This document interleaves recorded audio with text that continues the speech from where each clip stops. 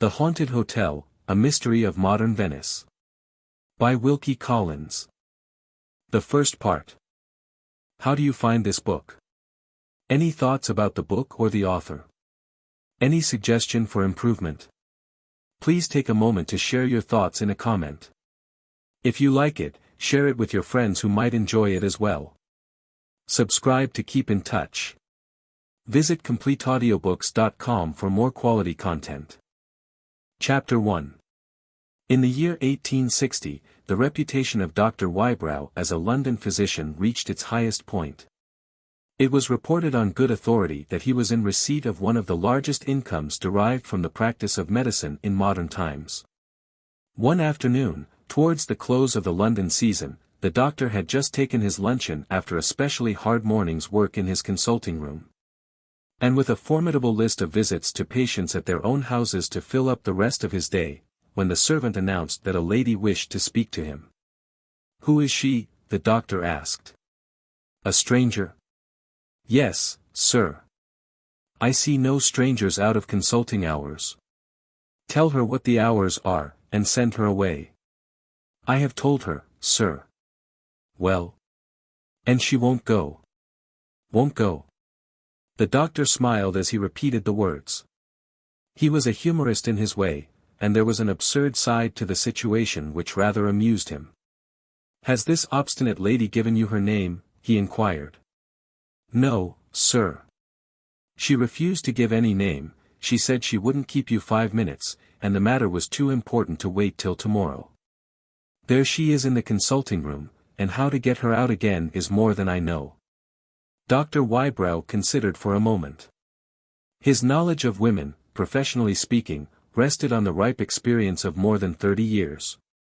He had met with them in all their varieties, especially the variety which knows nothing of the value of time, and never hesitates at sheltering itself behind the privileges of its sex. A glance at his watch informed him that he must soon begin his rounds among the patients who were waiting for him at their own houses. He decided forthwith on taking the only wise course that was open under the circumstances. In other words, he decided on taking to flight. "Is the carriage at the door?" he asked. "Yes, sir." "Very well.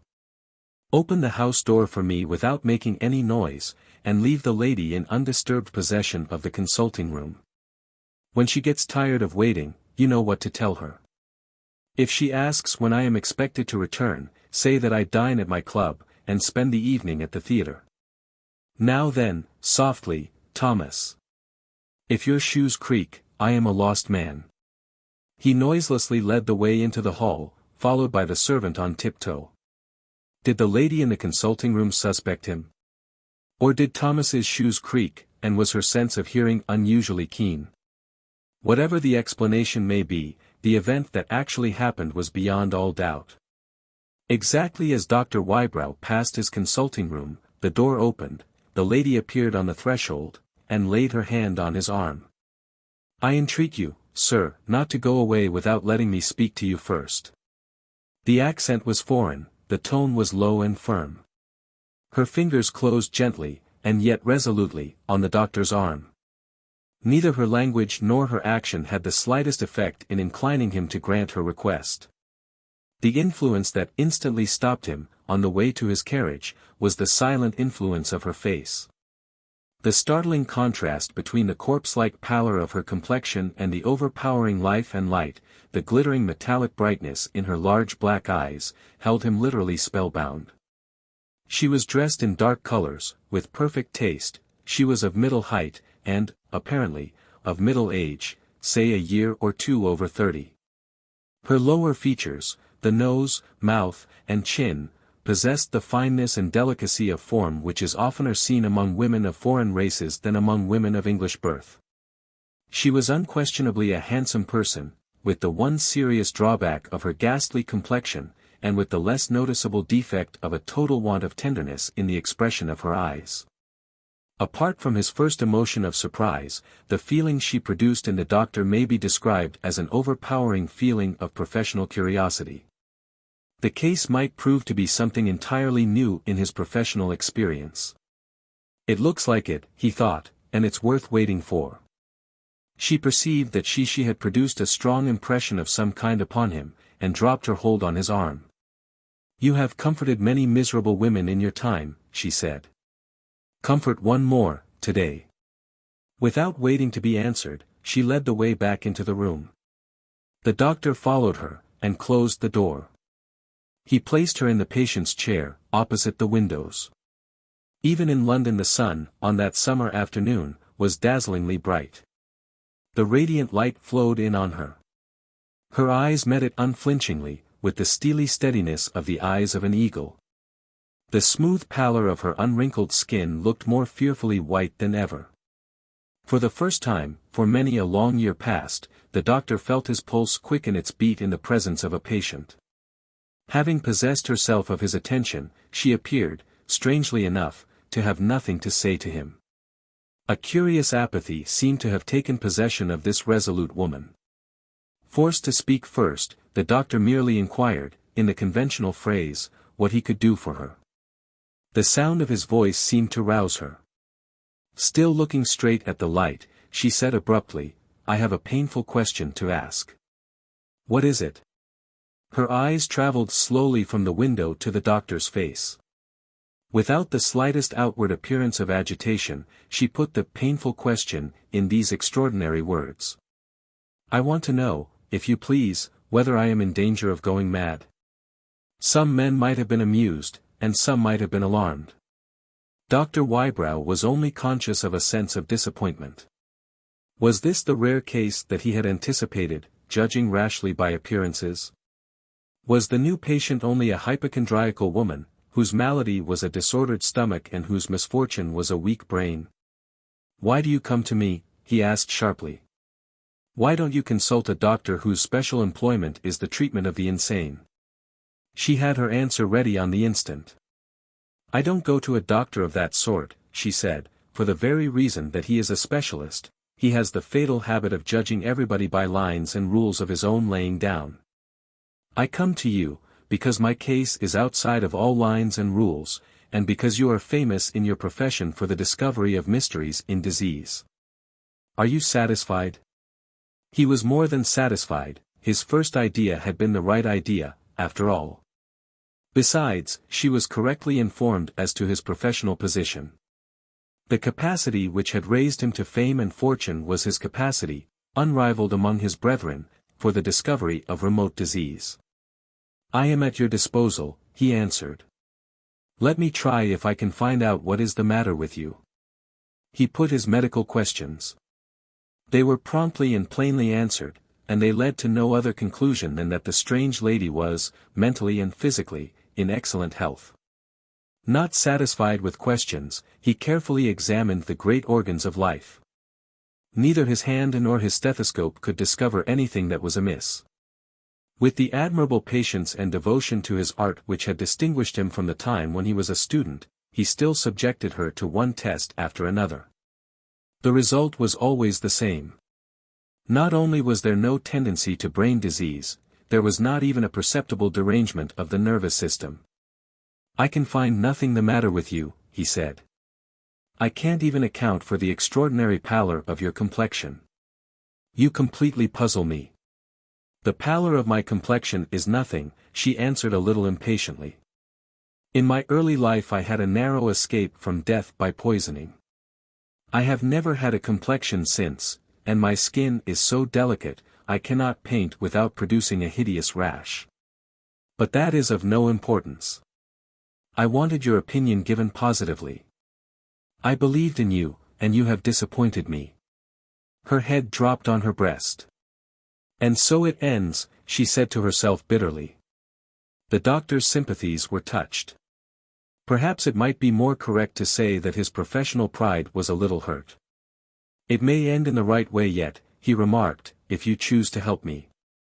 She looked up again with flashing eyes. "Speak plainly," she said. "How can I help you?" "Plainly, madam, you come to me as an enigma, and you leave me to make the right guess by the unaided efforts of my art. My art will do much, but not all. For example, something must have occurred, something quite unconnected with the state of your bodily health, to frighten you about yourself, or you would never have come here to consult me. Is that true? She clasped her hands in her lap. That is true, she said eagerly. I begin to believe in you again. Very well. You can't expect me to find out the moral cause which has alarmed you. I can positively discover that there is no physical cause of alarm. And, unless you admit me to your confidence, I can do no more. She rose, and took a turn in the room. Suppose I tell you, she said. But, mind, I shall mention no names. There is no need to mention names. The facts are all I want. The facts are nothing, she rejoined.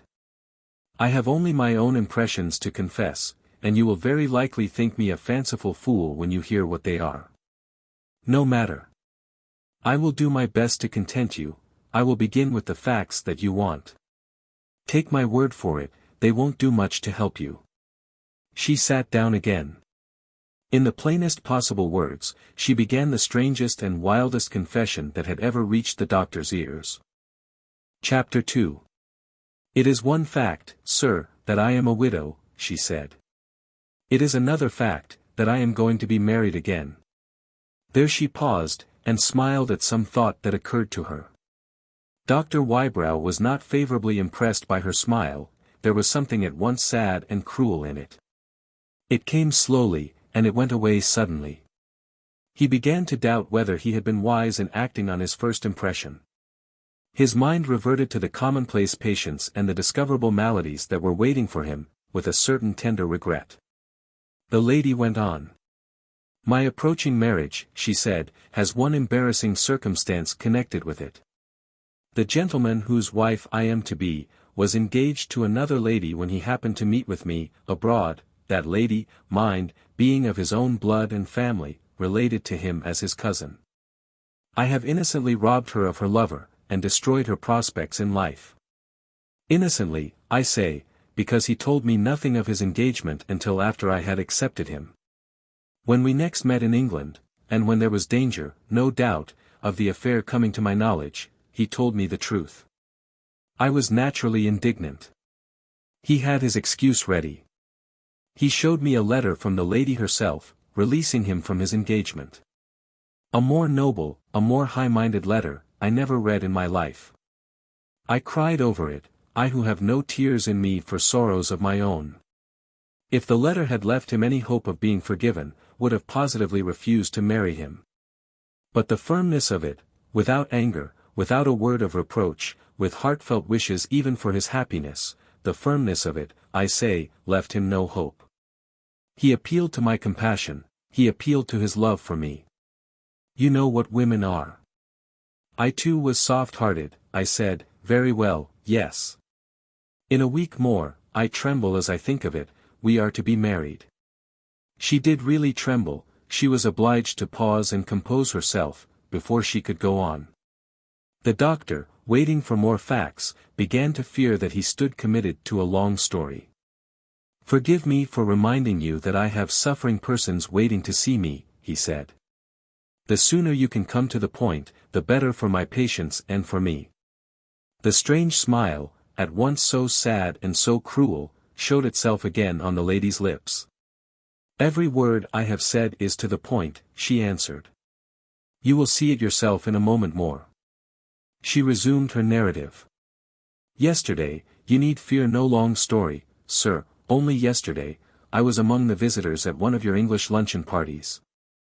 A lady, a perfect stranger to me, came in late, after we had left the table, and had retired to the drawing-room.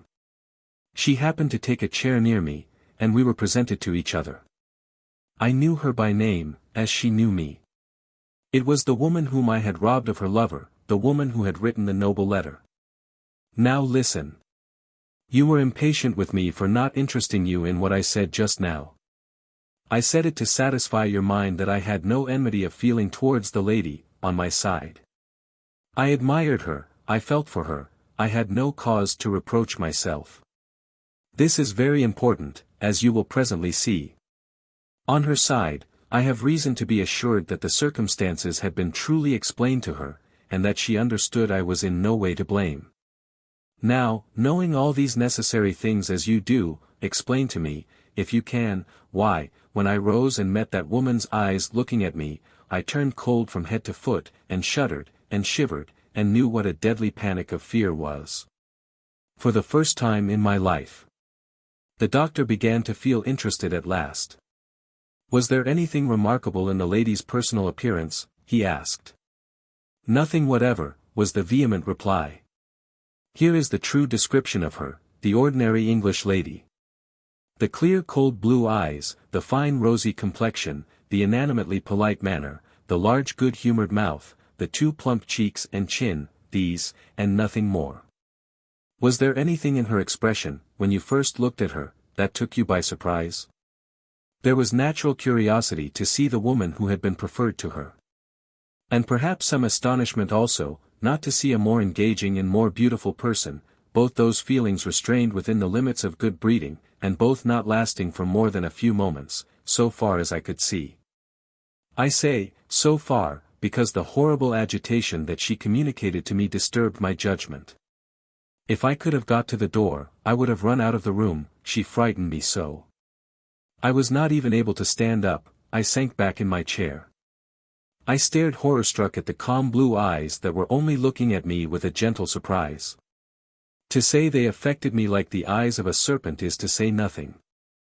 I felt her soul in them, looking into mine, looking, if such a thing can be, unconsciously to her own mortal self. I tell you my impression, in all its horror and in all its folly. That woman is destined, without knowing it herself, to be the evil genius of my life. Her innocent eyes saw hidden capabilities of wickedness in me that I was not aware of myself, until I felt them stirring under her look. If I commit faults in my life to come, if I am even guilty of crimes, she will bring the retribution, without, as I firmly believe, any conscious exercise of her own will. In one indescribable moment I felt all this, and I suppose my face showed it. The good artless creature was inspired by a sort of gentle alarm for me. I am afraid the heat of the room is too much for you, will you try my smelling bottle? I heard her say those kind words, and I remember nothing else, I fainted. When I recovered my senses, the company had all gone, only the lady of the house was with me. For the moment I could say nothing to her. The dreadful impression that I have tried to describe to you came back to me with the coming back of my life. As soon as I could speak, I implored her to tell me the whole truth about the woman whom I had supplanted. You see, I had a faint hope that her good character might not really be deserved, that her noble letter was a skilful piece of hypocrisy, in short, that she secretly hated me, and was cunning enough to hide it. No. The lady had been her friend from her girlhood, was as familiar with her as if they had been sisters, knew her positively to be as good, as innocent, as incapable of hating anybody, as the greatest saint that ever lived. My one last hope, that I had only felt an ordinary forewarning of danger in the presence of an ordinary enemy, was a hope destroyed forever. There was one more effort I could make, and I made it. I went next to the man whom I am to marry. I implored him to release me from my promise. He refused. I declared I would break my engagement. He showed me letters from his sisters, letters from his brothers, and his dear friends, all entreating him to think again before he made me his wife. All repeating reports of me in Paris, Vienna, and London, which are so many vile lies. If you refuse to marry me, he said, you admit that these reports are true, you admit that you are afraid to face society in the character of my wife. What could I answer? There was no contradicting him, he was plainly right. If I persisted in my refusal, the utter destruction of my reputation would be the result. I consented to let the wedding take place as we had arranged it, and left him. The night has passed. I am here, with my fixed conviction, that innocent woman is ordained to have a fatal influence over my life. I am here with my one question to put, to the one man who can answer it. For the last time, sir, what am I, a demon who has seen the avenging angel? Or only a poor mad woman, misled by the delusion of a deranged mind? Dr. Wybrow rose from his chair, determined to close the interview. He was strongly and painfully impressed by what he had heard. The longer he had listened to her, the more irresistibly the conviction of the woman's wickedness had forced itself on him. He tried vainly to think of her as a person to be pitied, a person with a morbidly sensitive imagination, conscious of the capacities for evil which lie dormant in us all, and striving earnestly to open her heart to the counter-influence of her own better nature. The effort was beyond him. A perverse instinct in him said, as if in words, "Beware how you believe in her." "I have already given you my opinion," he said. "There is no sign of your intellect being deranged, or being likely to be deranged, that medical science can discover, as I understand it. As for the impressions you have confided to me, I can only say that yours is a case, as I venture to think, for spiritual rather than for medical advice. Of one thing be assured, what you have said to me in this room shall not pass out of it. Your confession is safe in my keeping." She heard him, with a certain dogged resignation, to the end. "Is that all?" she asked. "That is all," he answered. She put a little paper packet of money on the table. "Thank you, sir. There is your fee." With those words she rose. Her wild black eyes looked upward, with an expression of despair so defiant and so horrible in its silent agony that the doctor turned away his head, unable to endure the sight of it. The bare idea of taking anything from her, not money only, but anything even that she had touched, suddenly revolted him. Still without looking at her, he said, "Take it back, I don't want my fee." She neither heeded nor heard him. Still looking upward, she said slowly to herself, "Let the end come. I have done with the struggle, I submit." She drew her veil over her face, bowed to the doctor, and left the room. He rang the bell, and followed her into the hall.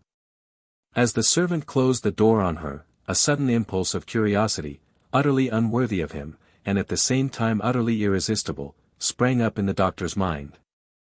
Blushing like a boy, he said to the servant, "Follow her home, and find out her name." For one moment the man looked at his master, doubting if his own ears had not deceived him. Dr. Wybrow looked back at him in silence. The submissive servant knew what that silence meant. He took his hat and hurried into the street. The doctor went back to the consulting room. A sudden revulsion of feeling swept over his mind.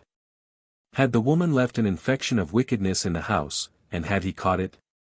What devil had possessed him to degrade himself in the eyes of his own servant?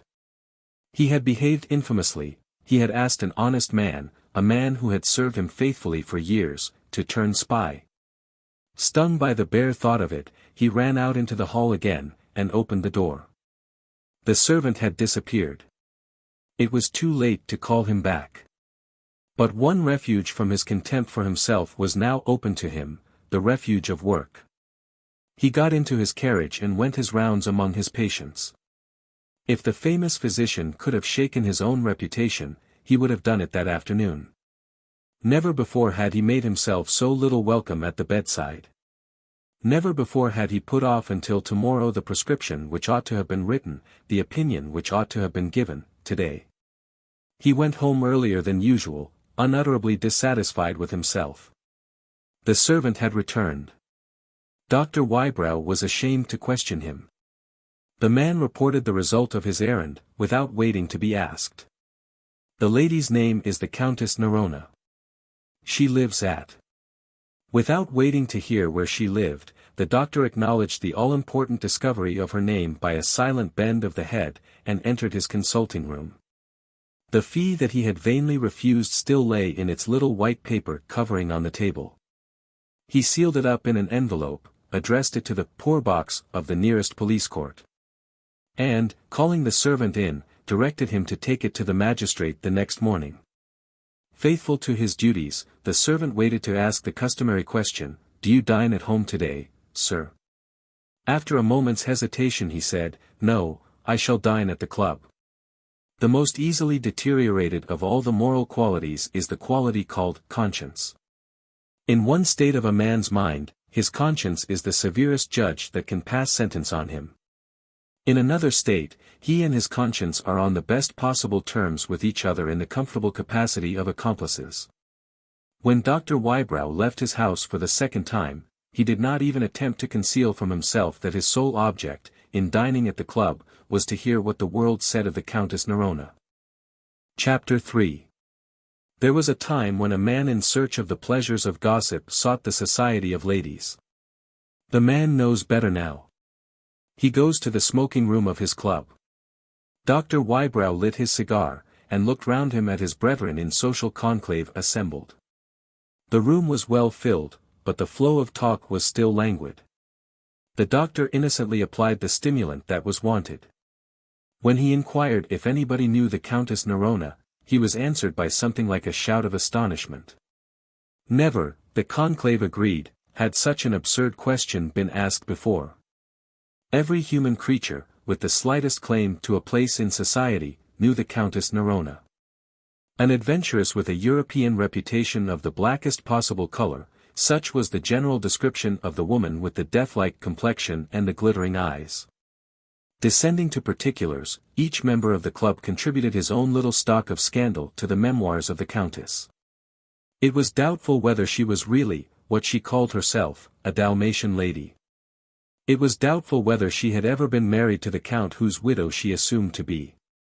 It was doubtful whether the man who accompanied her in her travels, under the name of Baron Ryvar, and in the character of her brother, was her brother at all.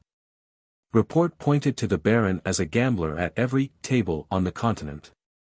Report whispered that his so-called sister had narrowly escaped being implicated in a famous trial for poisoning at Vienna, that she had been known at Milan as a spy in the interests of Austria, that her apartment in Paris had been denounced to the police as nothing less than a private gambling house, and that her present appearance in England was the natural result of the discovery.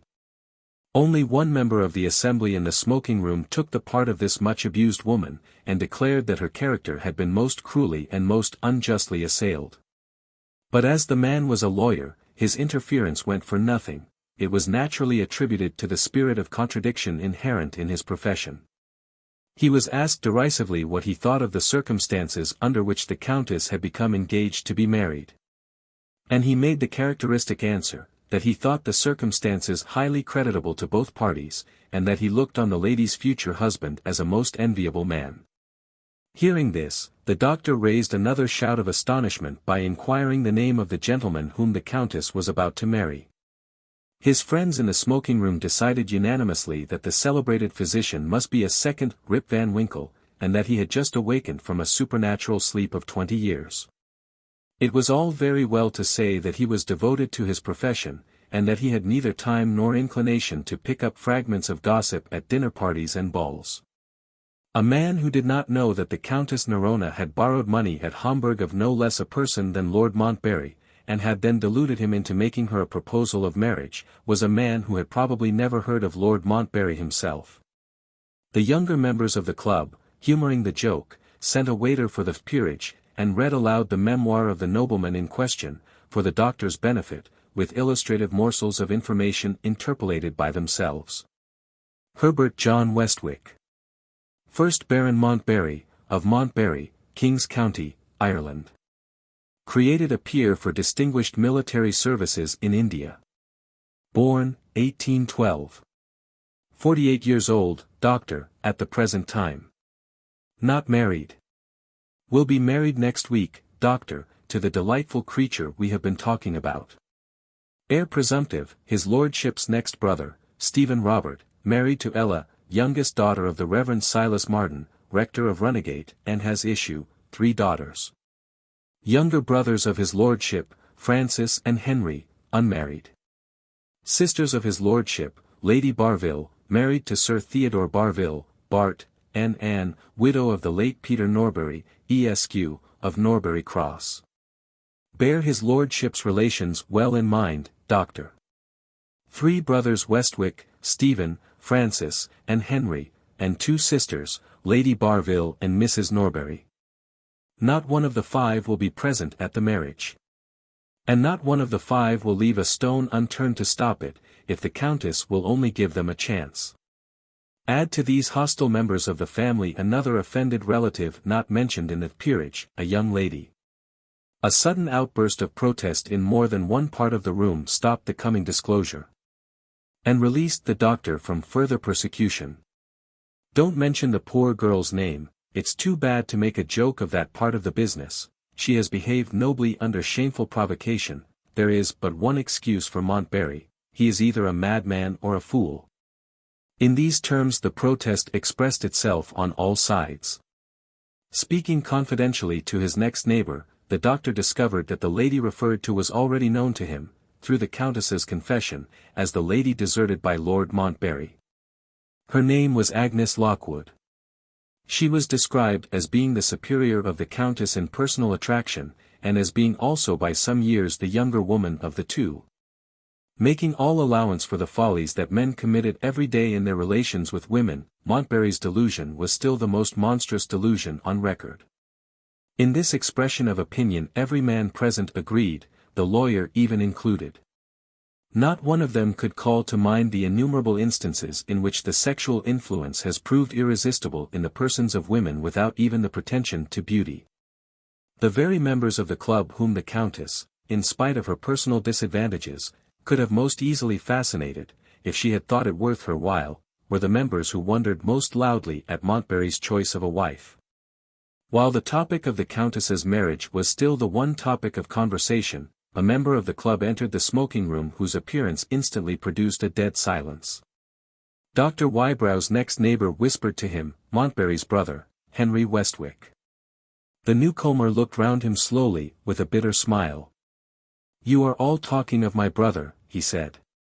"Don't mind me. Not one of you can despise him more heartily than I do. Go on, gentlemen, go on." But one man present took the speaker at his word. That man was the lawyer who had already undertaken the defense of the Countess.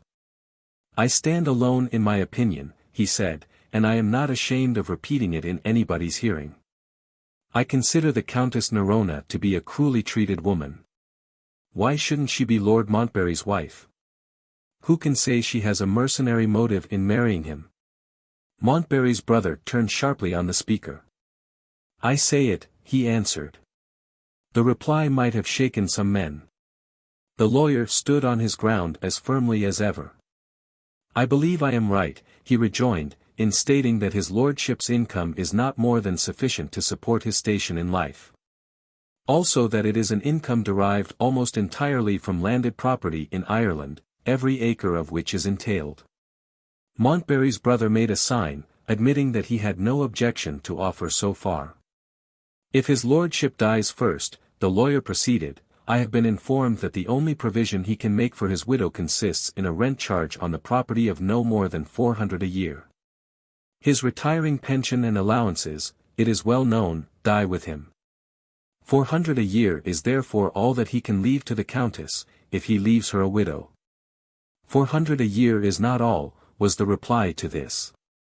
"My brother has insured his life for £10,000, and he has settled the whole of it on the Countess, in the event of his death." This announcement produced a strong sensation. Men looked at each other, and repeated the three startling words, £10,000. Driven fairly to the wall, the lawyer made a last effort to defend his position. "May I ask who made that settlement a condition of the marriage?" he said. "Surely it was not the Countess herself." Henry Westwick answered, "It was the Countess's brother," and added, "which comes to the same thing." After that, there was no more to be said, so long, at least, as Montbarry's brother was present. The talk flowed into other channels, and the doctor went home. But his morbid curiosity about the Countess was not set at rest yet.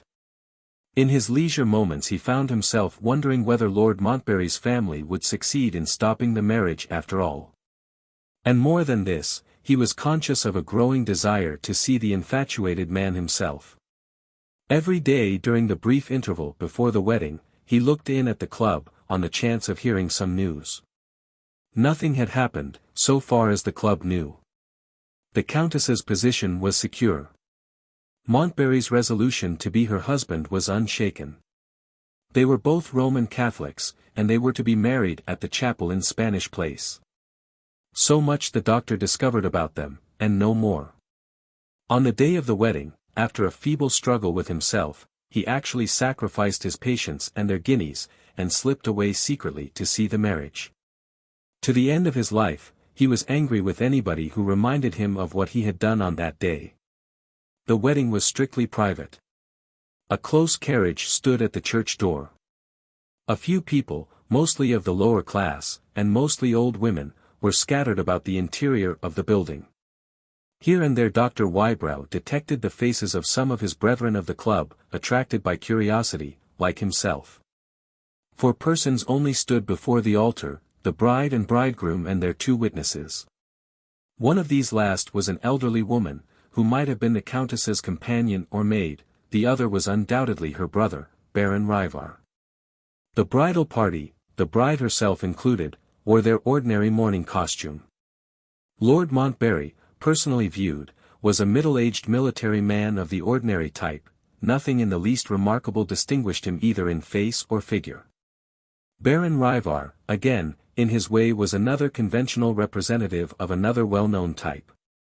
One sees his finely pointed mustache, his bold eyes, his crisply curling hair, and his dashing carriage of the head, repeated hundreds of times over on the boulevards of Paris. The only noteworthy point about him was of the negative sort: he was not in the least like his sister.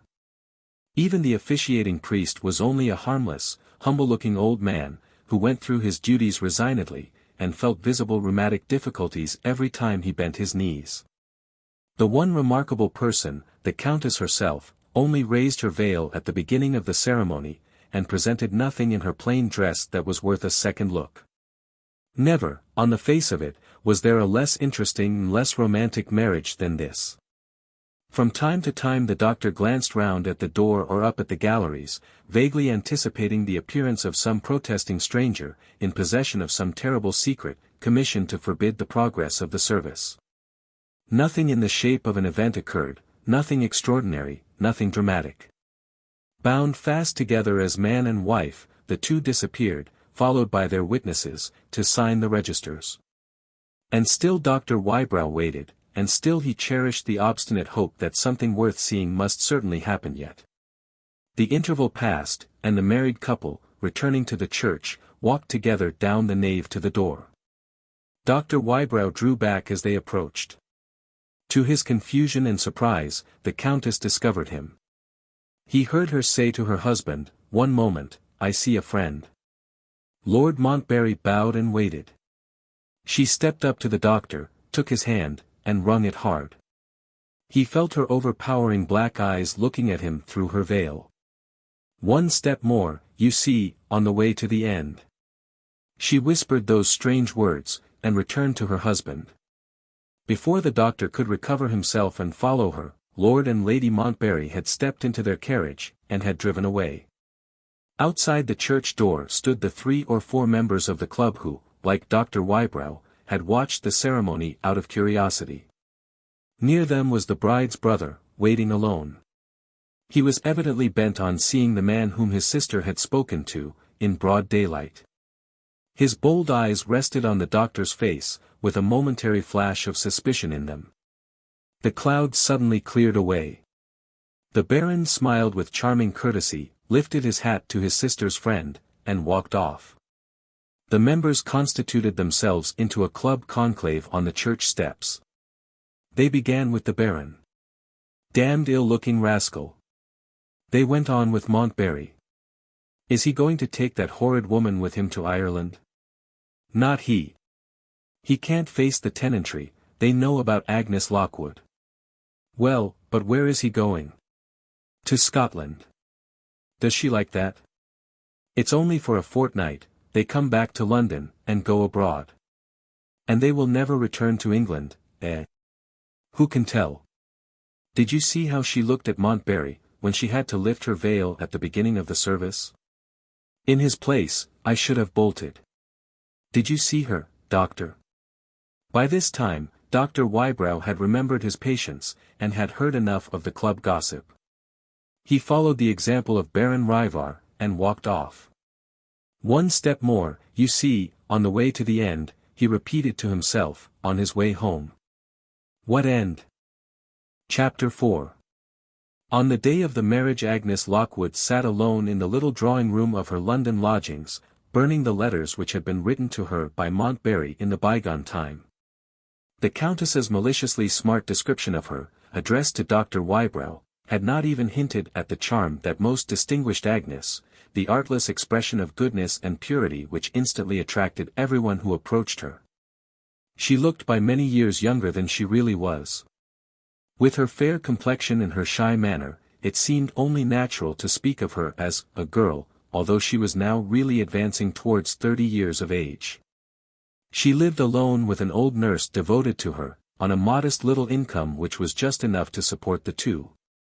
There were none of the ordinary signs of grief in her face, as she slowly tore the letters of her false lover in two, and threw the pieces into the small fire which had been lit to consume them. Unhappily for herself, she was one of those women who feel too deeply to find relief in tears. Pale and quiet, with cold trembling fingers, she destroyed the letters one by one without daring to read them again. She had torn the last of the series, and was still shrinking from throwing it after the rest into the swiftly destroying flame, when the old nurse came in, and asked if she would see Master Henry. Meaning that youngest member of the Westwick family, who had publicly declared his contempt for his brother in the smoking room of the club. Agnes hesitated. A faint tinge of color stole over her face.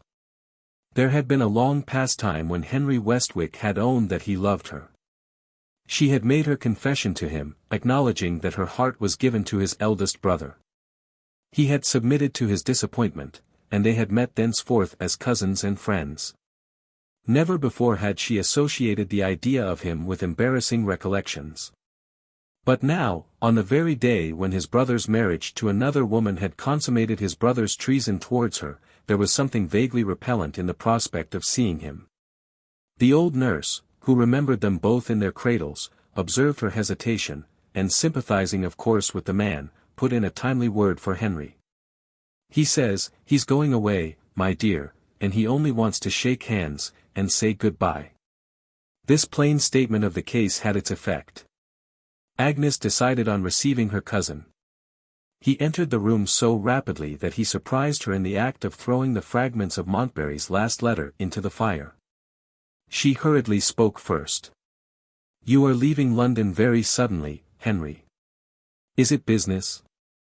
Or pleasure?" Instead of answering her, he pointed to the flaming letter, and to some black ashes of burnt paper lying lightly in the lower part of the fireplace. "Are you burning letters?" "Yes." "His letters?" "Yes." He took her hand gently. "I had no idea I was intruding on you, at a time when you must wish to be alone. Forgive me, Agnes, I shall see you when I return." She signed to him, with a faint smile, to take a chair. "We have known one another since we were children," she said. "Why should I feel a foolish pride about myself in your presence? Why should I have any secrets from you? I sent back all your brother's gifts to me some time ago. I have been advised to do more, to keep nothing that can remind me of him, in short, to burn his letters.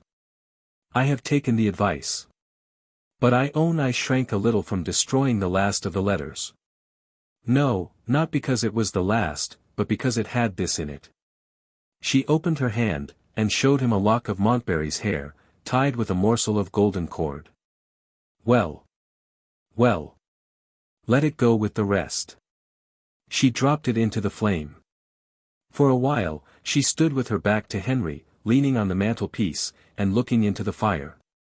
He took the chair to which she had pointed, with a strange contradiction of expression in his face. The tears were in his eyes, while the brows above were knit close in an angry frown. He muttered to himself, "Damn him."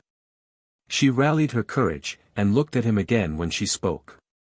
"Well, Henry, and why are you going away?" "I am out of spirits, Agnes, and I want a change." She paused before she spoke again. His face told her plainly that he was thinking of her when he made that reply.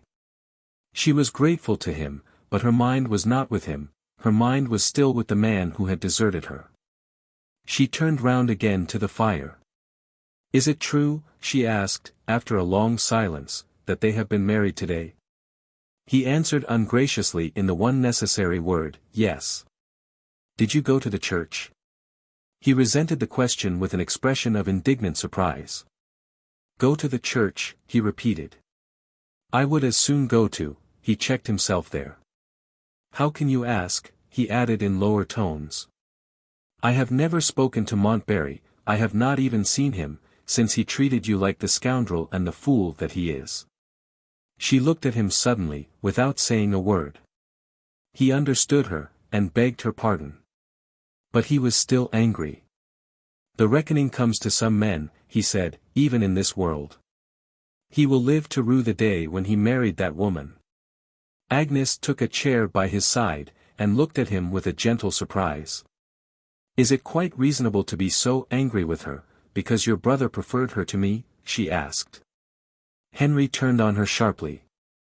Do you defend the Countess, of all the people in the world? Why not? Agnes answered.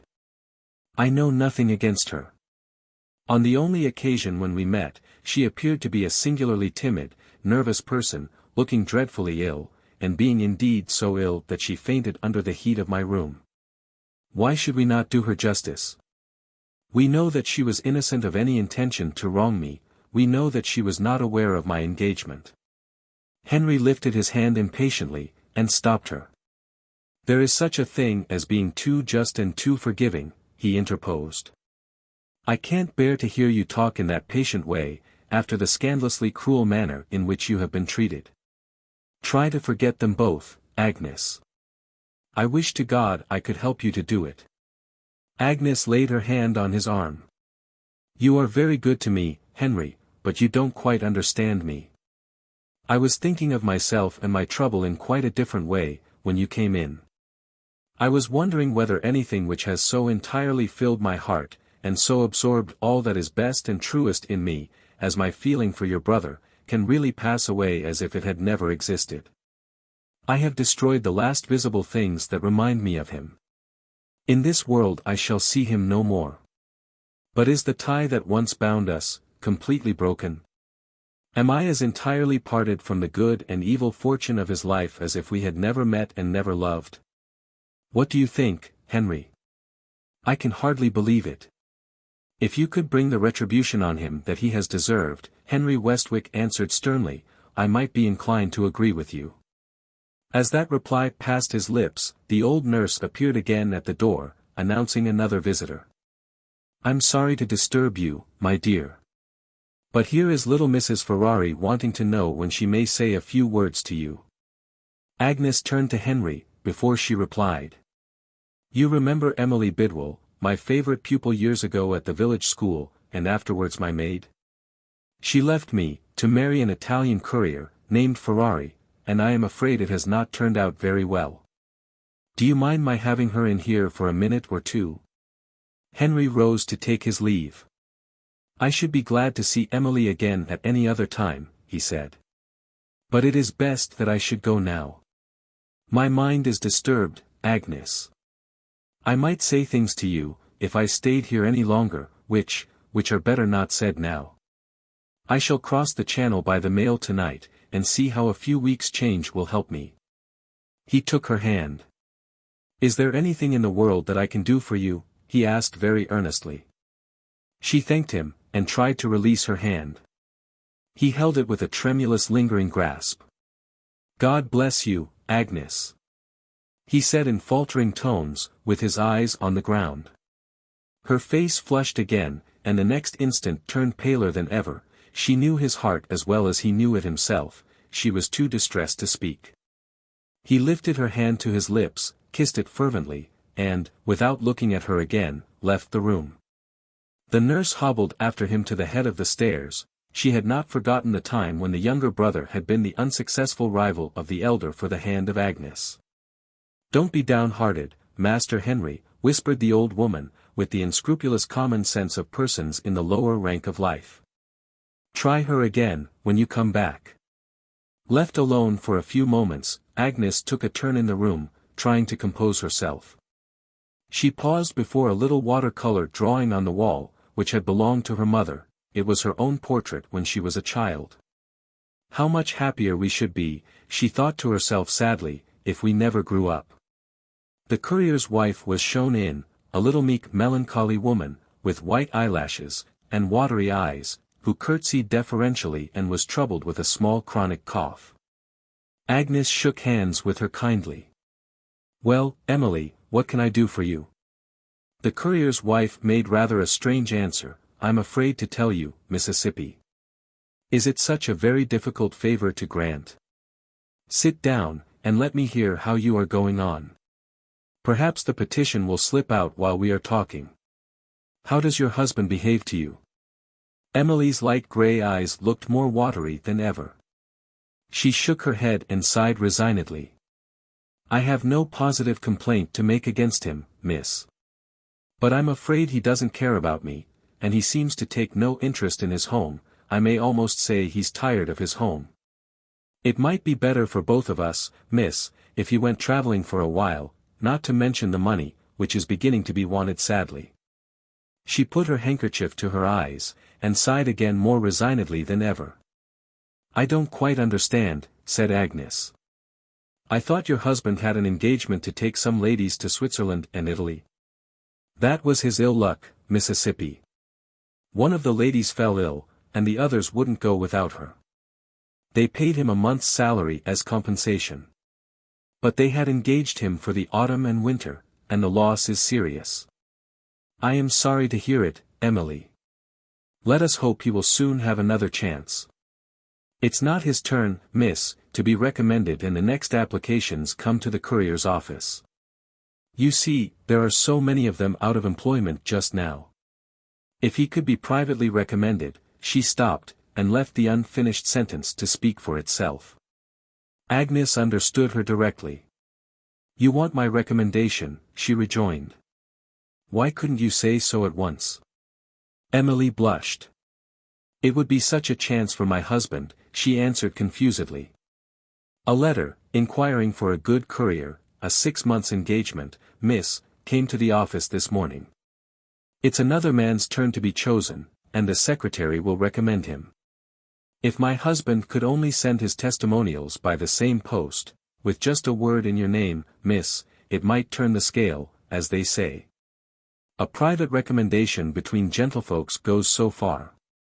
She stopped again, and sighed again, and looked down at the carpet, as if she had some private reason for feeling a little ashamed of herself. Agnes began to be rather weary of the persistent tone of mystery in which her visitor spoke. "If you want my interest with any friend of mine," she said, "why can't you tell me the name?" The courier's wife began to cry. "I'm ashamed to tell you, Mississippi." For the first time, Agnes spoke sharply. "Nonsense, Emily. Tell me the name directly, or drop the subject, whichever you like best."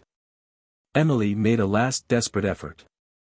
She wrung her handkerchief hard in her lap, and let off the name as if she had been letting off a loaded gun, Lord Montbarry. Agnes rose and looked at her. "You have disappointed me," she said very quietly, but with a look which the courier's wife had never seen in her face before. "Knowing what you know, you ought to be aware that it is impossible for me to communicate with Lord Montbarry. I always supposed you had some delicacy of feeling. I am sorry to find that I have been mistaken." Weak as she was, Emily had spirit enough to feel the reproof. She walked in her meek noiseless way to the door. "I beg your pardon, miss.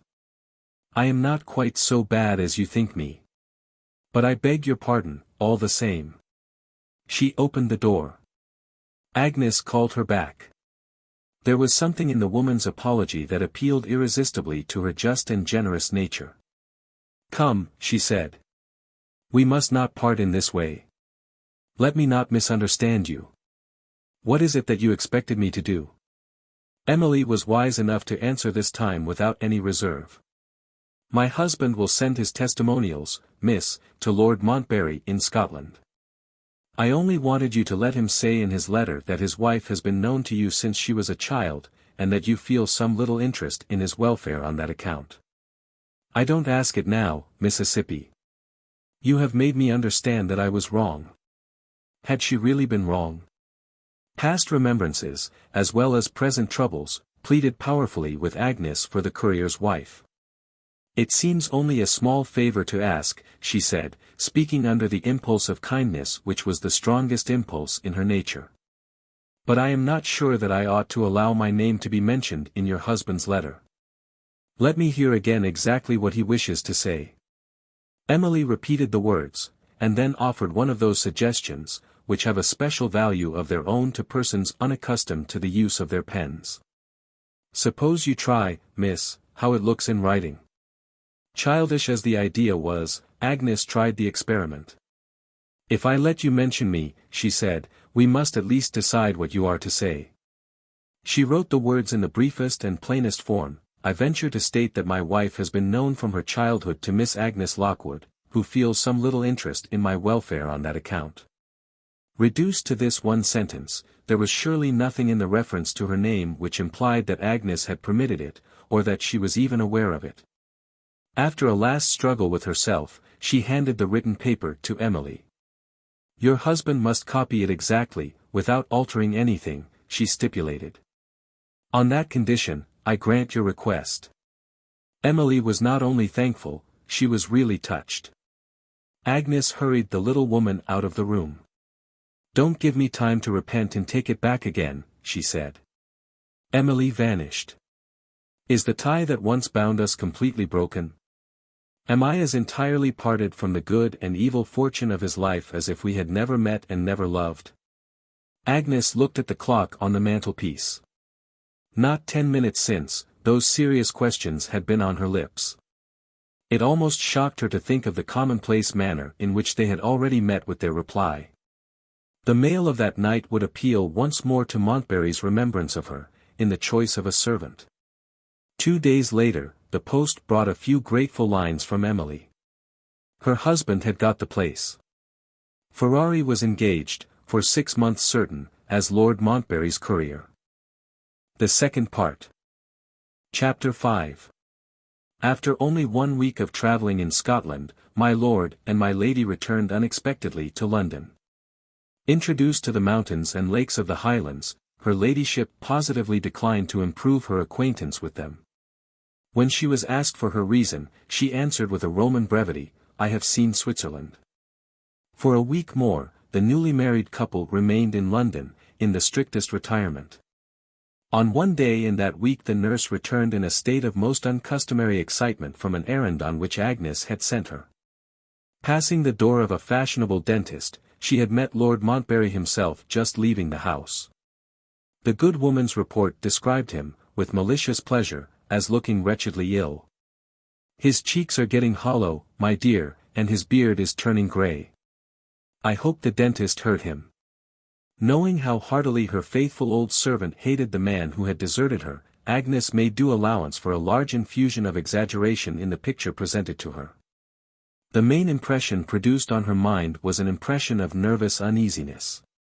If she trusted herself in the streets by daylight while Lord Montbarry remained in London, how could she be sure that his next chance meeting might not be a meeting with herself? She waited at home, privately ashamed of her own undignified conduct, for the next 2 days. On the 3rd day the fashionable intelligence of the newspapers announced the departure of Lord and Lady Montbarry for Paris, on their way to Italy. Mrs. Ferrari, calling the same evening, informed Agnes that her husband had left her with all reasonable expression of conjugal kindness, his temper being improved by the prospect of going abroad. But one other servant accompanied the travellers, Lady Montbarry's maid, rather a silent, unsociable woman, so far as Emily had heard. Her ladyship's brother, Baron Rivar, was already on the continent. It had been arranged that he was to meet his sister and her husband at Rome. One by one the dull weeks succeeded each other in the life of Agnes. She faced her position with admirable courage, seeing her friends, keeping herself occupied in her leisure hours with reading and drawing, leaving no means untried of diverting her mind from the melancholy remembrance of the past. But she had loved too faithfully, she had been wounded too deeply, to feel in any adequate degree the influence of the moral remedies which she employed. Persons who met with her in the ordinary relations of life, deceived by her outward serenity of manner, agreed that Miss Lockwood seemed to be getting over her disappointment. But an old friend and school companion who happened to see her during a brief visit to London, was inexpressibly distressed by the change that she detected in Agnes. This lady was Mrs. Westwick, the wife of that brother of Lord Montbarry who came next to him in age, and who was described in the peerage as presumptive heir to the title. He was then away, looking after his interests in some mining property which he possessed in America. Mrs. Westwick insisted on taking Agnes back with her to her home in Ireland. "Come and keep me company while my husband is away. My 3 little girls will make you their playfellow, and the only stranger you will meet is the governess, whom I answer for your liking beforehand. Pack up your things, and I will call for you tomorrow on my way to the train." In those hearty terms the invitation was given. Agnes thankfully accepted it. For 3 happy months she lived under the roof of her friend. The girls hung round her in tears at her departure. The youngest of them wanted to go back with Agnes to London. Half in jest, half in earnest, she said to her old friend at parting, "If your governess leaves you, keep the place open for me." Mrs. Westwick laughed. The wiser children took it seriously, and promised to let Agnes know. On the very day when Miss Lockwood returned to London, she was recalled to those associations with the past which she was most anxious to forget.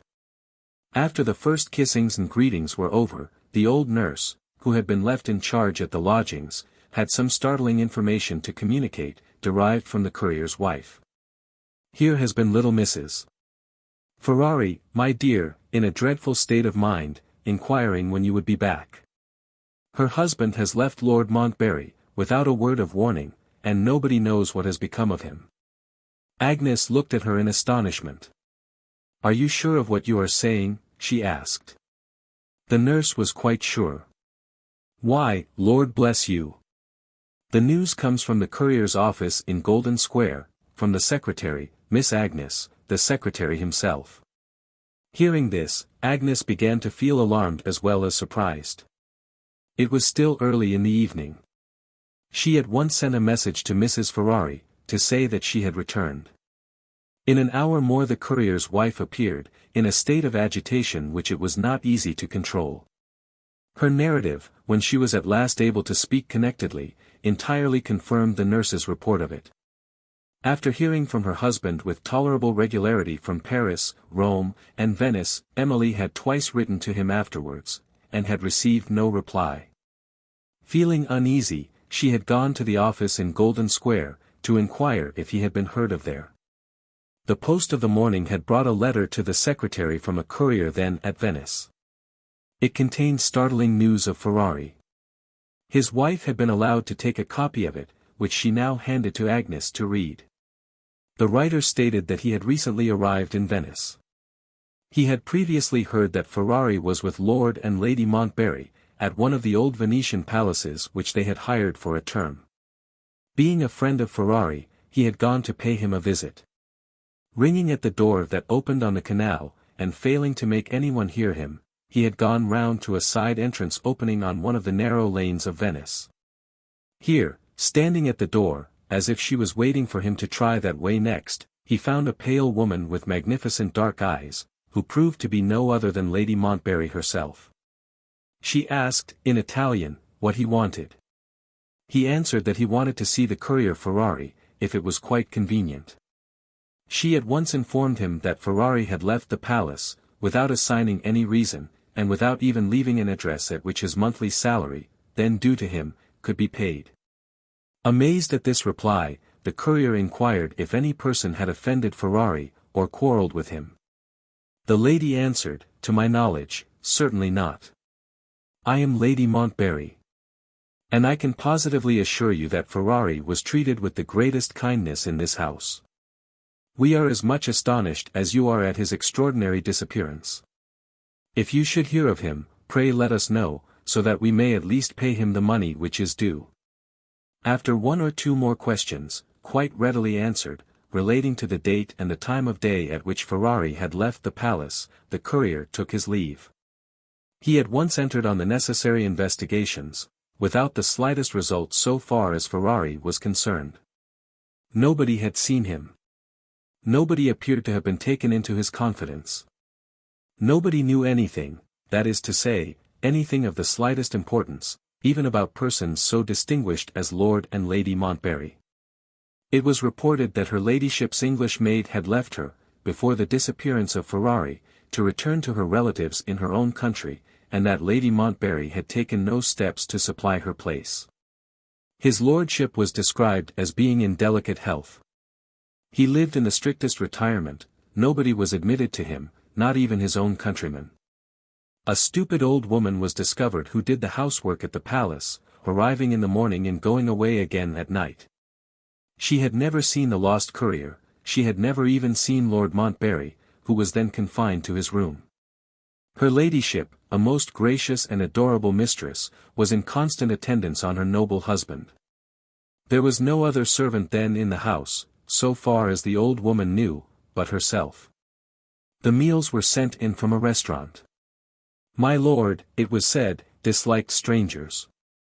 My lord's brother-in-law, the Baron, was generally shut up in a remote part of the palace, occupied, the gracious mistress said, with experiments in chemistry. The experiments sometimes made a nasty smell. A doctor had latterly been called in to his lordship, an Italian doctor, long resident in Venice. Inquiries being addressed to this gentleman, a physician of undoubted capacity and respectability, it turned out that he also had never seen Ferrari. Having been summoned to the palace, as his memorandum book showed, at a date subsequent to the courier's disappearance. The doctor described Lord Montbarry's malady as bronchitis. So far, there was no reason to feel any anxiety, though the attack was a sharp one. If alarming symptoms should appear, he had arranged with her ladyship to call in another physician. For the rest, it was impossible to speak too highly of my lady. Night and day, she was at her lord's bedside. With these particulars began and ended the discoveries made by Ferrari's courier friend. The police were on the lookout for the lost man, and that was the only hope which could be held forth for the present, to Ferrari's wife. "What do you think of it, miss?" the poor woman asked eagerly. "What would you advise me to do?" Agnes was at a loss how to answer her. It was an effort even to listen to what Emily was saying. The references in the courier's letter to Montbarry, the report of his illness, the melancholy picture of his secluded life, had reopened the old wound. She was not even thinking of the lost Ferrari. Her mind was at Venice, by the sick man's bedside. "I hardly know what to say," she answered. "I have had no experience in serious matters of this kind. Do you think it would help you, miss, if you read my husband's letters to me? There are only 3 of them, they won't take long to read." Agnes compassionately read the letters. They were not written in a very tender tone. "Dear Emily, and yours affectionately," these conventional phrases, were the only phrases of endearment which they contained. In the first letter, Lord Montbarry was not very favourably spoken of. "We leave Paris tomorrow. I don't much like my lord. He is proud and cold, and, between ourselves, stingy in money matters. I have had to dispute such trifles as a few centimes in the hotel bill. And twice already, some sharp remarks have passed between the newly married couple, in consequence of her ladyship's freedom in purchasing pretty tempting things at the shops in Paris. I can't afford it, you must keep to your allowance." She has had to hear those words already. For my part, I like her. She has the nice, easy foreign manners, she talks to me as if I was a human being like herself. The second letter was dated from Rome. "My lord's caprices," Ferrari wrote, "have kept us perpetually on the move. He is becoming incurably restless. I suspect he is uneasy in his mind. Painful recollections, I should say, I find him constantly reading old letters, when her ladyship is not present.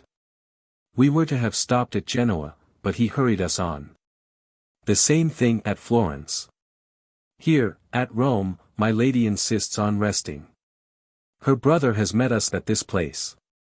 There has been a quarrel already, the lady's maid tells me, between my lord and the Baron. The latter wanted to borrow money of the former. His lordship refused in language which offended Baron Rivar. My lady pacified them, and made them shake hands. The third, and last letter, was from Venice. More of my lord's economy. Instead of staying at the hotel, we have hired a damp, moldy, rambling old palace. My lady insists on having the best suites of rooms wherever we go, and the palace comes cheaper for a 2 months' term. My lord tried to get it for longer. He says the quiet of Venice is good for his nerves.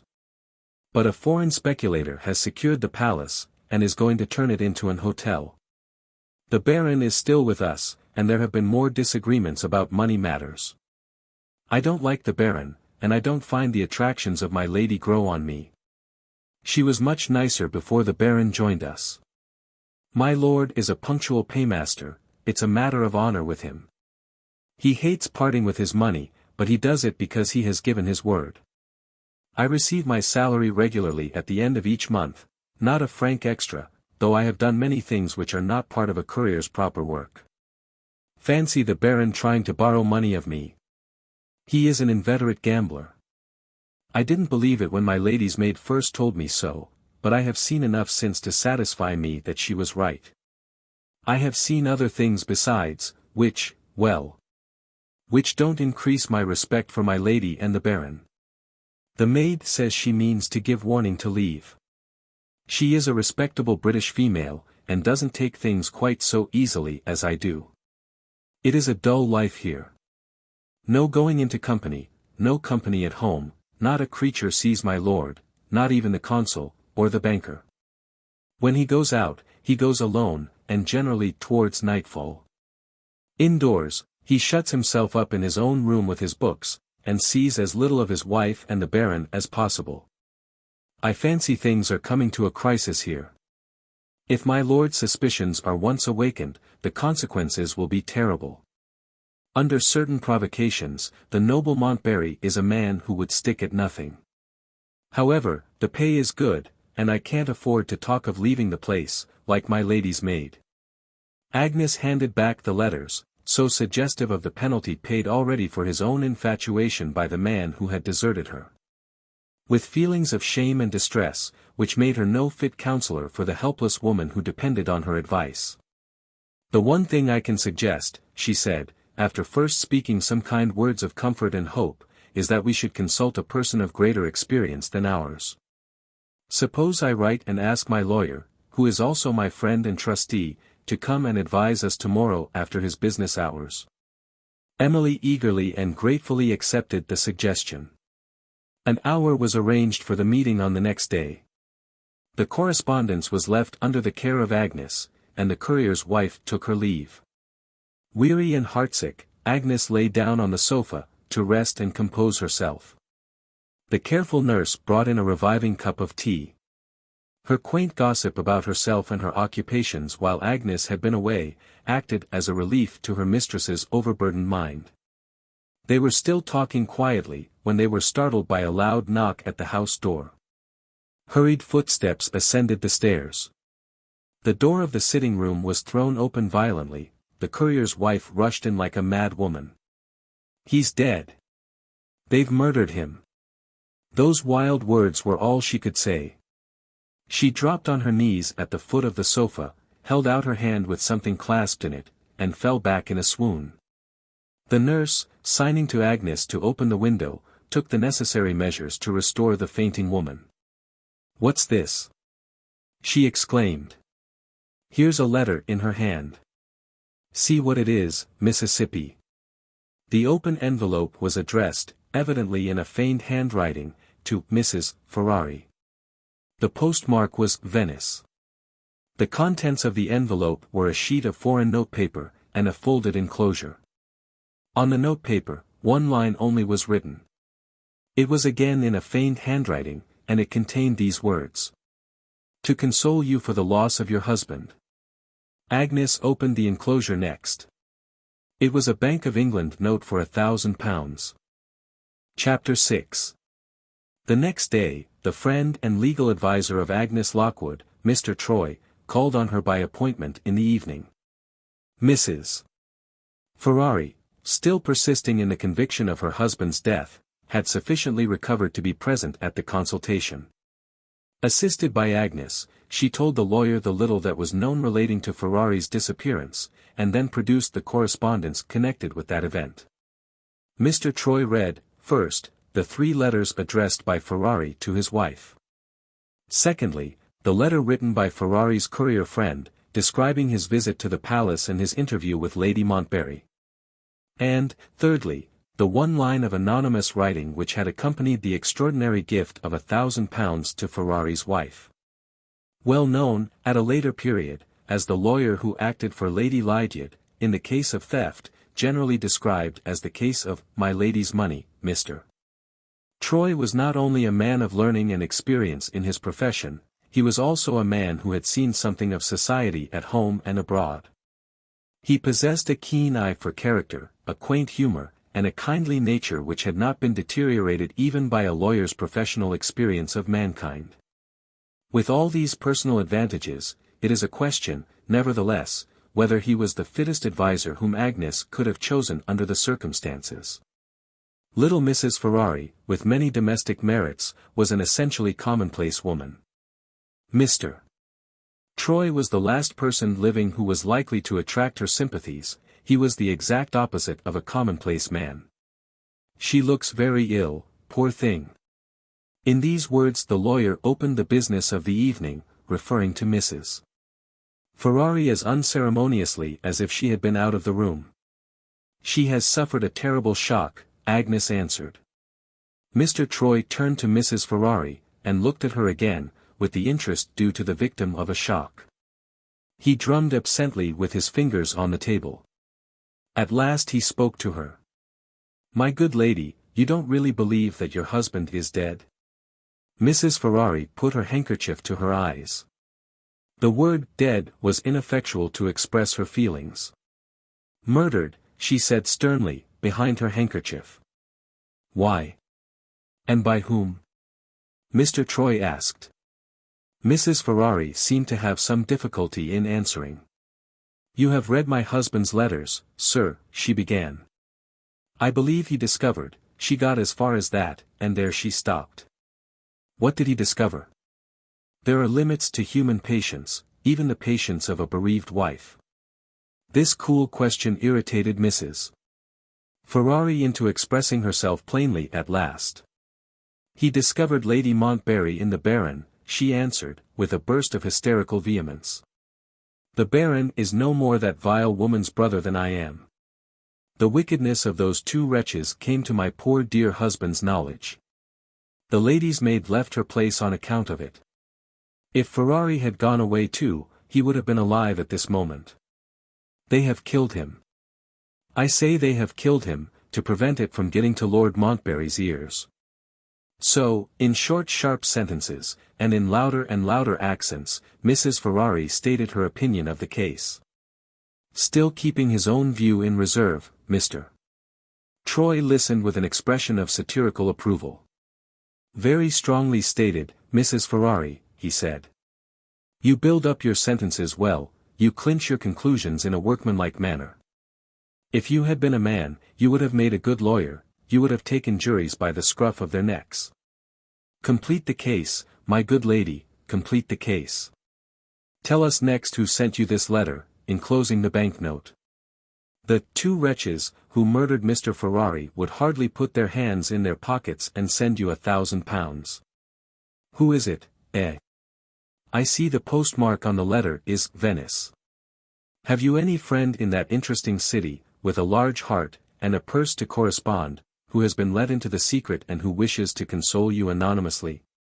It was not easy to reply to this. Mrs. Ferrari began to feel the first inward approaches of something like hatred towards Mr. Troy. "I don't understand you, sir," she answered. "I don't think this is a joking matter." Agnes interfered, for the first time. She drew her chair a little nearer to her legal counselor and friend. "What is the most probable explanation, in your opinion?" she asked. "I shall offend Mrs. Ferrari if I tell you," Mr. Troy answered. "No, sir, you won't," cried Mrs. Ferrari, hating Mr. Troy undisguisedly by this time. The lawyer leaned back in his chair. "Very well, he said, in his most good-humored manner. Let's have it out. Observe, madam, I don't dispute your view of the position of affairs at the palace in Venice. You have your husband's letters to justify you, and you have also the significant fact that Lady Montbarry's maid did really leave the house. We will say, then, that Lord Montbarry has presumably been made the victim of a foul wrong, that Mr. Ferrari was the first to find it out, and that the guilty persons had reason to fear, not only that he would acquaint Lord Montbarry with his discovery, but that he would be a principal witness against them if the scandal was made public in a court of law. Now mark. Admitting all this, I draw a totally different conclusion from the conclusion at which you have arrived. Here is your husband left in this miserable household of three, under very awkward circumstances for him. What does he do?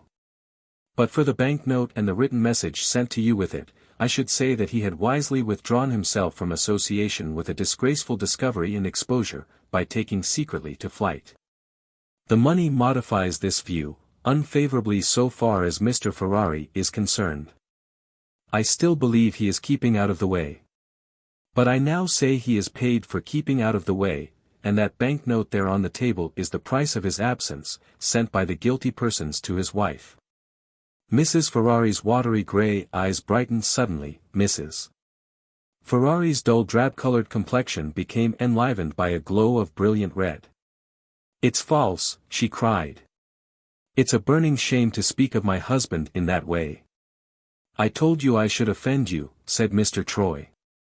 Agnes interposed once more, in the interests of peace.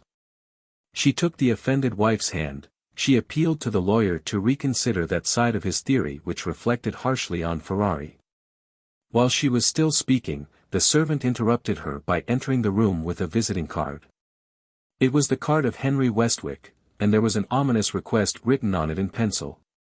"I bring bad news. Let me see you for a minute downstairs." Agnes immediately left the room. Alone with Mrs. Ferrari, Mr. Troy permitted his natural kindness of heart to show itself on the surface at last. He tried to make his peace with the courier's wife. "You have every claim, my good soul, to resent a reflection cast upon your husband," he began. "I may even say that I respect you for speaking so warmly in his defense. At the same time, remember, that I am bound, in such a serious matter as this, to tell you what is really in my mind. I can have no intention of offending you, seeing that I am a total stranger to you and to Mr. Ferrari. £1,000 is a large sum of money, and a poor man may excusably be tempted by it to do nothing worse than to keep out of the way for a while. My only interest, acting on your behalf, is to get at the truth. If you will give me time, I see no reason to despair of finding your husband yet." Ferrari's wife listened, without being convinced, her narrow little mind, filled to its extreme capacity by her unfavorable opinion of Mr. Troy, had no room left for the process of correcting its first impression. "I am much obliged to you, sir," was all she said. Her eyes were more communicative. Her eyes added, in their language, "You may say what you please. I will never forgive you to my dying day." Mr. Troy gave it up. He composedly wheeled his chair around, put his hands in his pockets, and looked out of window. After an interval of silence, the drawing-room door was opened. Mr. Troy wheeled round again briskly to the table, expecting to see Agnes. To his surprise there appeared, in her place, a perfect stranger to him, a gentleman, in the prime of life, with a marked expression of pain and embarrassment on his handsome face. He looked at Mr. Troy, and bowed gravely. "I am so unfortunate as to have brought news to Miss Agnes Lockwood which has greatly distressed her," he said. "She has retired to her room. I am requested to make her excuses, and to speak to you in her place." Having introduced himself in those terms, he noticed Mrs. Ferrari, and held out his hand to her kindly. "It is some years since we last met, Emily," he said. "I am afraid you have almost forgotten the Master Henry of old times." Emily, in some little confusion, made her acknowledgments, and begged to know if she could be of any use to Miss Lockwood. "The old nurse is with her," Henry answered. "They will be better left together." He turned once more to Mr. Troy. "I ought to tell you," he said, "that my name is Henry Westwick. I am the younger brother of the late Lord Montbarry." "The late Lord Montbarry!" Mr. Troy exclaimed. "My brother died at Venice yesterday evening. There is the telegram." With that startling answer, he handed the paper to Mr. Troy. The message was in these words. Lady Montbarry, Venice.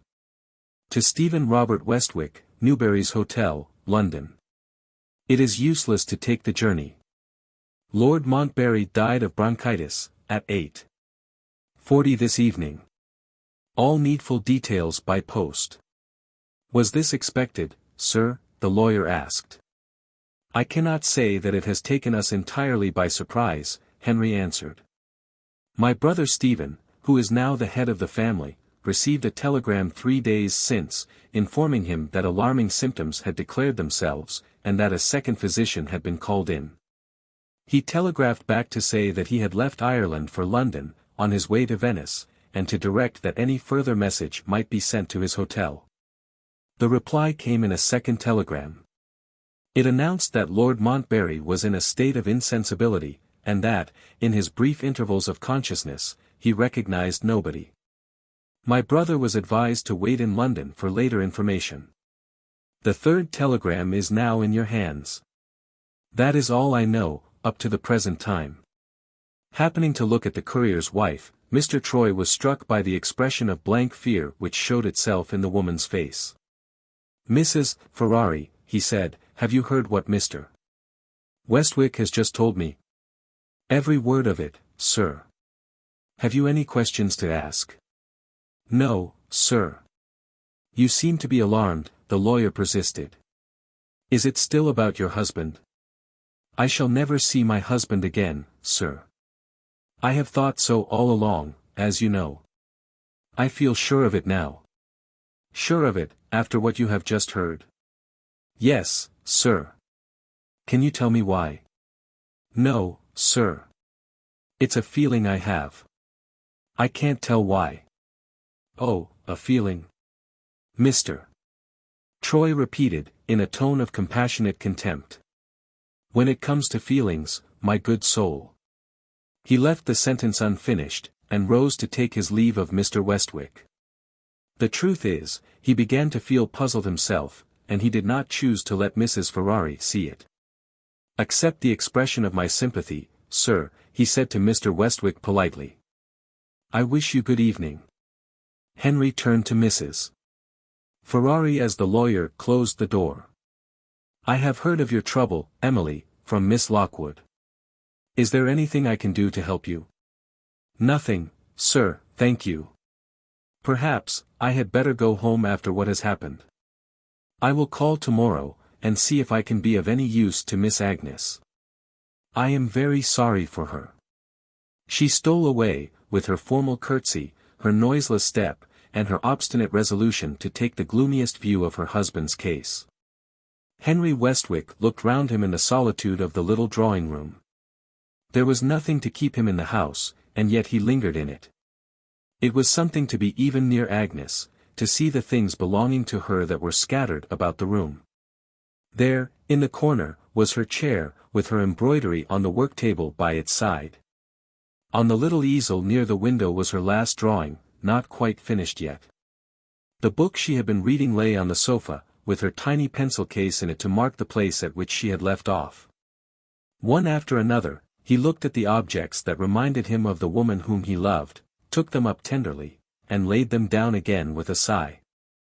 Ah, how far, how unattainably far from him, she was still. She will never forget Montbarry, he thought to himself as he took up his hat to go. Not one of us feels his death as she feels it. Miserable, miserable wretch, how she loved him.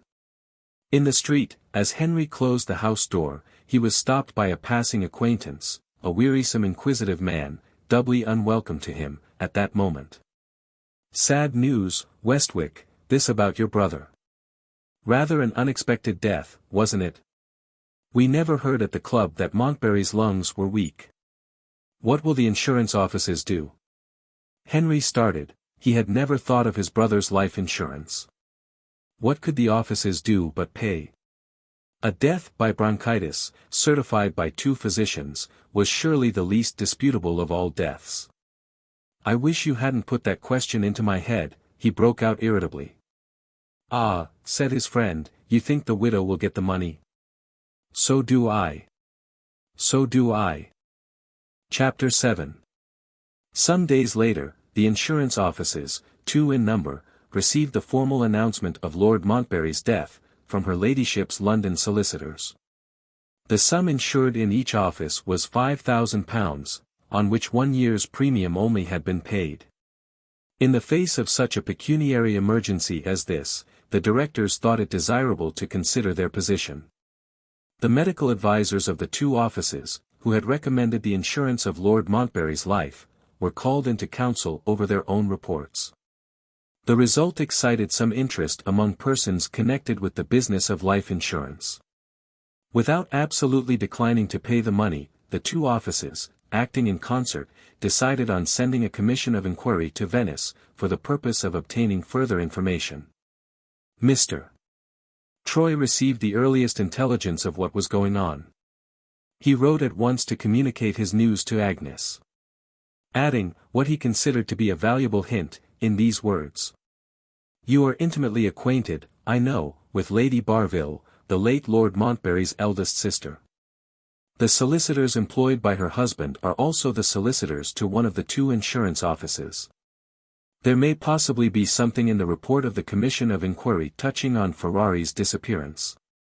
Ordinary persons would not be permitted, of course, to see such a document. But a sister of the late lord is so near a relative as to be an exception to general rules. If Sir Theodore Barville puts it on that footing, the lawyers, even if they do not allow his wife to look at the report, will at least answer any discreet questions she may ask referring to it. Let me hear what you think of this suggestion, at your earliest convenience." The reply was received by return of post. Agnes declined to avail herself of Mr. Troy's proposal. "My interference, innocent as it was," she wrote, "has already been productive of such deplorable results, that I cannot and dare not stir any further in the case of Ferrari. If I had not consented to let that unfortunate man refer to me by name, the late Lord Montbarry would never have engaged him, and his wife would have been spared the misery and suspense from which she is suffering now. I would not even look at the report to which you allude if it was placed in my hands. I have heard more than enough already of that hideous life in the palace at Venice. If Mrs. Ferrari chooses to address herself to Lady Barville, with your assistance, that is of course quite another thing. But, even in this case, I must make it a positive condition that my name shall not be mentioned. Forgive me, dear Mr. Troy. I am very unhappy, and very unreasonable, but I am only a woman, and you must not expect too much from me." Foiled in this direction, the lawyer next advised making the attempt to discover the present address of Lady Montbarry's English maid. This excellent suggestion had one drawback: it could only be carried out by spending money, and there was no money to spend. Mrs. Ferrari shrank from the bare idea of making any use of the £1,000 note. It had been deposited in the safe keeping of a bank. If it was even mentioned in her hearing, she shuddered and referred to it, with melodramatic fervor, as "my husband's blood money." So, under stress of circumstances, the attempt to solve the mystery of Ferrari's disappearance was suspended for a while. It was the last month of the year 1860. The Commission of Inquiry was already at work, having begun its investigations on December 6. On the 10th, the term for which the late Lord Montbarry had hired the Venetian palace, expired. News by telegram reached the insurance offices that Lady Montbarry had been advised by her lawyers to leave for London with as little delay as possible. Baron Rivar, it was believed, would accompany her to England, but would not remain in that country, unless his services were absolutely required by her ladyship.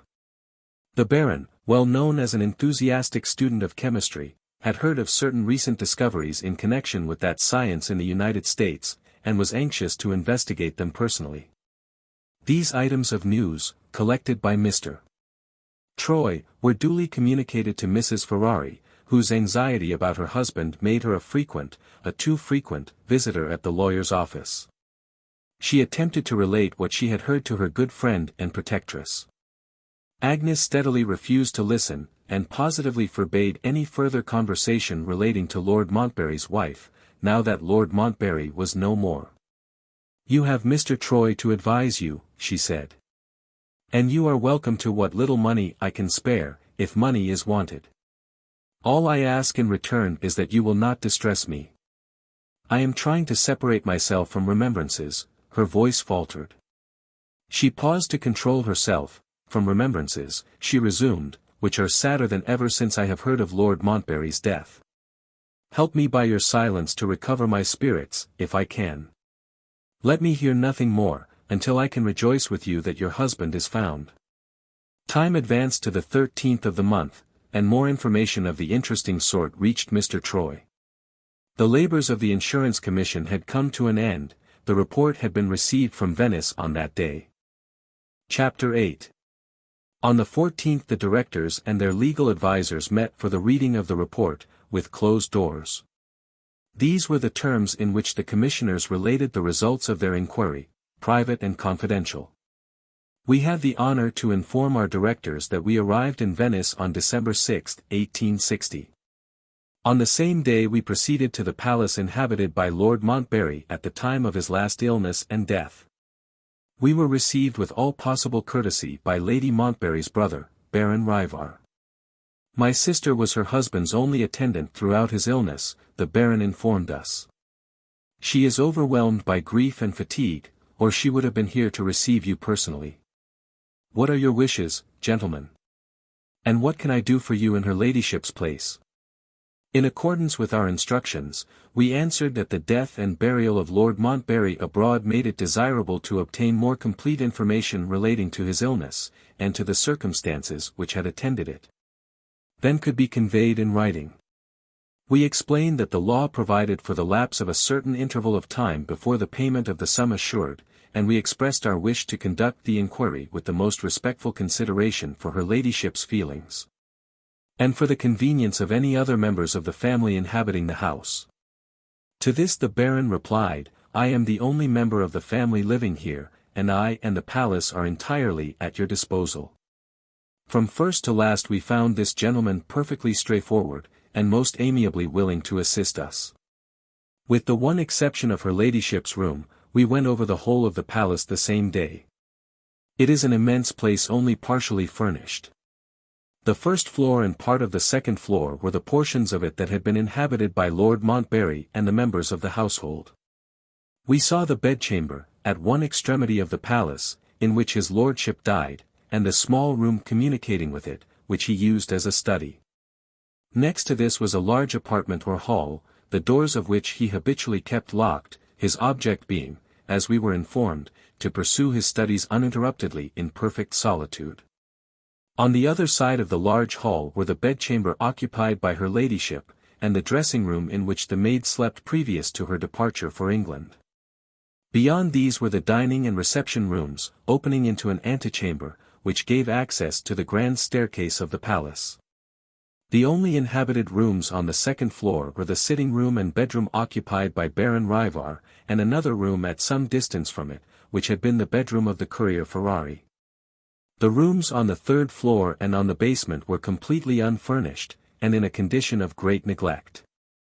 We inquired if there was anything to be seen below the basement, and we were at once informed that there were vaults beneath, which we were at perfect liberty to visit. We went down, so as to leave no part of the palace unexplored.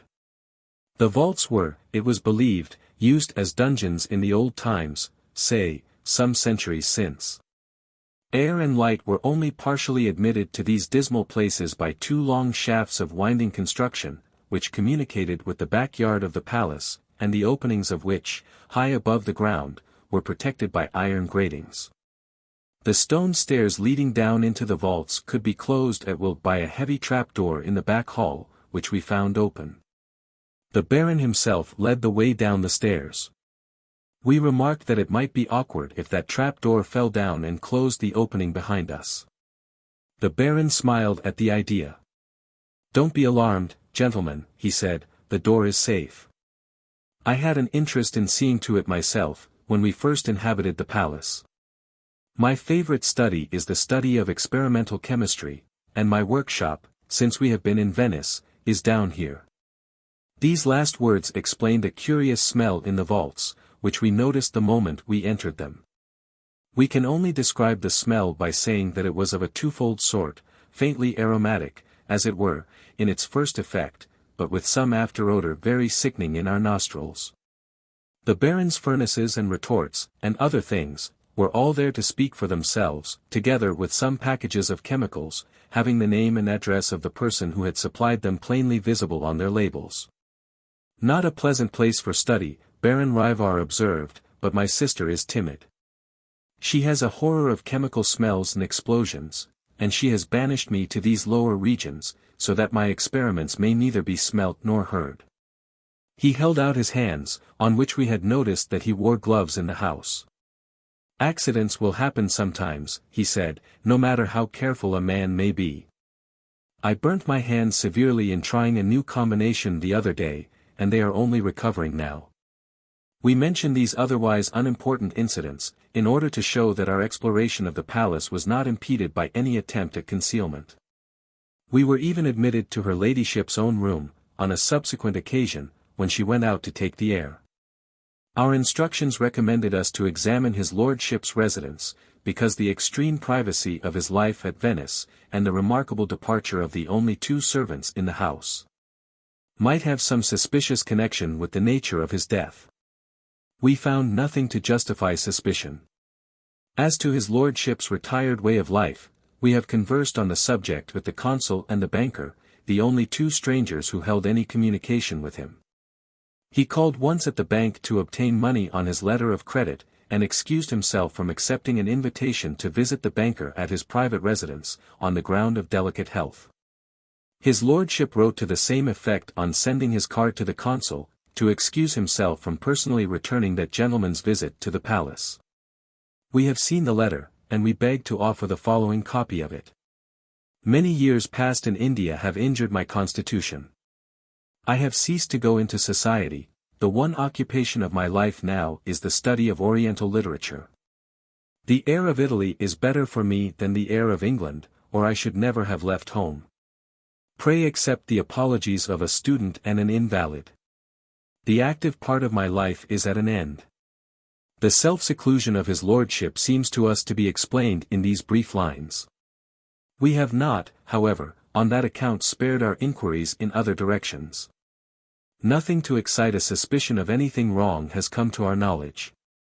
As to the departure of the lady's maid, we have seen the woman's receipt for her wages, in which it is expressly stated that she left Lady Montbarry's service because she disliked the continent, and wished to get back to her own country. This is not an uncommon result of taking English servants to foreign parts.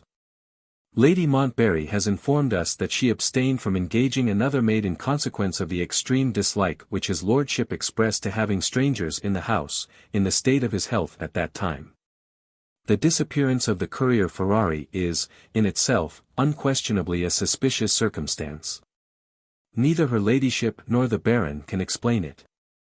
And no investigation that we could make has thrown the smallest light on this event, or has justified us in associating it, directly or indirectly, with the object of our inquiry. We have even gone the length of examining the portmanteau which Ferrari left behind him. It contains nothing but clothes and linen, no money, and not even a scrap of paper in the pockets of the clothes. The portmanteau remains in charge of the police. We have also found opportunities of speaking privately to the old woman who attends to the rooms occupied by her ladyship and the Baron. She was recommended to fill this situation by the keeper of the restaurant who has supplied the meals to the family throughout the period of their residence at the palace. Her character is most favorably spoken of. Unfortunately, her limited intelligence makes her of no value as a witness. We were patient and careful in questioning her, and we found her perfectly willing to answer us, but we could elicit nothing which is worth including in the present report. On the second day of our inquiries, we had the honor of an interview with Lady Montbarry. Her ladyship looked miserably worn and ill, and seemed to be quite at a loss to understand what we wanted with her. Baron Ryvar, who introduced us, explained the nature of our errand in Venice, and took pains to assure her that it was a purely formal duty on which we were engaged. Having satisfied her ladyship on this point, he discreetly left the room. The questions which we addressed to Lady Montbarry related mainly, of course, to his lordship's illness. The answers, given with great nervousness of manner, but without the slightest appearance of reserve, informed us of the facts that follow. Lord Montbarry had been out of order for some time past, nervous and irritable. He first complained of having taken cold on November 13th last. He passed a wakeful and feverish night, and remained in bed the next day. Her ladyship proposed sending for medical advice. He refused to allow her to do this, saying that he could quite easily be his own doctor in such a trifling matter as a cold. Some hot lemonade was made at his request, with a view to producing perspiration. Lady Montbarry's maid having left her at that time, the courier Ferrari, then the only servant in the house, went out to buy the lemons. Her ladyship made the drink with her own hands. It was successful in producing perspiration, and Lord Montbarry had some hours of sleep afterwards. Later in the day, having need of Ferrari's services, Lady Montbarry rang for him. The bell was not answered. Baron Ryvar searched for the man, in the palace and out of it, in vain. From that time forth not a trace of Ferrari could be discovered. This happened on November 14th. On the night of the 14th, the feverish symptoms accompanying his lordship's cold returned. They were in part perhaps attributable to the annoyance and alarm caused by Ferrari's mysterious disappearance. It had been impossible to conceal the circumstance, as his lordship rang repeatedly for the courier, insisting that the man should relieve Lady Montbarry and the Baron by taking their places during the night at his bedside. On the 15th, the day on which the old woman first came to do the housework, his lordship complained of sore throat and of a feeling of oppression on the chest. On this day, and again on the 16th, her ladyship and the Baron entreated him to see a doctor. He still refused. "I don't want strange faces about me, my cold will run its course, in spite of the doctor," that was his answer. On the 17th he was so much worse that it was decided to send for medical help whether he liked it or not. Baron Ryvar, after inquiry at the consul's, secured the services of Dr. Bruno, well known as an eminent physician in Venice. With the additional recommendation of having resided in England, and having made himself acquainted with English forms of medical practice. Thus far our account of his lordship's illness has been derived from statements made by Lady Montbarry. The narrative will now be most fitly continued in the language of the doctor's own report, herewith subjoined. My medical diary informs me that I first saw the English Lord Montbarry, on November 17th. He was suffering from a sharp attack of bronchitis. Some precious time had been lost, through his obstinate objection to the presence of a medical man at his bedside. Generally speaking, he appeared to be in a delicate state of health. His nervous system was out of order, he was at once timid and contradictory. When I spoke to him in English, he answered in Italian, and when I tried him in Italian, he went back to English. It mattered little, the malady had already made such progress that he could only speak a few words at a time, and those in a whisper. I at once applied the necessary remedies. Copies of my prescriptions, with translation into English, accompany the present statement, and are left to speak for themselves. For the next 3 days I was in constant attendance on my patient. He answered to the remedies employed, improving slowly, but decidedly. I could conscientiously assure Lady Montbarry that no danger was to be apprehended thus far. She was indeed a most devoted wife. I vainly endeavored to induce her to accept the services of a competent nurse. She would allow nobody to attend on her husband but herself. Night and day this estimable woman was at his bedside. In her brief intervals of repose, her brother watched the sick man in her place. This brother was, I must say, very good company, in the intervals when we had time for a little talk. He dabbled in chemistry, down in the horrid underwater vaults of the palace, and he wanted to show me some of his experiments. I have enough of chemistry in writing prescriptions, and I declined. He took it quite good-humoredly. I am straying away from my subject. Let me return to the sick lord. Up to the 20th, then, things went well enough. I was quite unprepared for the disastrous change that showed itself, when I paid Lord Montbarry my morning visit on the 21st. He had relapsed, and seriously relapsed. Examining him to discover the cause, I found symptoms of pneumonia, that is to say, in unmedical language, inflammation of the substance of the lungs. He breathed with difficulty, and was only partially able to relieve himself by coughing. I made the strictest inquiries, and was assured that his medicine had been administered as carefully as usual, and that he had not been exposed to any changes of temperature. It was with great reluctance that I added to Lady Montbarry's distress. But I felt bound, when she suggested a consultation with another physician, to own that I too thought there was really need for it. Her ladyship instructed me to spare no expense, and to get the best medical opinion in Italy. The best opinion was happily within our reach. The first and foremost of Italian physicians is Torello of Padua. I sent a special messenger for the great man. He arrived on the evening of the 21st, and confirmed my opinion that pneumonia had set in, and that our patient's life was in danger. I told him what my treatment of the case had been, and he approved of it in every particular. He made some valuable suggestions, and, at Lady Montbarry's express request, he consented to defer his return to Padua until the following morning. We both saw the patient at intervals in the course of the night. The disease, steadily advancing, set our utmost resistance at defiance. In the morning Dr. Torello took his leave. "I can be of no further use," he said to me. "The man is past all help, and he ought to know it." Later in the day I warned my lord, as gently as I could, that his time had come. I am informed that there are serious reasons for my stating what passed between us on this occasion, in detail, and without any reserve. I comply with the request. Lord Montbarry received the intelligence of his approaching death with becoming composure, but with a certain doubt. He signed to me to put my ear to his mouth. He whispered faintly, "Are you sure?" It was no time to deceive him.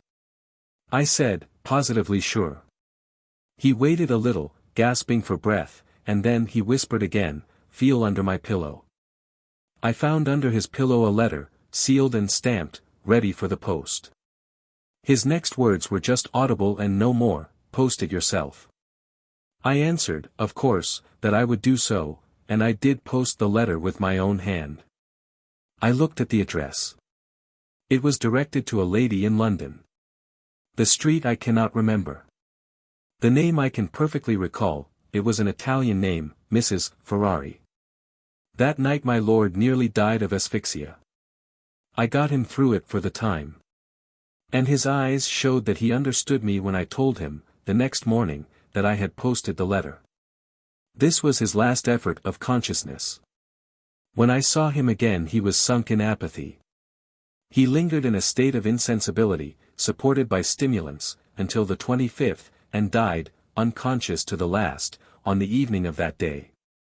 As to the cause of his death, it seems, if I may be excused for saying so, simply absurd to ask the question.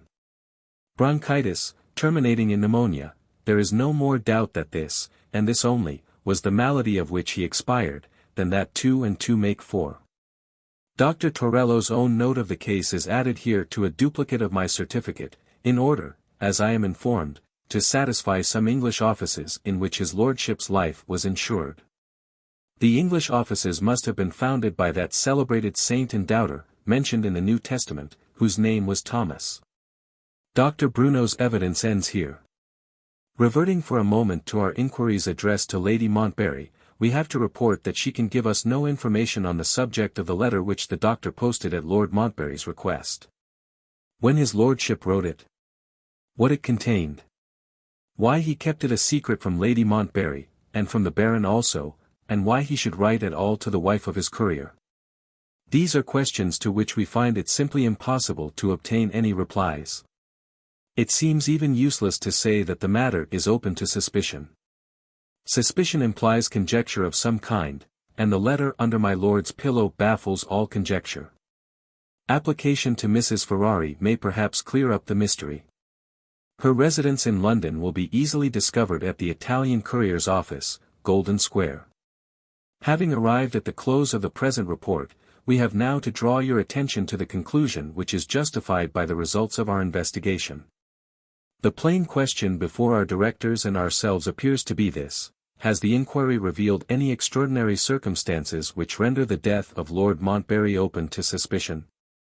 The inquiry has revealed extraordinary circumstances beyond all doubt, such as the disappearance of Ferrari, the remarkable absence of the customary establishment of servants in the house, and the mysterious letter which his lordship asked the doctor to post.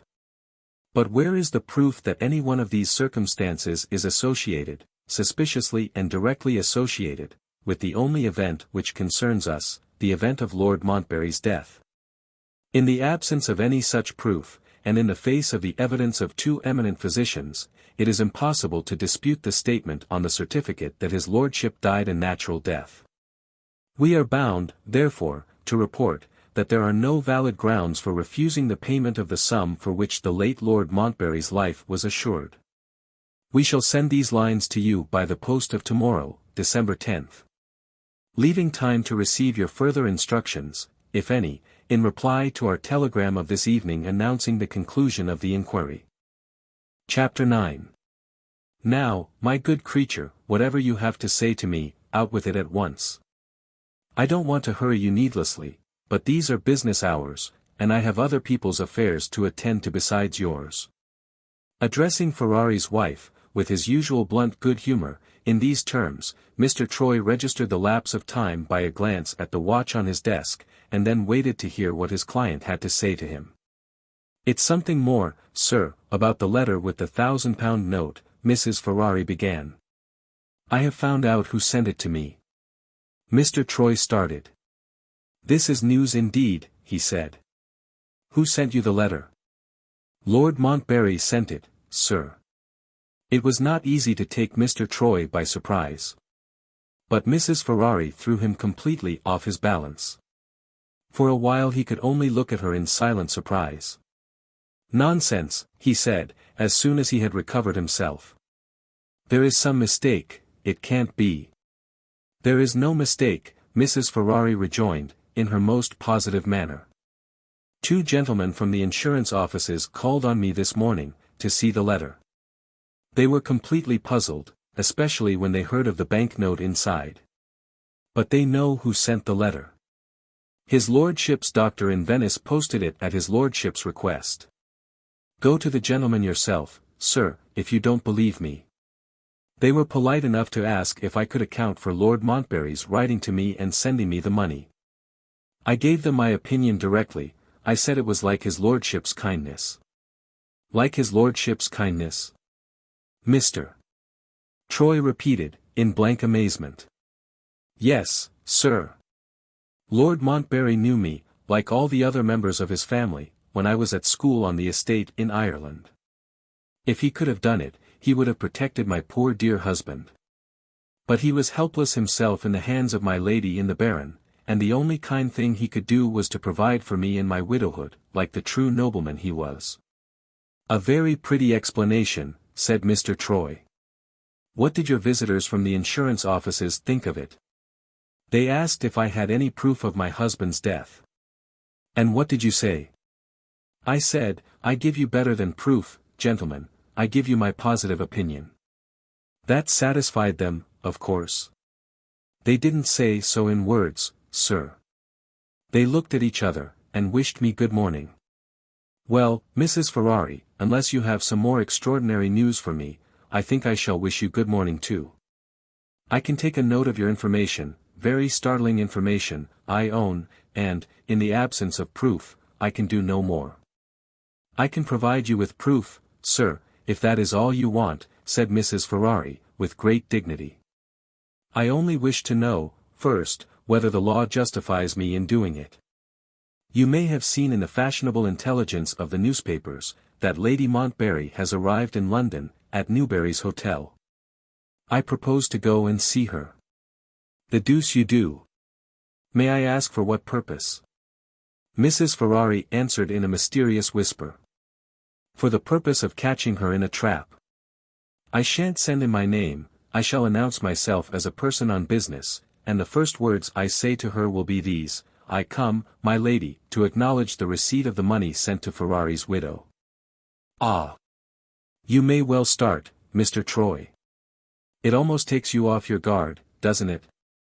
Make your mind easy, sir, I shall find the proof that everybody asks me for in her guilty face. Let her only change color by the shadow of a shade, let her eyes only drop for half an instant, I shall discover her. The one thing I want to know is, does the law permit it? The law permits it, Mr. Troy answered gravely. But whether her ladyship will permit it, is quite another question. Have you really courage enough, Mrs. Ferrari, to carry out this notable scheme of yours? You have been described to me, by Miss Lockwood, as rather a nervous, timid sort of person, and, if I may trust my own observation, I should say you justify the description. If you had lived in the country, sir, instead of living in London, Mrs. Ferrari replied, you would sometimes have seen even a sheep turn on a dog. I am far from saying that I am a bold woman, quite the reverse. But when I stand in that wretch's presence, and think of my murdered husband, the one of us two who is likely to be frightened is not me. I am going there now, sir.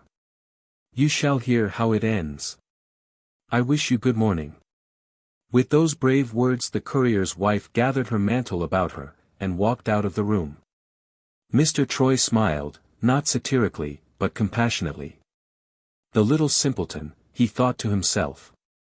If half of what they say of Lady Montbarry is true, Mrs. Ferrari and her trap have but a poor prospect before them.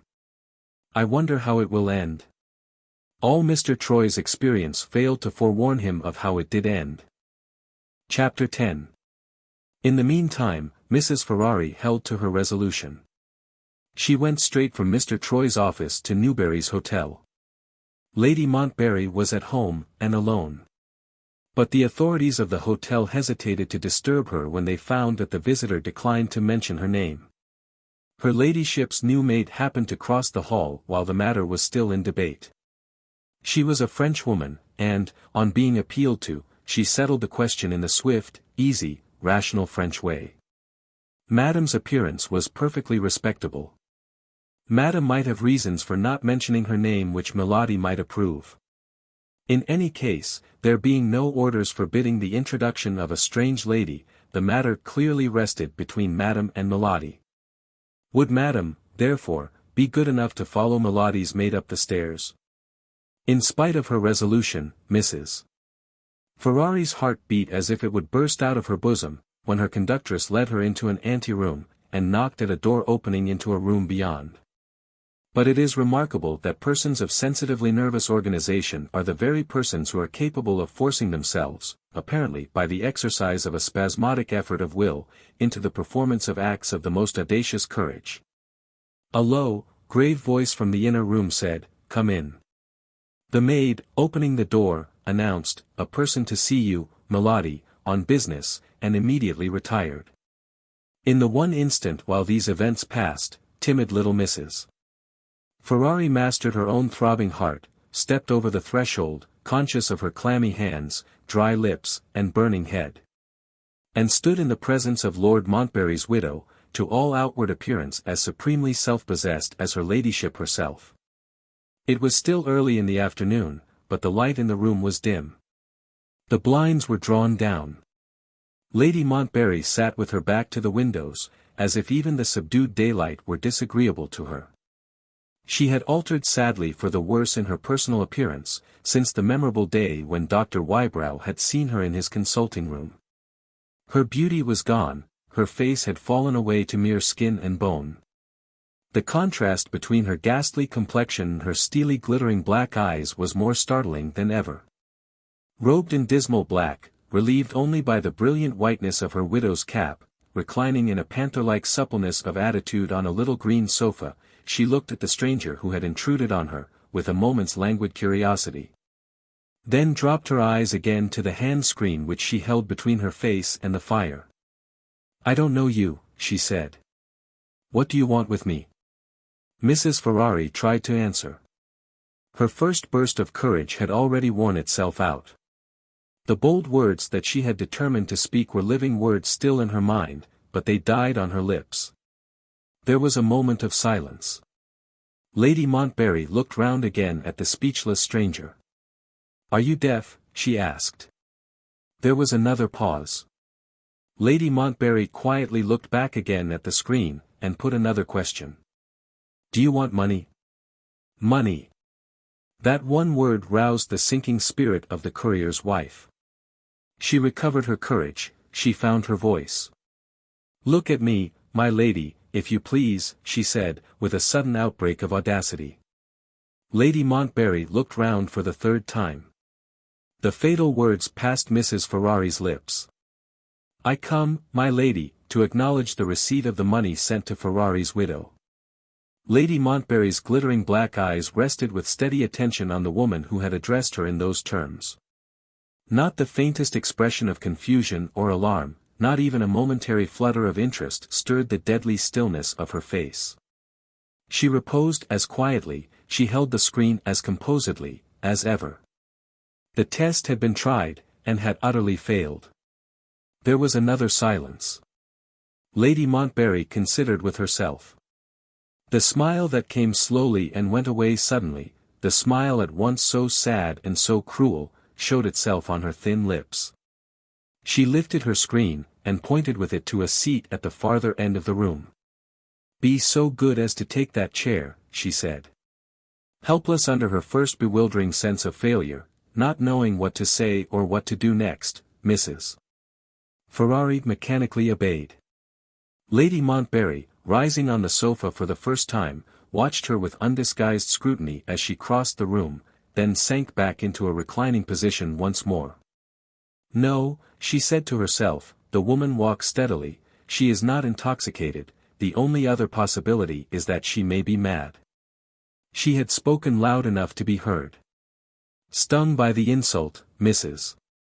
Ferrari instantly answered her, "I am no more drunk or mad than you are." "No," said Lady Montbarry. "Then you are only insolent." The ignorant English mind, I have observed, is apt to be insolent in the exercise of unrestrained English liberty. This is very noticeable to us foreigners among you people in the streets. Of course I can't be insolent to you, in return. I hardly know what to say to you. My maid was imprudent in admitting you so easily to my room. I suppose your respectable appearance misled her. I wonder who you are. You mentioned the name of a courier who left us very strangely. Was he married by any chance? Are you his wife? And do you know where he is?" Mrs. Ferrari's indignation burst its way through all restraints. She advanced to the sofa, she feared nothing, in the fervor and rage of her reply. "I am his widow, and you know it, you wicked woman." "Ah! It was an evil hour when Miss Lockwood recommended my husband to be his lordship's courier." Before she could add another word, Lady Montbarry sprang from the sofa with the stealthy suddenness of a cat, seized her by both shoulders, and shook her with the strength and frenzy of a madwoman. "You lie! You lie! You lie!" She dropped her hold at the third repetition of the accusation, and threw up her hands wildly with a gesture of despair. "Oh, Jesu Maria! Is it possible?" she cried. "Can the courier have come to me through that woman?" She turned like lightning on Mrs. Ferrari, and stopped her as she was escaping from the room. "Stay here, you fool, stay here, and answer me. If you cry out, as sure as the heavens are above you, I'll strangle you with my own hands. Sit down again, and fear nothing. Wretch! It is I who am frightened, frightened out of my senses. Confess that you lied, when you used Miss Lockwood's name just now." "No. I don't believe you on your oath. I will believe nobody but Miss Lockwood herself. Where does she live? Tell me that, you noxious stinging little insect, and you may go." Terrified as she was, Mrs. Ferrari hesitated. Lady Montbarry lifted her hands threateningly, with the long, lean, yellow-white fingers outspread and crooked at the tips. Mrs. Ferrari shrank at the sight of them, and gave the address. Lady Montbarry pointed contemptuously to the door, then changed her mind. No. Not yet. You will tell Miss Lockwood what has happened, and she may refuse to see me. I will go there at once, and you shall go with me. As far as the house, not inside of it. Sit down again. I am going to ring for my maid. Turn your back to the door, your cowardly face is not fit to be seen. She rang the bell. The maid appeared. My cloak and bonnet, instantly. The maid produced the cloak and bonnet from the bedroom. A cab at the door, before I can count 10. The maid vanished. Lady Montbarry surveyed herself in the glass, and wheeled round again, with her cat-like suddenness, to Mrs. Ferrari. I look more than half dead already, don't I? She said with a grim outburst of irony. Give me your arm. She took Mrs. Ferrari's arm, and left the room. You have nothing to fear, so long as you obey, she whispered, on the way downstairs. You leave me at Miss Lockwood's door, and never see me again. In the hall they were met by the landlady of the hotel. Lady Montbarry graciously presented her companion. My good friend Mrs. Ferrari, I am so glad to have seen her. The landlady accompanied them to the door. The cab was waiting. Get in first, good Mrs. Ferrari, said her ladyship, and tell the man where to go. They were driven away. Lady Montbarry's variable humour changed again. With a low groan of misery, she threw herself back in the cab. Lost in her own dark thoughts, as careless of the woman whom she had bent to her iron will as if no such person sat by her side, she preserved a sinister silence, until they reached the house where Miss Lockwood lodged. In an instant, she roused herself to action. She opened the door of the cab, and closed it again on Mrs. Ferrari, before the driver could get off his box. Take that lady a mile farther on her way home, she said, as she paid the man his fare. The next moment she had knocked at the house door. Is Miss Lockwood at home? Yes, ma'am. She stepped over the threshold, the door closed on her. Which way, ma'am? Asked the driver of the cab. Mrs. Ferrari put her hand to her head, and tried to collect her thoughts. Could she leave her friend and benefactress helpless at Lady Montbarry's mercy? She was still vainly endeavouring to decide on the course that she ought to follow, when a gentleman, stopping at Miss Lockwood's door, happened to look towards the cab window, and saw her. Are you going to call on Miss Agnes too? He asked. It was Henry Westwick. Mrs. Ferrari clasped her hands in gratitude as she recognized him. Go in, sir, she cried. Go in, directly. That dreadful woman is with Miss Agnes. Go and protect her. What woman? Henry asked. The answer literally struck him speechless.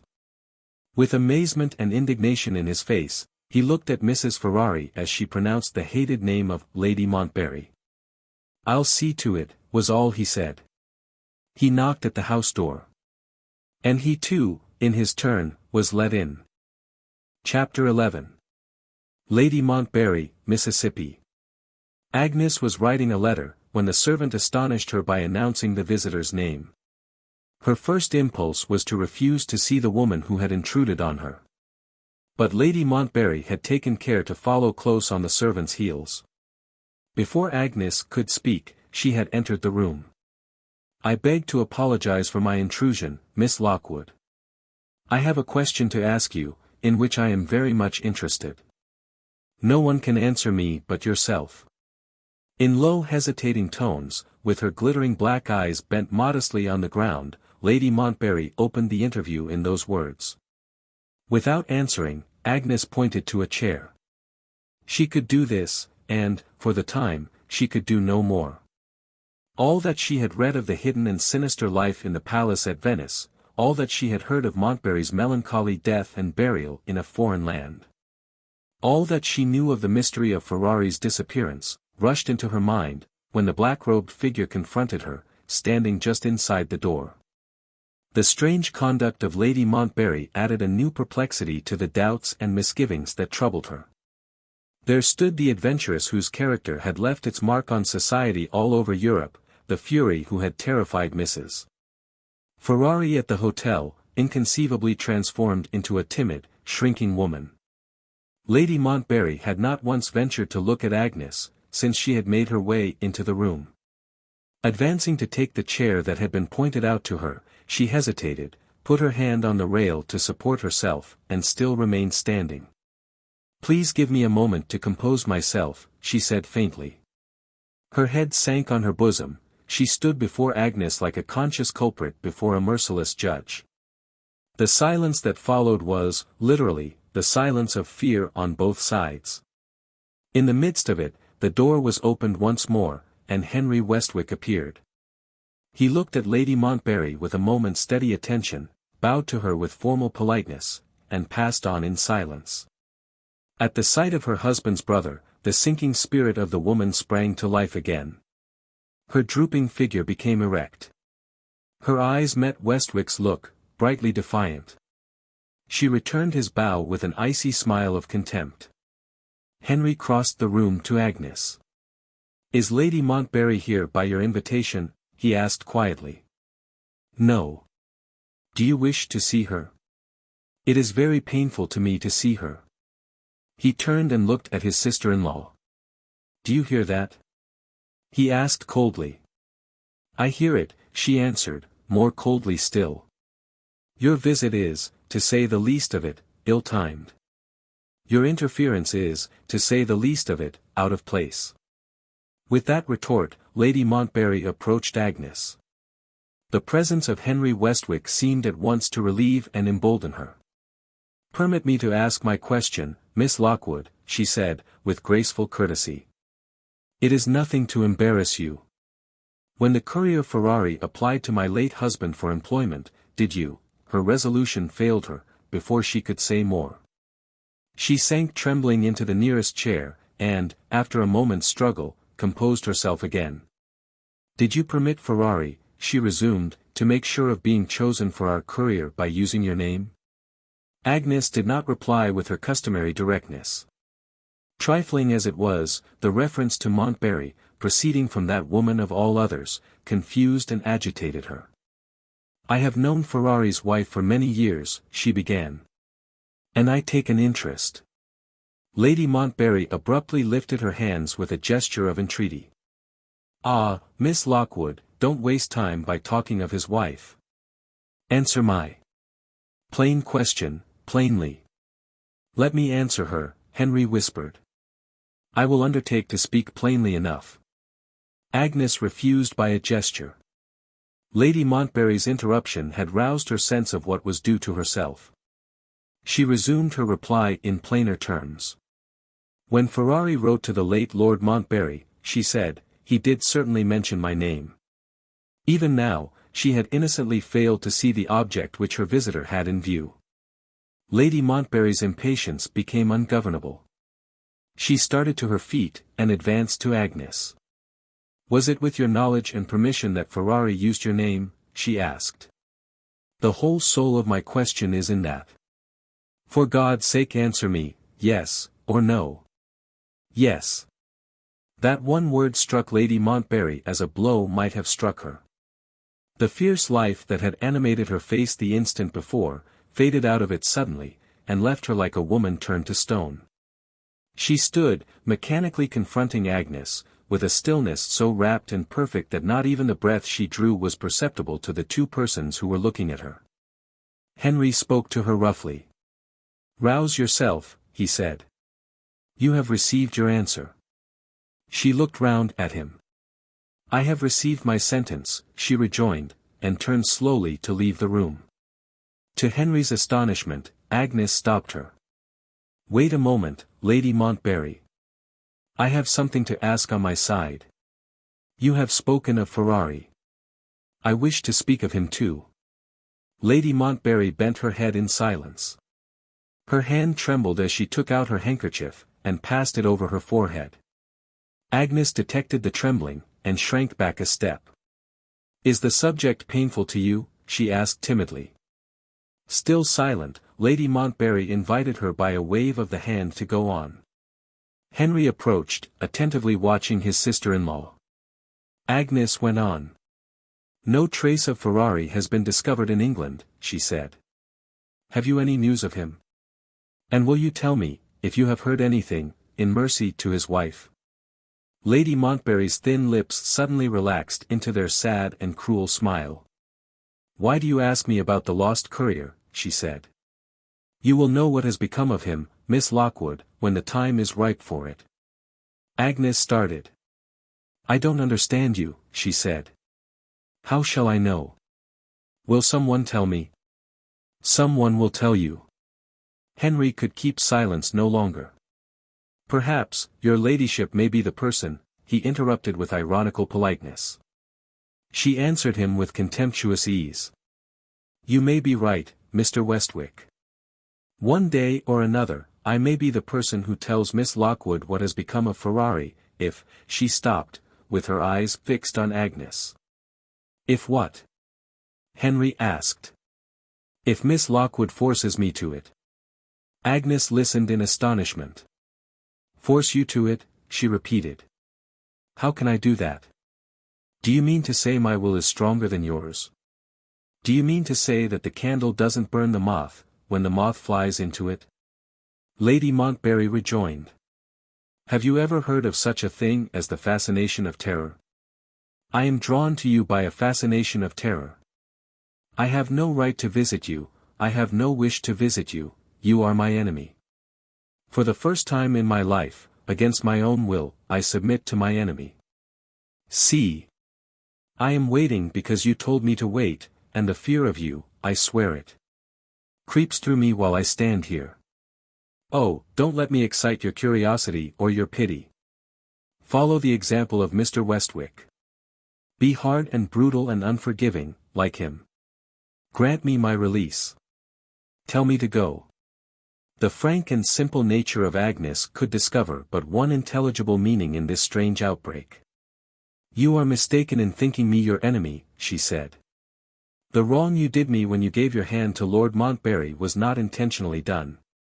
I forgave you my sufferings in his lifetime. I forgive you even more freely now that he has gone. Henry heard her with mingled emotions of admiration and distress. Say no more, he exclaimed. You are too good to her, she is not worthy of it. The interruption passed unheeded by Lady Montbarry. The simple words in which Agnes had replied seemed to have absorbed the whole attention of this strangely changeable woman. As she listened, her face settled slowly into an expression of hard and tearless sorrow. There was a marked change in her voice when she spoke next. It expressed that last worst resignation which has done with hope. You good innocent creature, she said, what does your amiable forgiveness matter? What are your poor little wrongs, in the reckoning for greater wrongs which is demanded of me? I am not trying to frighten you, I am only miserable about myself. Do you know what it is to have a firm presentiment of calamity that is coming to you, and yet to hope that your own positive conviction will not prove true? When I first met you, before my marriage, and first felt your influence over me, I had that hope. It was a startling sort of hope that lived a lingering life in me until today. You struck it dead, when you answered my question about Ferrari. How have I destroyed your hopes? Agnes asked. What connection is there between my permitting Ferrari to use my name to Lord Montbarry, and the strange and dreadful things you are saying to me now? The time is near, Miss Lockwood, when you will discover that for yourself. In the meanwhile, you shall know what my fear of you is, in the plainest words I can find. On the day when I took your hero from you and blighted your life, I am firmly persuaded of it. You were made the instrument of the retribution that my sins of many years had deserved. Oh, such things have happened before today. One person has, before now, been the means of innocently ripening the growth of evil in another. You have done that already, and you have more to do yet. You have still to bring me to the day of discovery, and to the punishment that is my doom. We shall meet again, here in England, or there in Venice where my husband died, and meet for the last time. In spite of her better sense, in spite of her natural superiority to superstitions of all kinds, Agnes was impressed by the terrible earnestness with which those words were spoken. She turned pale as she looked at Henry. "Do you understand her?" she asked. "Nothing is easier than to understand her," he replied contemptuously. "She knows what has become of Ferrari, and she is confusing you in a cloud of nonsense, because she daren't own the truth. Let her go." If a dog had been under one of the chairs, and had barked, Lady Montbarry could not have proceeded more impenetrably with the last words she had to say to Agnes. "Advise your interesting Mrs. Ferrari to wait a little longer," she said. "You will know what has become of her husband, and you will tell her. There will be nothing to alarm you. Some trifling event will bring us together the next time, as trifling, I dare say, as the engagement of Ferrari. Sad nonsense, Mr. Westwick, is it not? But you make allowances for women, we all talk nonsense. Good morning, Miss Lockwood." She opened the door, suddenly, as if she was afraid of being called back for the second time, and left them. Chapter 12. "Do you think she is mad?" Agnes asked. "I think she is simply wicked. False, superstitious, inveterately cruel, but not mad.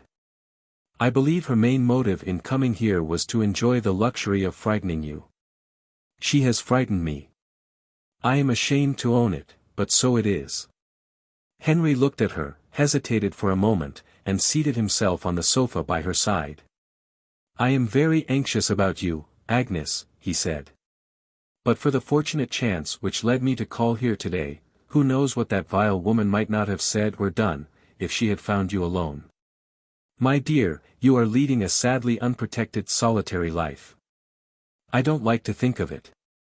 I want to see it changed, especially after what has happened today.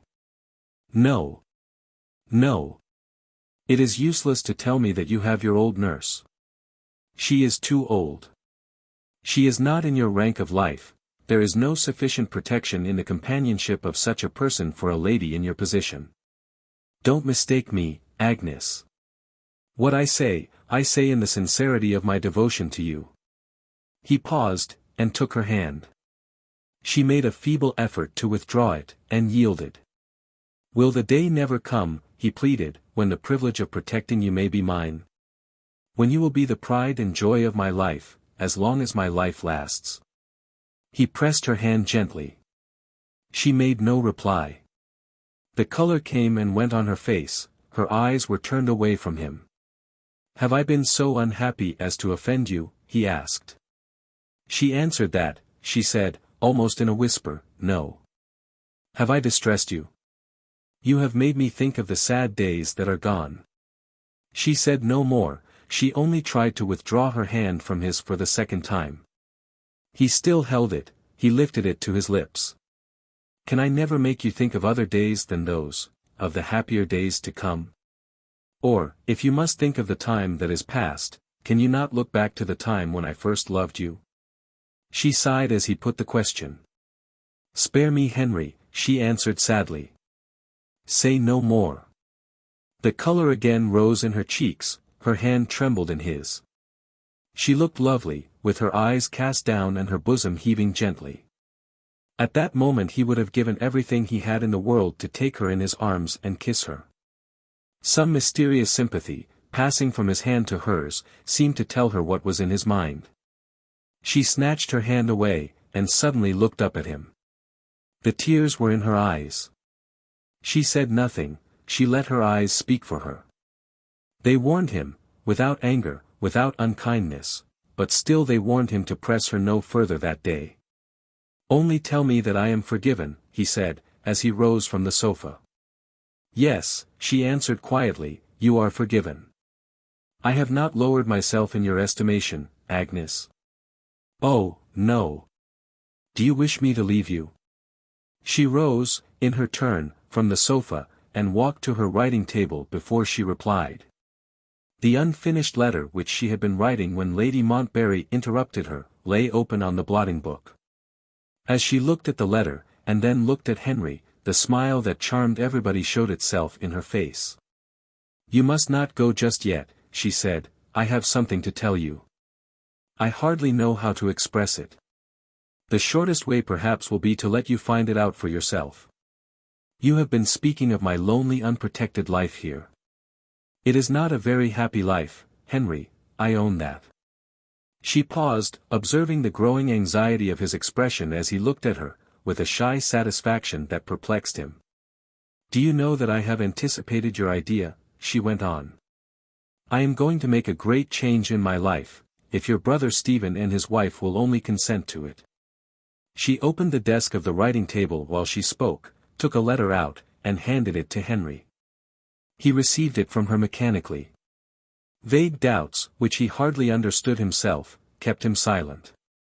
It was impossible that the change in her life of which she had spoken could mean that she was about to be married, and yet he was conscious of a perfectly unreasonable reluctance to open the letter. Their eyes met, she smiled again. Look at the address, she said. You ought to know the handwriting, but I dare say you don't. He looked at the address.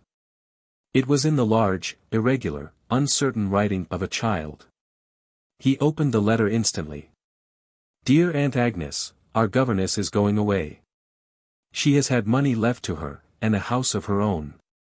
We have had cake and wine to drink her health. You promised to be our governess if we wanted another. We want you. Mamma knows nothing about this. Please come before Mamma can get another governess. Your loving Lucy, who writes this. Clara and Blanche have tried to write too. But they are too young to do it. They blot the paper. Your eldest niece, Agnes explained, as Henry looked at her in amazement. The children used to call me aunt when I was staying with their mother in Ireland, in the autumn. The three girls were my inseparable companions, they are the most charming children I know. It is quite true that I offered to be their governess, if they ever wanted one, on the day when I left them to return to London. I was writing to propose it to their mother, just before you came. Not seriously. Henry exclaimed. Agnes placed her unfinished letter in his hand. Enough of it had been written to show that she did seriously propose to enter the household of Mr. and Mrs. Stephen Westwick as governess to their children. Henry's bewilderment was not to be expressed in words. They won't believe you are in earnest, he said. Why not? Agnes asked quietly. You are my brother Stephen's cousin, you are his wife's old friend. All the more reason, Henry, for trusting me with the charge of their children. But you are their equal, you are not obliged to get your living by teaching. There is something absurd in your entering their service as a governess. What is there absurd in it? The children love me, the mother loves me. The father has shown me innumerable instances of his true friendship and regard. I am the very woman for the place, and, as to my education, I must have completely forgotten it indeed, if I am not fit to teach three children the eldest of whom is only 11 years old. You say I am their equal. Are there no other women who serve as governesses, and who are the equals of the persons whom they serve? Besides, I don't know that I am their equal. Have I not heard that your brother Stephen was the next heir to the title? Will he not be the new lord? Never mind answering me. We won't dispute whether I am right or wrong in turning governess, we will wait the event. I am weary of my lonely useless existence here, and eager to make my life more happy and more useful, in the household of all others in which I should like most to have a place. If you will look again, you will see that I have these personal considerations still to urge before I finish my letter. You don't know your brother and his wife as well as I do, if you doubt their answer. I believe they have courage enough and heart enough to say yes. Henry submitted without being convinced. He was a man who disliked all eccentric departures from custom and routine. And he felt especially suspicious of the change proposed in the life of Agnes.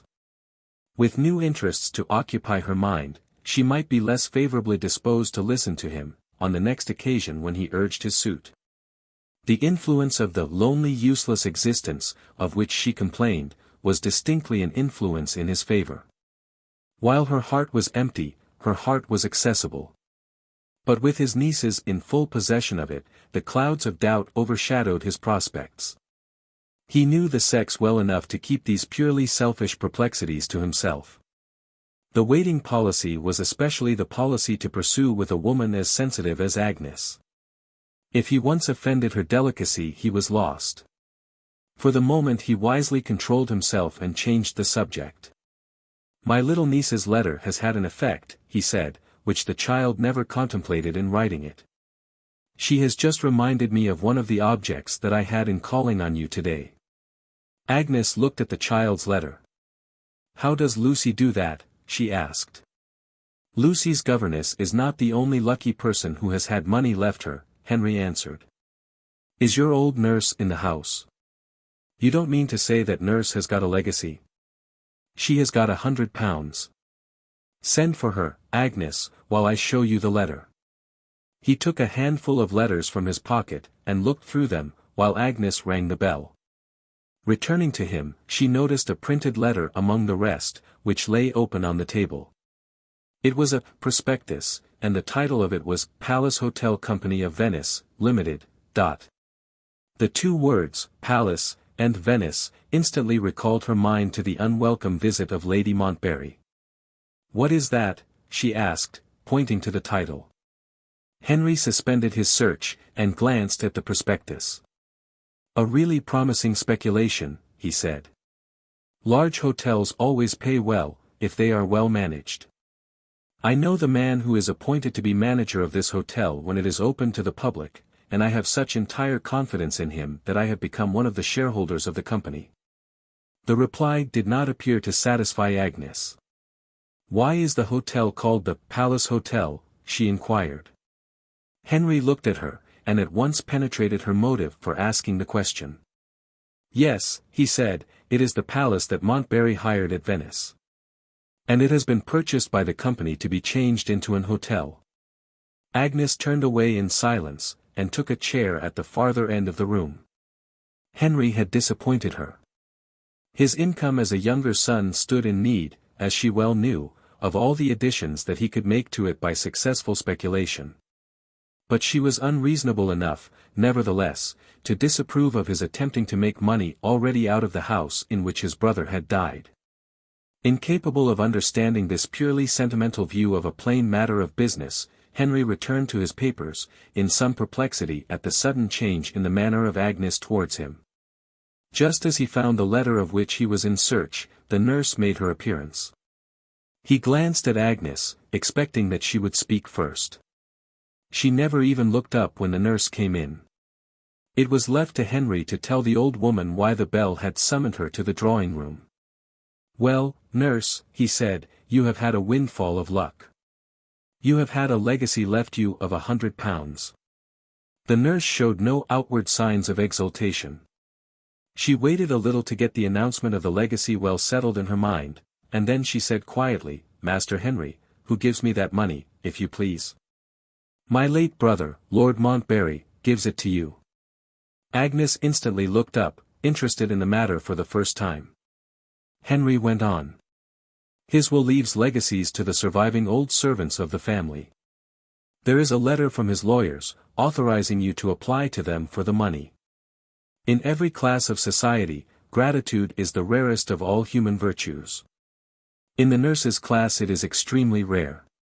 Her opinion of the man who had deceived and deserted her mistress remained the same opinion still, perfectly undisturbed by the passing circumstance of the legacy. "I wonder who reminded my lord of the old servants," she said. "He would never have heart enough to remember them himself." Agnes suddenly interposed. "Nature, always abhorring monotony, institutes reserves of temper as elements in the composition of the gentlest women living. Even Agnes could, on rare occasions, be angry. The nurse's view of Montbarry's character seemed to have provoked her beyond endurance. "If you have any sense of shame in you," she broke out, "you ought to be ashamed of what you have just said. Your ingratitude disgusts me. I leave you to speak with her, Henry, you won't mind it." With this significant intimation that he too had dropped out of his customary place in her good opinion, she left the room. The nurse received the smart reproof administered to her with every appearance of feeling rather amused by it than not. When the door had closed, this female philosopher winked at Henry. "There's a power of obstinacy in young women," she remarked. "Miss Agnes wouldn't give my lord up as a bad one, even when he jilted her. And now she's sweet on him after he's dead. Say a word against him, and she fires up as you see. All obstinacy. It will wear out with time. Stick to her, Master Henry, stick to her." "She doesn't seem to have offended you," said Henry. "She," the nurse repeated in amazement, "she offend me? I like her in her tantrums, it reminds me of her when she was a baby. Lord bless you. When I go to bid her good night, she'll give me a big kiss, poor dear, and say, 'Nurse, I didn't mean it.' About this money, Master Henry. If I was younger I should spend it in dress and jewelry. But I'm too old for that. What shall I do with my legacy when I have got it?" "Put it out at interest," Henry suggested. "Get so much a year for it, you know." "How much shall I get?" the nurse asked. "If you put your £100 into the funds, you will get between £3 and £4 a year." The nurse shook her head. £3 or £4 a year. That won't do. I want more than that. Look here, Master Henry. I don't care about this bit of money, I never did like the man who has left it to me, though he was your brother. If I lost it all tomorrow, I shouldn't break my heart, I'm well enough off, as it is, for the rest of my days. They say you're a speculator. Put me in for a good thing, there's a dear. Neck or nothing, and that for the funds." She snapped her fingers to express her contempt for security of investment at 3%. Henry produced the prospectus of the Venetian Hotel Company. "You're a funny old woman," he said. "There, you dashing speculator, there is neck or nothing for you. You must keep it a secret from Miss Agnes, mind. I'm not at all sure that she would approve of my helping you to this investment." The nurse took out her spectacles. 6% guaranteed, she read, and the directors have every reason to believe that 10% or more will be ultimately realized to the shareholders by the hotel. Put me into that, Master Henry. And, wherever you go, for heaven's sake recommend the hotel to your friends. So the nurse, following Henry's mercenary example, had her pecuniary interest, too, in the house in which Lord Montbarry had died. 3 days passed before Henry was able to visit Agnes again. In that time, the little cloud between them had entirely passed away. Agnes received him with even more than her customary kindness. She was in better spirits than usual. Her letter to Mrs. Stephen Westwick had been answered by return of post. And her proposal had been joyfully accepted, with one modification.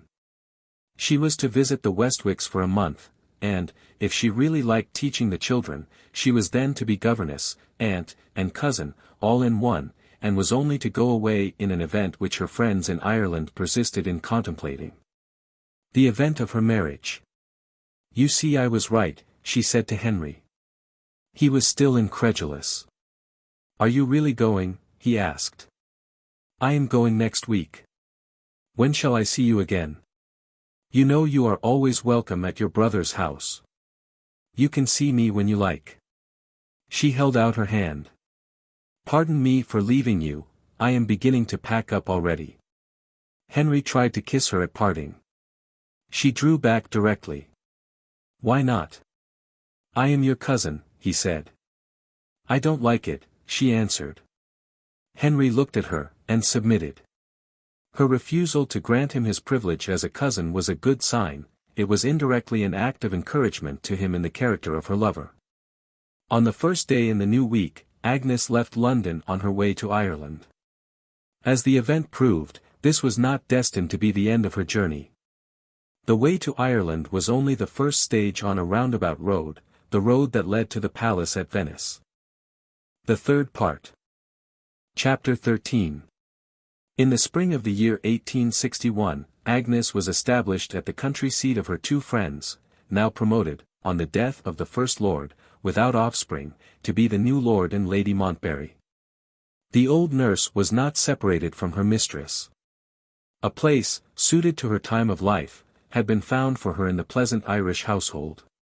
She was perfectly happy in her new sphere.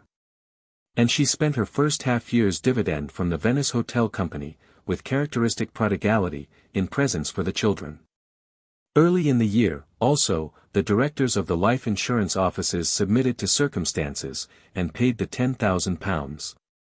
Immediately afterwards, the widow of the first Lord Montbarry, otherwise, the Dowager Lady Montbarry, left England, with Baron Rivar, for the United States. The Baron's object was announced, in the scientific columns of the newspapers, to be investigation into the present state of experimental chemistry in the great American Republic. His sister informed inquiring friends that she accompanied him, in the hope of finding consolation in change of scene after the bereavement that had fallen on her. Hearing this news from Henry Westwick, then paying a visit at his brother's house, Agnes was conscious of a certain sense of relief. "With the Atlantic between us," she said, "surely I have done with that terrible woman now." Barely a week passed after those words had been spoken, before an event happened which reminded Agnes of the terrible woman once more. On that day, Henry's engagements had obliged him to return to London. He had ventured, on the morning of his departure, to press his suit once more on Agnes, and the children, as he had anticipated, proved to be innocent obstacles in the way of his success. On the other hand, he had privately secured a firm ally in his sister-in-law. "Have a little patience," the new Lady Montbarry had said, "and leave me to turn the influence of the children in the right direction. If they can persuade her to listen to you, they shall." The two ladies had accompanied Henry, and some other guests who went away at the same time, to the railway station, and had just driven back to the house. When the servant announced that a person of the name of Roland was waiting to see her ladyship. "Is it a woman?" "Yes, my lady." Young Lady Montbarry turned to Agnes. "This is the very person," she said, "whom your lawyer thought likely to help him, when he was trying to trace the lost courier." "You don't mean the English maid who was with Lady Montbarry at Venice?" "My dear, don't speak of Montbarry's horrid widow by the name which is my name now. Stephen and I have arranged to call her by her foreign title, before she was married. I am Lady Montbarry, and she is the Countess. In that way there will be no confusion. Yes, Mrs. Roland was in my service before she became the Countess's maid.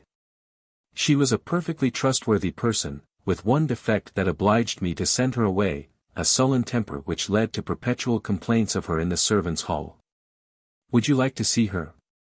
Agnes accepted the proposal, in the faint hope of getting some information for the courier's wife. The complete defeat of every attempt to trace the lost man had been accepted as final by Mrs. Ferrari. She had deliberately arrayed herself in widow's mourning, and was earning her livelihood in an employment which the unwearied kindness of Agnes had procured for her in London. The last chance of penetrating the mystery of Ferrari's disappearance seemed to rest now on what Ferrari's former fellow-servant might be able to tell. With highly wrought expectations, Agnes followed her friend into the room in which Mrs. Roland was waiting. A tall bony woman, in the autumn of life, with sunken eyes and iron-grey hair, rose stiffly from her chair, and saluted the ladies with stern submission as they opened the door. A person of unblemished character, evidently, but not without visible drawbacks. Big bushy eyebrows, an awfully deep and solemn voice, a harsh unbending manner, a complete absence in her figure of the undulating lines characteristic of the sex, presented virtue in this excellent person under its least alluring aspect. Strangers, on a first introduction to her, were accustomed to wonder why she was not a man. "Are you pretty well, Mrs. Roland?" "I am as well as I can expect to be, my lady, at my time of life. Is there anything I can do for you?" "Your ladyship can do me a great favor, if you will please speak to my character while I was in your service. I am offered a place, to wait on an invalid lady who has lately come to live in this neighborhood." "Ah, yes, I have heard of her. A Mrs. Carberry, with a very pretty niece I am told. But, Mrs. Roland, you left my service some time ago. Mrs. Carberry will surely expect you to refer to the last mistress by whom you were employed. A flash of virtuous indignation irradiated Mrs. Rowland's sunken eyes. She coughed before she answered, as if her last mistress stuck in her throat. I have explained to Mrs. Carberry, my lady, that the person I last served, I really cannot give her her title in your ladyship's presence, has left England for America. Mrs. Carberry knows that I quitted the person of my own free will, and knows why, and approves of my conduct so far. A word from your ladyship will be amply sufficient to get me the situation. Very well, Mrs. Rowland, I have no objection to be your reference, under the circumstances. Mrs. Carberry will find me at home tomorrow until 2 o'clock. Mrs. Carberry is not well enough to leave the house, my lady. Her niece, Miss Haldane, will call and make the inquiries, if your ladyship has no objection. I have not the least objection. The pretty niece carries her own welcome with her. Wait a minute, Mrs. Rowland. This lady is Miss Lockwood, my husband's cousin, and my friend.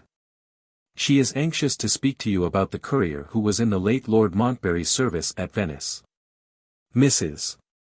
Rowland's bushy eyebrows frowned in stern disapproval of the new topic of conversation. I regret to hear it, my lady, was all she said. Perhaps you have not been informed of what happened after you left Venice. Agnes ventured to add.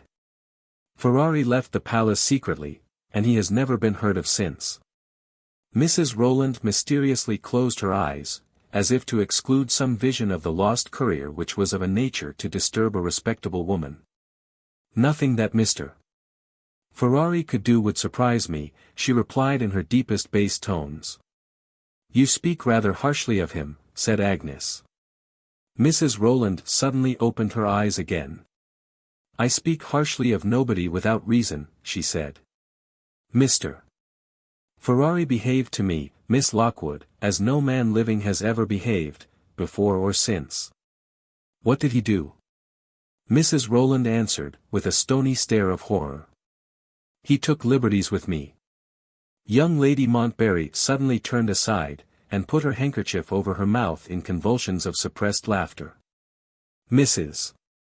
Rowland went on, with a grim enjoyment of the bewilderment which her reply had produced in Agnes, and when I insisted on an apology, miss, he had the audacity to say that the life at the palace was dull. And he didn't know how else to amuse himself. I am afraid I have hardly made myself understood, said Agnes. I am not speaking to you out of any interest in Ferrari. Are you aware that he is married?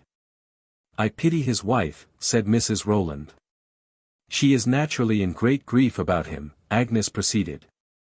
She ought to thank God she is rid of him, Mrs. Rowland interposed. Agnes still persisted. I have known Mrs. Ferrari from her childhood, and I am sincerely anxious to help her in this matter. Did you notice anything, while you were at Venice, that would account for her husband's extraordinary disappearance? On what sort of terms, for instance, did he live with his master and mistress? On terms of familiarity with his mistress, said Mrs. Rowland, which were simply sickening to a respectable English servant.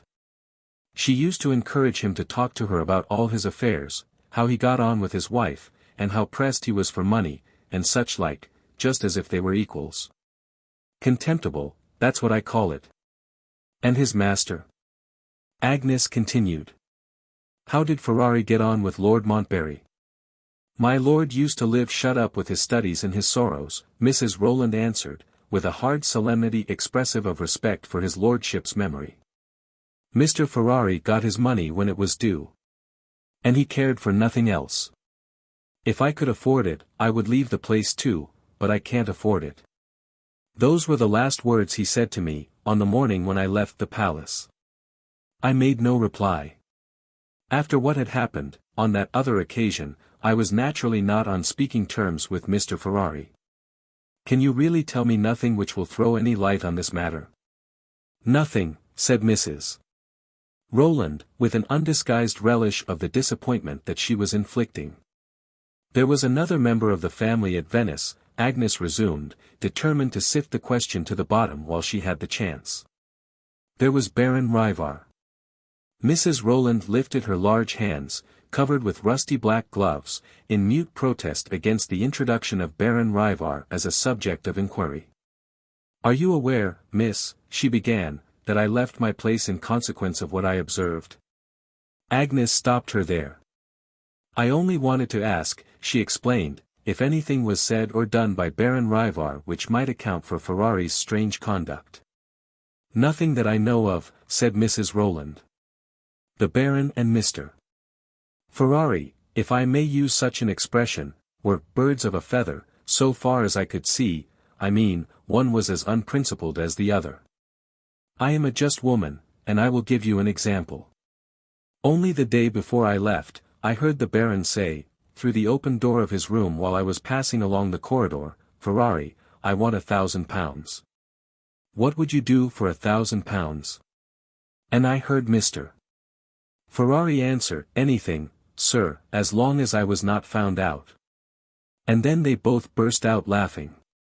I heard no more than that. Judge for yourself, Mississippi.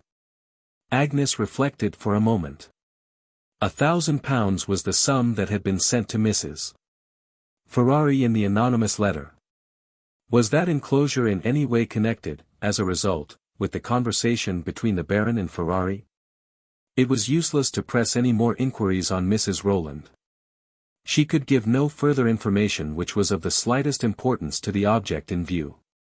There was no alternative but to grant her dismissal. One more effort had been made to find a trace of the lost man, and once again the effort had failed. They were a family party at the dinner table that day. The only guest left in the house was a nephew of the new Lord Montbarry, the eldest son of his sister, Lady Barville.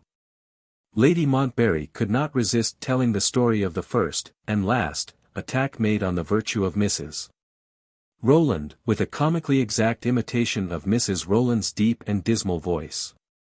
Being asked by her husband what was the object which had brought that formidable person to the house, she naturally mentioned the expected visit of Miss Haldane. Arthur Barville, unusually silent and preoccupied so far, suddenly struck into the conversation with a burst of enthusiasm. "Miss Haldane is the most charming girl in all Ireland," he said. "I caught sight of her yesterday, over the wall of her garden, as I was riding by. What time is she coming tomorrow?" "Before 2. I'll look into the drawing-room by accident. I am dying to be introduced to her." Agnes was amused by his enthusiasm. "Are you in love with Miss Haldane already?" she asked.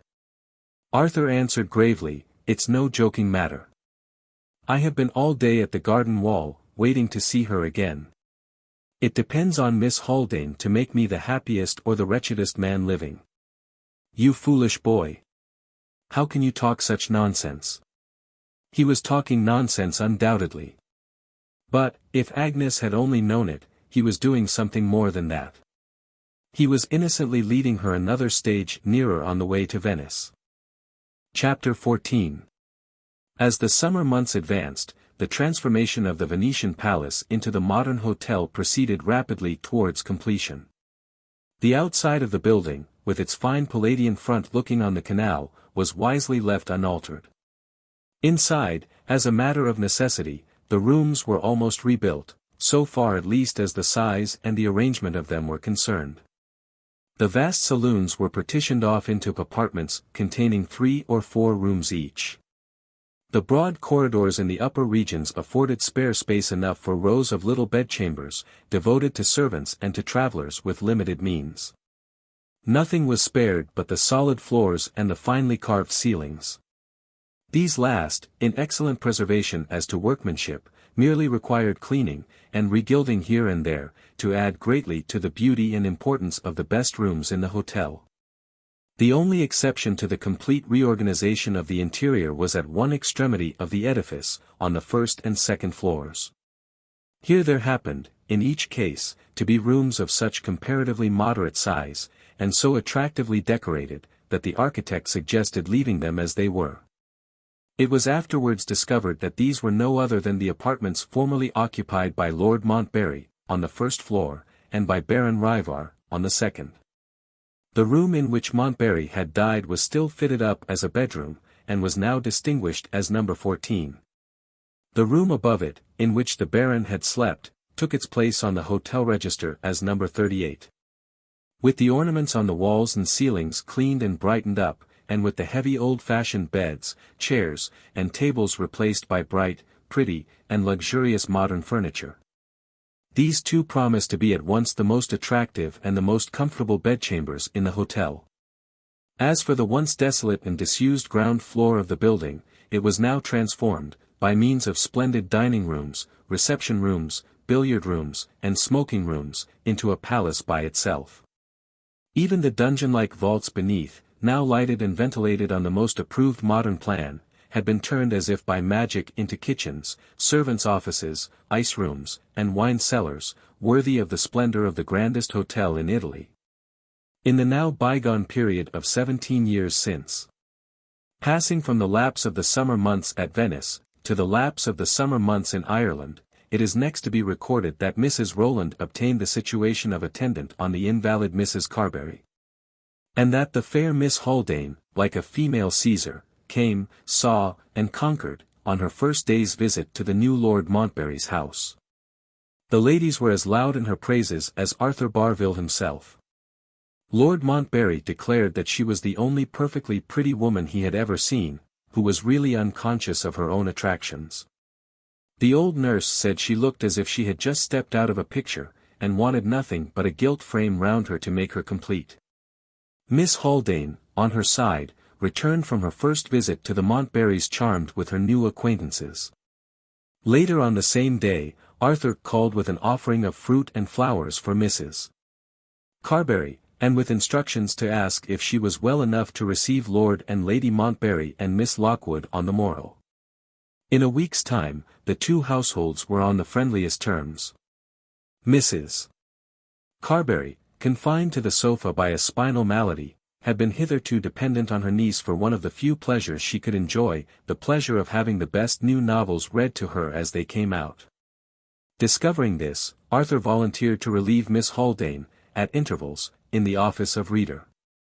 He was clever at mechanical contrivances of all sorts, and he introduced improvements in Mrs.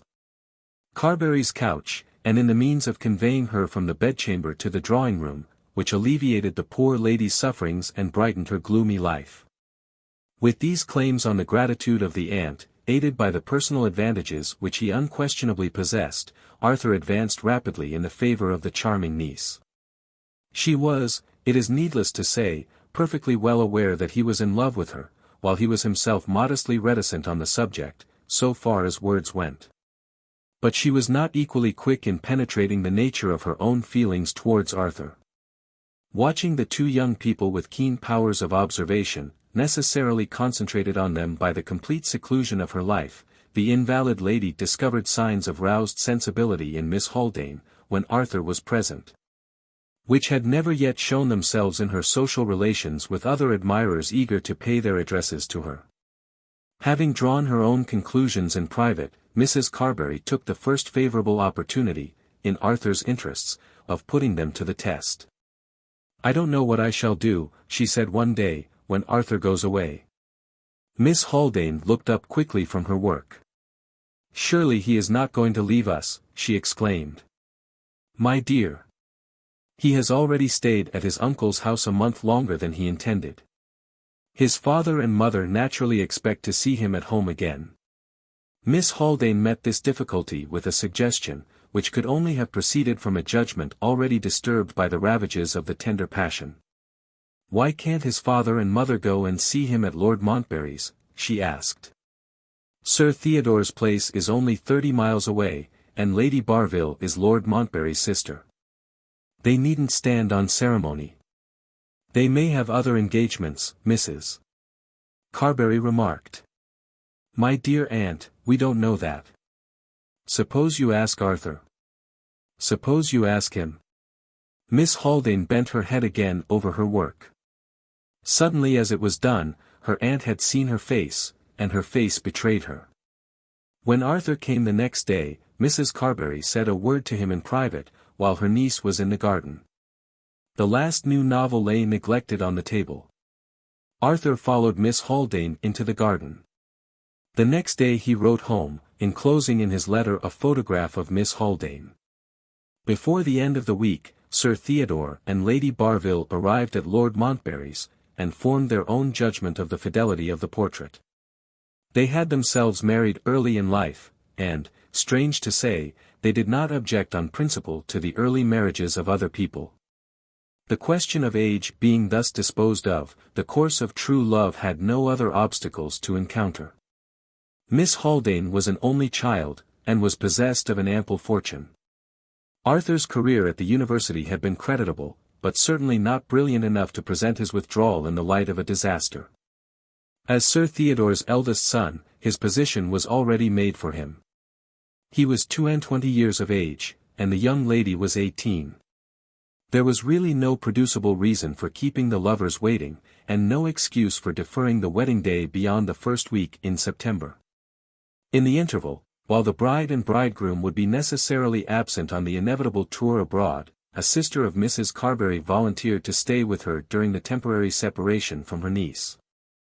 On the conclusion of the honeymoon, the young couple were to return to Ireland, and were to establish themselves in Mrs. Carberry's spacious and comfortable house.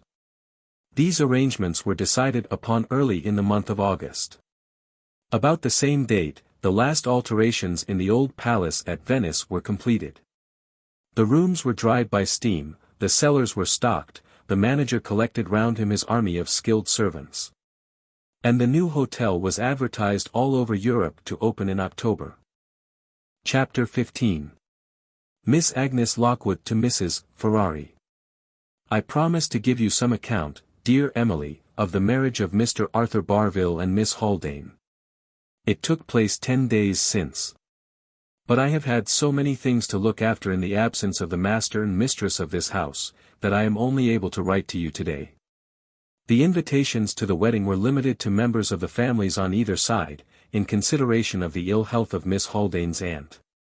On the side of the Montbarry family, there were present, besides Lord and Lady Montbarry, Sir Theodore and Lady Barville, Mrs. Norbury, whom you may remember as his lordship's second sister, and Mr. Francis Westwick, and Mr. Henry Westwick. The 3 children and I attended the ceremony as bridesmaids. We were joined by 2 young ladies, cousins of the bride and very agreeable girls. Our dresses were white, trimmed with green in honor of Ireland. And we each had a handsome gold bracelet given to us as a present from the bridegroom. If you add to the persons whom I have already mentioned, the elder members of Mrs. Carberry's family, and the old servants in both houses, privileged to drink the healths of the married pair at the lower end of the room, you will have the list of the company at the wedding breakfast complete. The weather was perfect, and the ceremony, with music, was beautifully performed. As for the bride, no words can describe how lovely she looked, or how well she went through it all. We were very merry at the breakfast, and the speeches went off on the whole quite well enough. The last speech, before the party broke up, was made by Mr. Henry Westwick, and was the best of all. He offered a happy suggestion, at the end, which has produced a very unexpected change in my life here. As well as I remember, he concluded in these words: on one point, we are all agreed, we are sorry that the parting hour is near, and we should be glad to meet again. Why should we not meet again? This is the autumn time of the year. We are most of us leaving home for the holidays. What do you say, if you have no engagements that will prevent it, to joining our young married friends before the close of their tour, and renewing the social success of this delightful breakfast by another festival in honor of the honeymoon? The bride and bridegroom are going to Germany and the Tyrol, on their way to Italy. I propose that we allow them a month to themselves, and that we arrange to meet them afterwards in the north of Italy, say at Venice. This proposal was received with great applause, which was changed into shouts of laughter by no less a person than my dear old nurse. The moment Mr. Westwick pronounced the word Venice, she started up among the servants at the lower end of the room, and called out at the top of her voice, "Go to our hotel, ladies and gentlemen. We get 6% on our money already.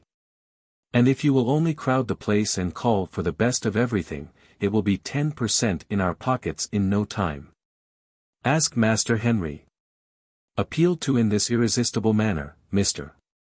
Westwick had no choice but to explain that he was concerned as a shareholder in a new hotel company at Venice, and that he had invested a small sum of money for the nurse, not very considerately, as I think, in the speculation. Hearing this, the company, by way of humoring the joke, drank a new toast, success to the nurse's hotel, and a speedy rise in the dividend. When the conversation returned in due time to the more serious question of the proposed meeting at Venice, difficulties began to present themselves, caused of course by invitations for the autumn which many of the guests had already accepted. Only 2 members of Mrs. Carberry's family were at liberty to keep the proposed appointment. On our side we were more at leisure to do as we pleased. Mr. Henry Westwick decided to go to Venice in advance of the rest, to test the accommodation of the new hotel on the opening day. Mrs. Norbury and Mr. Francis Westwick volunteered to follow him. And, after some persuasion, Lord and Lady Montbarry consented to a species of compromise. His lordship could not conveniently spare time enough for the journey to Venice, but he and Lady Montbarry arranged to accompany Mrs. Norbury and Mr. Francis Westwick as far on their way to Italy as Paris. 5 days since, they took their departure to meet their travelling companions in London, leaving me here in charge of the 3 dear children. They begged hard, of course, to be taken with Papa and Mamma. But it was thought better not to interrupt the progress of their education, and not to expose them, especially the 2 younger girls, to the fatigues of travelling. I have had a charming letter from the bride, this morning, dated Cologne. You cannot think how artlessly and prettily she assures me of her happiness. Some people, as they say in Ireland, are born to good luck, and I think Arthur Barville is one of them. When you next write, I hope to hear that you are in better health and spirits, and that you continue to like your employment. Believe me, sincerely your friend, A. L. Agnes had just closed and directed her letter, when the eldest of her 3 pupils entered the room with the startling announcement that Lord Montbarry's travelling servant had arrived from Paris. Alarmed by the idea that some misfortune had happened, she ran out to meet the man in the hall. Her face told him how seriously he had frightened her, before she could speak. "There's nothing wrong, miss," he hastened to say. "My lord and my lady are enjoying themselves at Paris. They only want you and the young ladies to be with them." Saying these amazing words, he handed to Agnes a letter from Lady Montbarry. "Dearest Agnes," she read, "I am so charmed with the delightful change in my life. It is 6 years, remember, since I last travelled on the continent, that I have exerted all my fascinations to persuade Lord Montbarry to go on to Venice. And, what is more to the purpose, I have actually succeeded. He has just gone to his room to write the necessary letters of excuse in time for the post to England. May you have as good a husband, my dear, when your time comes. In the meanwhile, the one thing wanting now to make my happiness complete, is to have you and the darling children with us. Montbarry is just as miserable without them as I am, though he doesn't confess it so freely. You will have no difficulties to trouble you.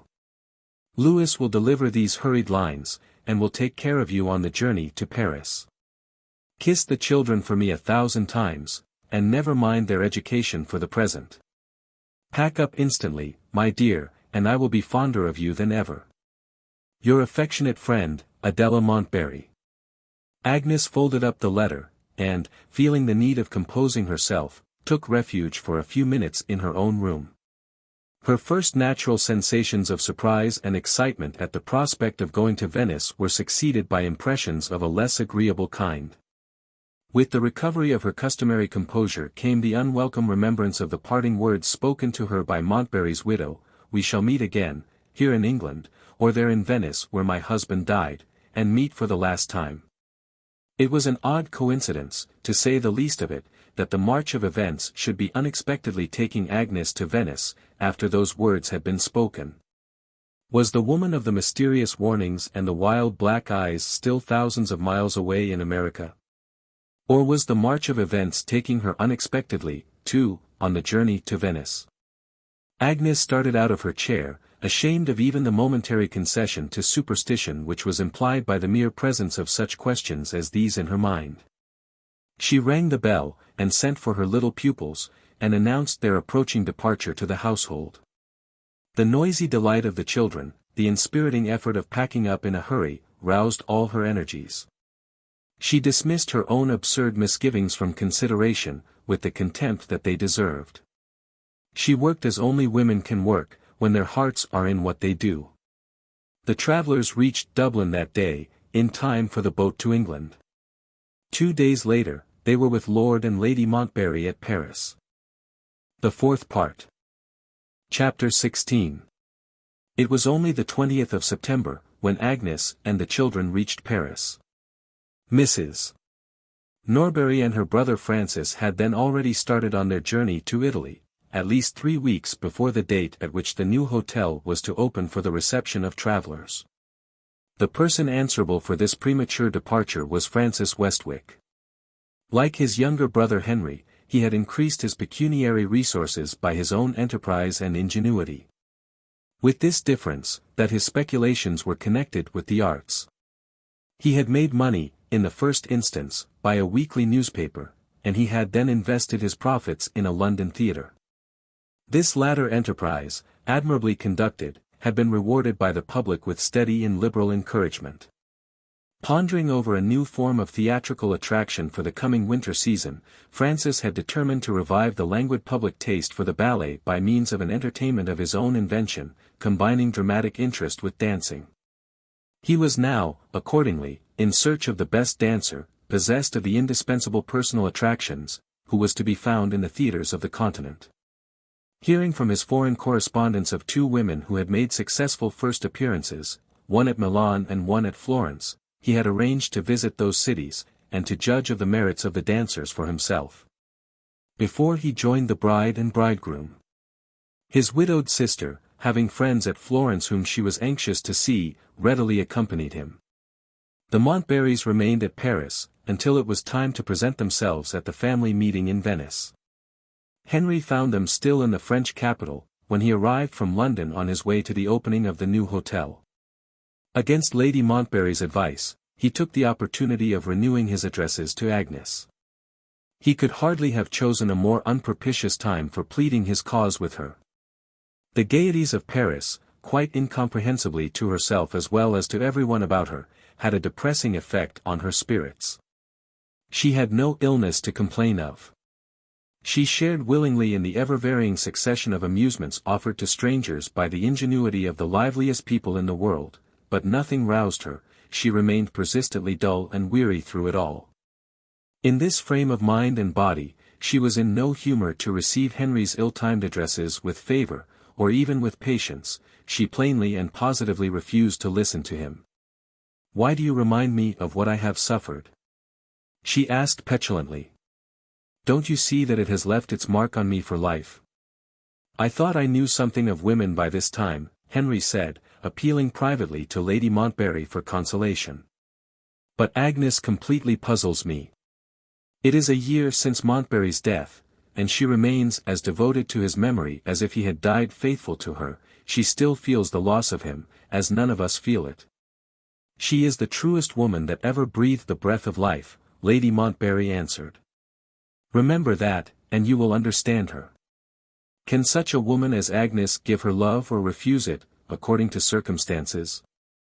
Because the man was unworthy of her, was he less the man of her choice? The truest and best friend to him, little as he deserved it, in his lifetime, she naturally remains the truest and best friend to his memory now. If you really love her, wait. And trust to your 2 best friends, to time and to me. There is my advice. Let your own experience decide whether it is not the best advice that I can offer. Resume your journey to Venice tomorrow. And when you take leave of Agnes, speak to her as cordially as if nothing had happened." Henry wisely followed this advice. Thoroughly understanding him, Agnes made the leave-taking friendly and pleasant on her side. When he stopped at the door for a last look at her, she hurriedly turned her head so that her face was hidden from him. Was that a good sign? Lady Montbarry, accompanying Henry down the stairs, said, "Yes, decidedly. Write when you get to Venice. We shall wait here to receive letters from Arthur and his wife, and we shall time our departure for Italy accordingly." A week passed, and no letter came from Henry. Some days later, a telegram was received from him. It was dispatched from Milan, instead of from Venice, and it brought this strange message: "I have left the hotel. Will return on the arrival of Arthur and his wife. Address, meanwhile, Albergo Reale, Milan." Preferring Venice before all other cities of Europe, and having arranged to remain there until the family meeting took place, what unexpected event had led Henry to alter his plans? And why did he state the bare fact, without adding a word of explanation?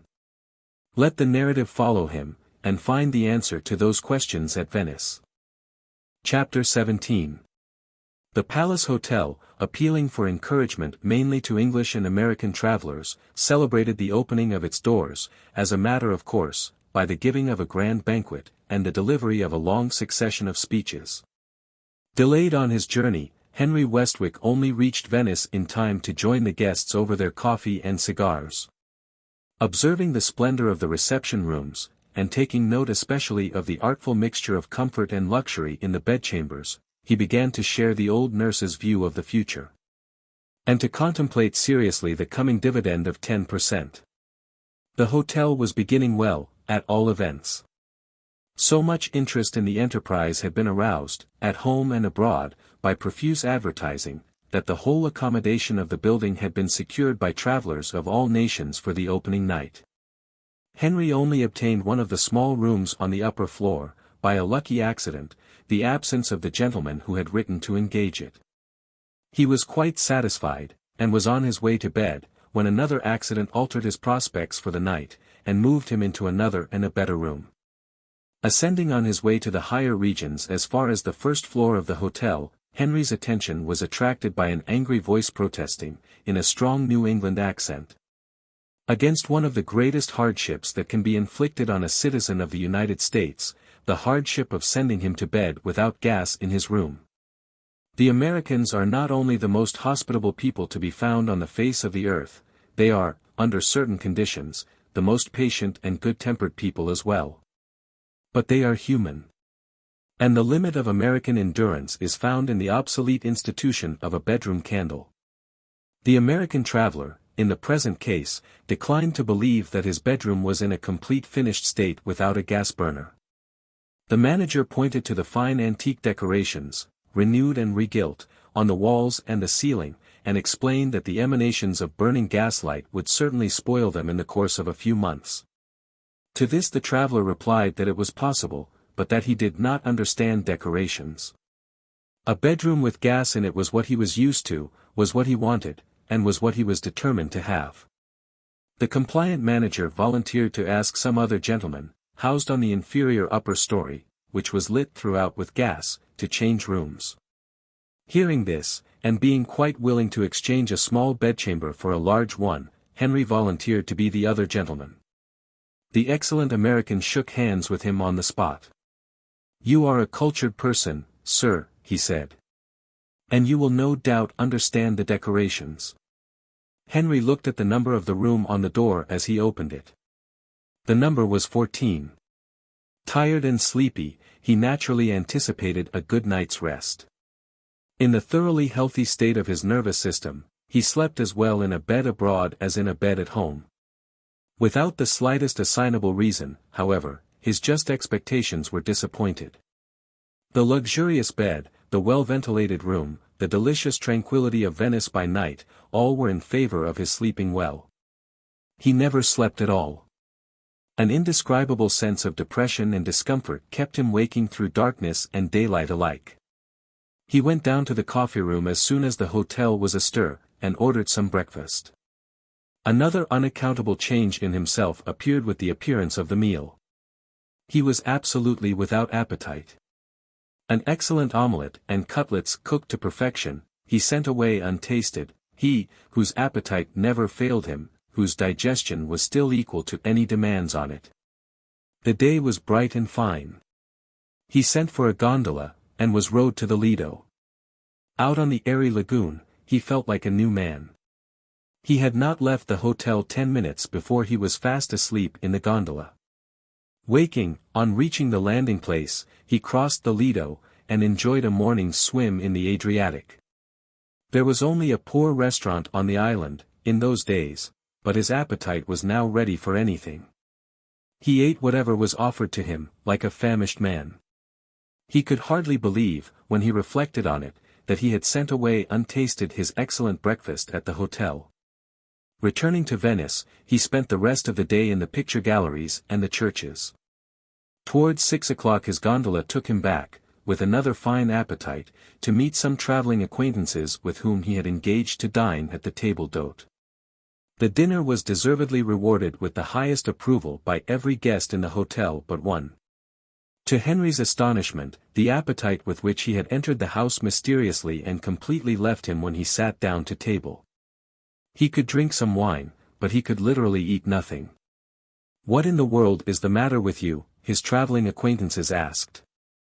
He could honestly answer, "I know no more than you do." When night came, he gave his comfortable and beautiful bedroom another trial. The result of the second experiment was a repetition of the result of the first. Again he felt the all-pervading sense of depression and discomfort. Again he passed a sleepless night. And once more, when he tried to eat his breakfast, his appetite completely failed him. This personal experience of the new hotel was too extraordinary to be passed over in silence. Henry mentioned it to his friends in the public room, in the hearing of the manager.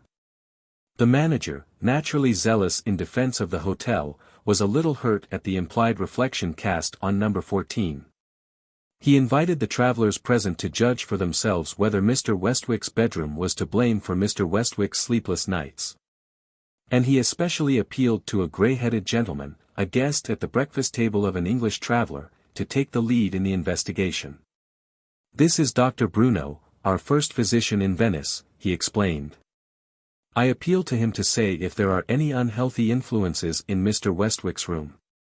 Introduced to number 14, the doctor looked round him with a certain appearance of interest which was noticed by everyone present. "The last time I was in this room," he said, "was on a melancholy occasion. It was before the palace was changed into an hotel. I was in professional attendance on an English nobleman who died here." One of the persons present inquired the name of the nobleman. Dr. Bruno answered, without the slightest suspicion that he was speaking before a brother of the dead man, Lord Montbarry. Henry quietly left the room, without saying a word to anybody. He was not, in any sense of the term, a superstitious man. But he felt, nevertheless, an insurmountable reluctance to remaining in the hotel. He decided on leaving Venice. To ask for another room would be, as he could plainly see, an offence in the eyes of the manager. To remove to another hotel, would be to openly abandon an establishment in the success of which he had a pecuniary interest. Leaving a note for Arthur Barville, on his arrival in Venice, in which he merely mentioned that he had gone to look at the Italian lakes, and that a line addressed to his hotel at Milan would bring him back again. He took the afternoon train to Padua, and dined with his usual appetite, and slept as well as ever that night. The next day, a gentleman and his wife, perfect strangers to the Montbarry family, returning to England by way of Venice, arrived at the hotel and occupied number 14. Still mindful of the slur that had been cast on one of his best bedchambers, the manager took occasion to ask the travellers the next morning how they liked their room. They left him to judge for himself how well they were satisfied, by remaining a day longer in Venice than they had originally planned to do, solely for the purpose of enjoying the excellent accommodation offered to them by the new hotel. "We have met with nothing like it in Italy," they said. "You may rely on our recommending you to all our friends." On the day when number 14 was again vacant, an English lady travelling alone with her maid arrived at the hotel, saw the room, and at once engaged it. The lady was Mrs. Norbury. She had left Francis Westwick at Milan, occupied in negotiating for the appearance at his theatre of the new dancer at the Scala. Not having heard to the contrary, Mrs. Norbury supposed that Arthur Barville and his wife had already arrived at Venice. She was more interested in meeting the young married couple than in awaiting the result of the hard bargaining which delayed the engagement of the new dancer. And she volunteered to make her brother's apologies, if his theatrical business caused him to be late in keeping his appointment at the honeymoon festival. Mrs. Norbury's experience of number 14 differed entirely from her brother Henry's experience of the room. Failing asleep as readily as usual, her repose was disturbed by a succession of frightful dreams. The central figure in every one of them being the figure of her dead brother, the first Lord Montbarry. She saw him starving in a loathsome prison, she saw him pursued by assassins, and dying under their knives. She saw him drowning in immeasurable depths of dark water, she saw him in a bed on fire, burning to death in the flames, she saw him tempted by a shadowy creature to drink and dying of the poisonous draught.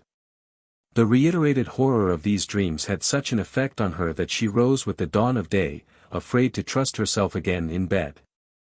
In the old times, she had been noted in the family as the one member of it who lived on affectionate terms with Montbarry.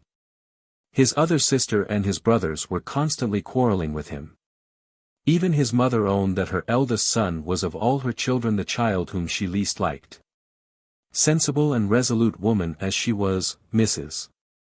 Norbury shuddered with terror as she sat at the window of her room, watching the sunrise, and thinking of her dreams. She made the first excuse that occurred to her, when her maid came in at the usual hour, and noticed how ill she looked. The woman was of so superstitious a temperament that it would have been in the last degree indiscreet to trust her with the truth. Mrs. Norbury merely remarked that she had not found the bed quite to her liking, on account of the large size of it. She was accustomed at home, as her maid knew, to sleep in a small bed. Informed of this objection later in the day, the manager regretted that he could only offer to the lady the choice of one other bedchamber, numbered 38, and situated immediately over the bedchamber which she desired to leave. Mrs. Norbury accepted the proposed change of quarters. She was now about to pass her second night in the room occupied in the old days of the palace by Baron Rivar. Once more, she fell asleep as usual. And, once more, the frightful dreams of the first night terrified her, following each other in the same succession. This time her nerves, already shaken, were not equal to the renewed torture of terror inflicted on them. She threw on her dressing gown, and rushed out of her room in the middle of the night. The porter, alarmed by the banging of the door, met her hurrying headlong down the stairs, in search of the first human being she could find to keep her company.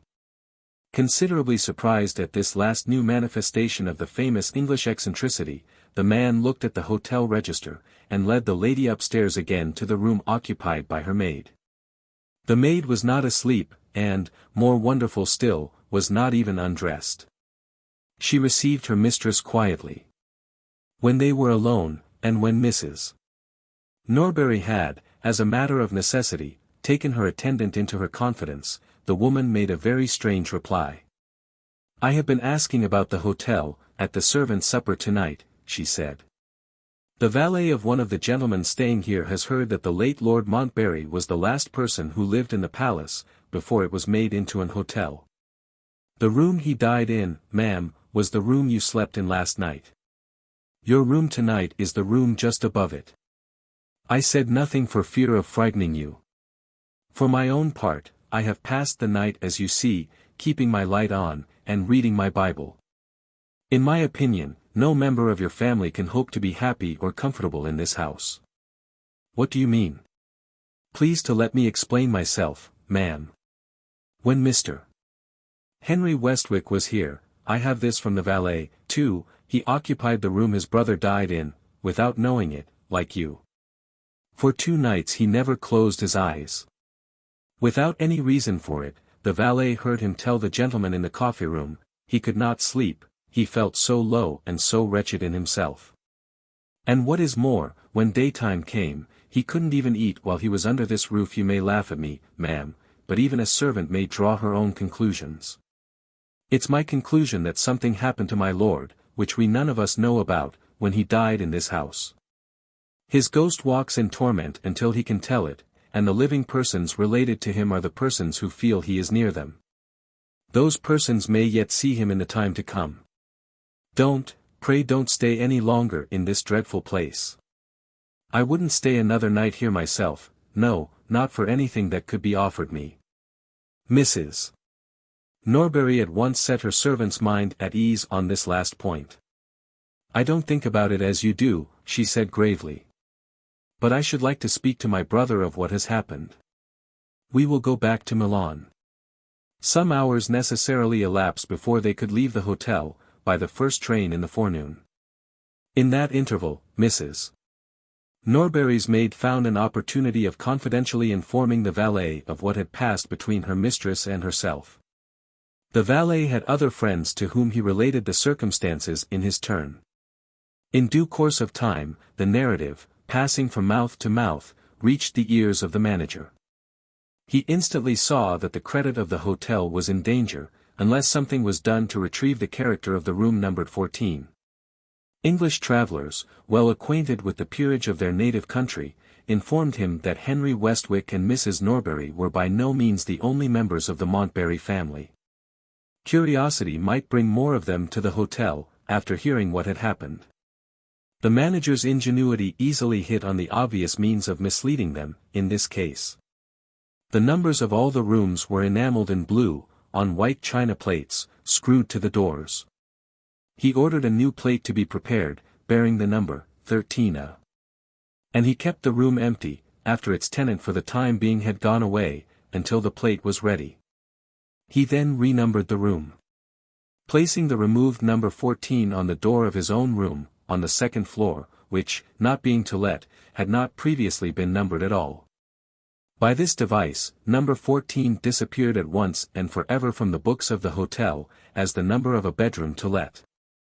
Having warned the servants to beware of gossiping with travellers, on the subject of the changed numbers, under penalty of being dismissed, the manager composed his mind with the reflection that he had done his duty to his employers. Now, he thought to himself, with an excusable sense of triumph, let the whole family come here if they like. The hotel is a match for them. Chapter 18. Before the end of the week, the manager found himself in relations with the family once more. A telegram from Milan announced that Mr. Francis Westwick would arrive in Venice on the next day, and would be obliged if number 14, on the first floor, could be reserved for him, in the event of its being vacant at the time. The manager paused to consider, before he issued his directions. The renumbered room had been last let to a French gentleman. It would be occupied on the day of Mr. Francis Westwick's arrival, but it would be empty again on the day after. Would it be well to reserve the room for the special occupation of Mr. Francis? And when he had passed the night unsuspiciously and comfortably in number 13A, to ask him in the presence of witnesses how he liked his bedchamber. In this case, if the reputation of the room happened to be called in question again, the answer would vindicate it, on the evidence of a member of the very family which had first given number 14 a bad name. After a little reflection, the manager decided on trying the experiment, and directed that 13 should be reserved accordingly. On the next day, Francis Westwick arrived in excellent spirits.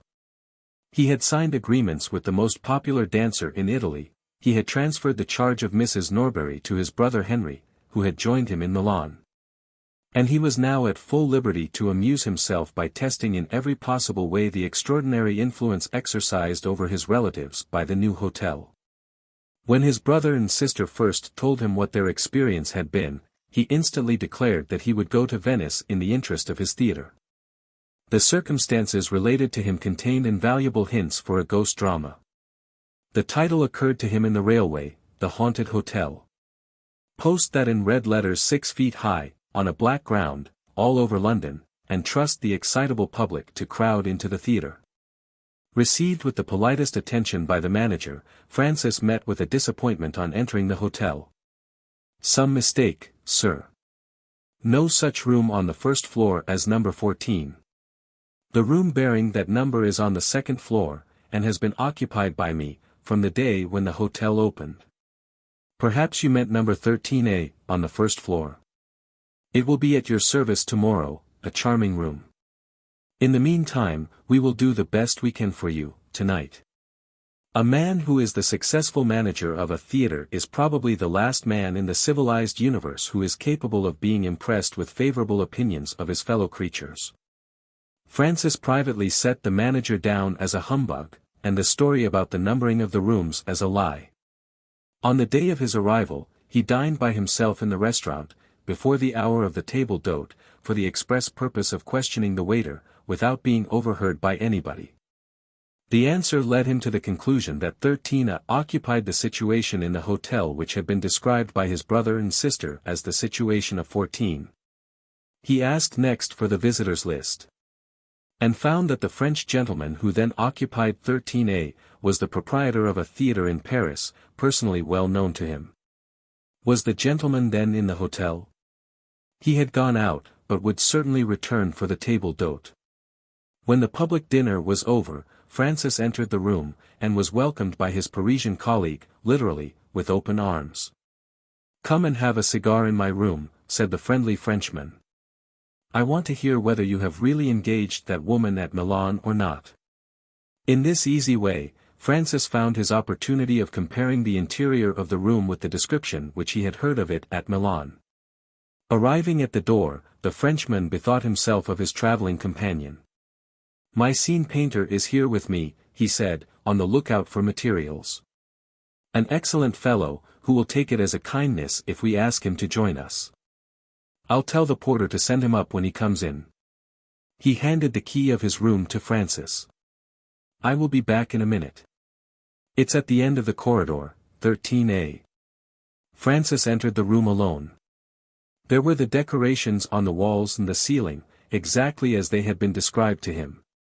He had just time to perceive this at a glance, before his attention was diverted to himself and his own sensations, by a grotesquely disagreeable occurrence which took him completely by surprise. He became conscious of a mysteriously offensive odor in the room, entirely new in his experience of revolting smells. It was composed, if such a thing could be, of two mingling exhalations, which were separately discoverable exhalations nevertheless. This strange blending of odors consisted of something faintly and unpleasantly aromatic, mixed with another underlying smell, so unutterably sickening that he threw open the window, and put his head out into the fresh air, unable to endure the horribly infected atmosphere for a moment longer. The French proprietor joined his English friend, with his cigar already lit. He started back in dismay at a sight terrible to his countrymen in general, the sight of an open window. "You English people are perfectly mad on the subject of fresh air," he exclaimed. "We shall catch our deaths of cold." Francis turned, and looked at him in astonishment. "Are you really not aware of the smell there is in the room?" he asked. "Smell," repeated his brother manager. "I smell my own good cigar. Try one yourself. And for heaven's sake shut the window." Francis declined the cigar by a sign. "Forgive me," he said. "I will leave you to close the window. I feel faint and giddy, I had better go out." He put his handkerchief over his nose and mouth, and crossed the room to the door. The Frenchman followed the movements of Francis, in such a state of bewilderment that he actually forgot to seize the opportunity of shutting out the fresh air. "Is it so nasty as that?" he asked, with a broad stare of amazement. "Horrible," Francis muttered behind his handkerchief. "I never smelt anything like it in my life." There was a knock at the door. The scene painter appeared. His employer instantly asked him if he smelt anything. "I smell your cigar. Delicious. Give me one directly." "Wait a minute. Besides my cigar, do you smell anything else, vile, abominable, overpowering, indescribable, never smelt before?" The scene painter appeared to be puzzled by the vehement energy of the language addressed to him. "The room is as fresh and sweet as a room can be," he answered. As he spoke, he looked back with astonishment at Francis Westwick, standing outside in the corridor, and eyeing the interior of the bedchamber with an expression of undisguised disgust. The Parisian director approached his English colleague, and looked at him with grave and anxious scrutiny. "You see, my friend, here are two of us, with as good noses as yours, who smell nothing. If you want evidence from more noses, look there." He pointed to two little English girls, at play in the corridor. "The door of my room is wide open, and you know how fast a smell can travel. Now listen, while I appeal to these innocent noses, in the language of their own dismal island. My little loves, do you sniff a nasty smell here, ha? The children burst out laughing, and answered emphatically, no, my good Westwick. The Frenchman resumed, in his own language, the conclusion is surely plain. There is something wrong, very wrong, with your own nose. I recommend you to see a medical man. Having given that advice, he returned to his room, and shut out the horrid fresh air with a loud exclamation of relief. Francis left the hotel, by the lanes that led to the square of St. Mark. The night breeze soon revived him. He was able to light a cigar, and to think quietly over what had happened. Chapter 19. Avoiding the crowd under the colonnades, Francis walked slowly up and down the noble open space of the square, bathed in the light of the rising moon. Without being aware of it himself, he was a thorough materialist. The strange effect produced on him by the room, following on the other strange effects produced on the other relatives of his dead brother, exercised no perplexing influence over the mind of this sensible man. Perhaps, he reflected, my temperament is more imaginative than I supposed it to be, and this is a trick played on me by my own fancy. Or, perhaps, my friend is right, something is physically amiss with me. I don't feel ill, certainly. But that is no safe criterion sometimes. I am not going to sleep in that abominable room tonight. I can well wait till tomorrow to decide whether I shall speak to a doctor or not. In the meantime, the hotel doesn't seem likely to supply me with the subject of a piece. A terrible smell from an invisible ghost is a perfectly new idea. But it has one drawback. If I realize it on the stage, I shall drive the audience out of the theater. As his strong common sense arrived at this facetious conclusion, he became aware of a lady, dressed entirely in black, who was observing him with marked attention. Am I right in supposing you to be Mr. Francis Westwick? The lady asked, at the moment when he looked at her. That is my name, madam. May I inquire to whom I have the honor of speaking? We have only met once, she answered a little evasively, when your late brother introduced me to the members of his family. I wonder if you have quite forgotten my big black eyes and my hideous complexion. She lifted her veil as she spoke, and turned so that the moonlight rested on her face. Francis recognized at a glance the woman of all others whom he most cordially disliked, the widow of his dead brother, the first Lord Montbarry. He frowned as he looked at her. His experience on the stage, gathered at innumerable rehearsals with actresses who had sorely tried his temper, had accustomed him to speak roughly to women who were distasteful to him. I remember you, he said. I thought you were in America. She took no notice of his ungracious tone and manner, she simply stopped him when he lifted his hat, and turned to leave her. Let me walk with you for a few minutes, she quietly replied. I have something to say to you. He showed her his cigar. I am smoking, he said. I don't mind smoking. After that, there was nothing to be done, short of downright brutality, but to yield. He did it with the worst possible grace. Well? He resumed. What do you want of me? You shall hear directly, Mr. Westwick. Let me first tell you what my position is. I am alone in the world. To the loss of my husband has now been added another bereavement, the loss of my companion in America, my brother, Baron Ryvar. The reputation of the Baron, and the doubt which scandal had thrown on his assumed relationship to the Countess, were well known to Francis. Shot in a gambling saloon? He asked brutally. The question is a perfectly natural one on your part, she said, with the impenetrably ironical manner which she could assume on certain occasions. As a native of horse-racing England, you belong to a nation of gamblers. My brother died no extraordinary death, Mr. Westwick. He sank, with many other unfortunate people, under a fever prevalent in a western city which we happened to visit. The calamity of his loss made the United States unendurable to me. I left by the first steamer that sailed from New York, a French vessel which brought me to Havre. I continued my lonely journey to the south of France. And then I went on to Venice. What does all this matter to me? Francis thought to himself. She paused, evidently expecting him to say something. So you have come to Venice, he said carelessly. Why? Because I couldn't help it, she answered. Francis looked at her with cynical curiosity. That sounds odd, he remarked. Why couldn't you help it? Women are accustomed to act on impulse, she explained. Suppose we say that an impulse has directed my journey? And yet, this is the last place in the world that I wish to find myself in. Associations that I detest are connected with it in my mind. If I had a will of my own, I would never see it again. I hate Venice. As you see, however, I am here. When did you meet with such an unreasonable woman before? Never, I am sure. She stopped, eyed him for a moment, and suddenly altered her tone. When is Miss Agnes Lockwood expected to be in Venice? She asked.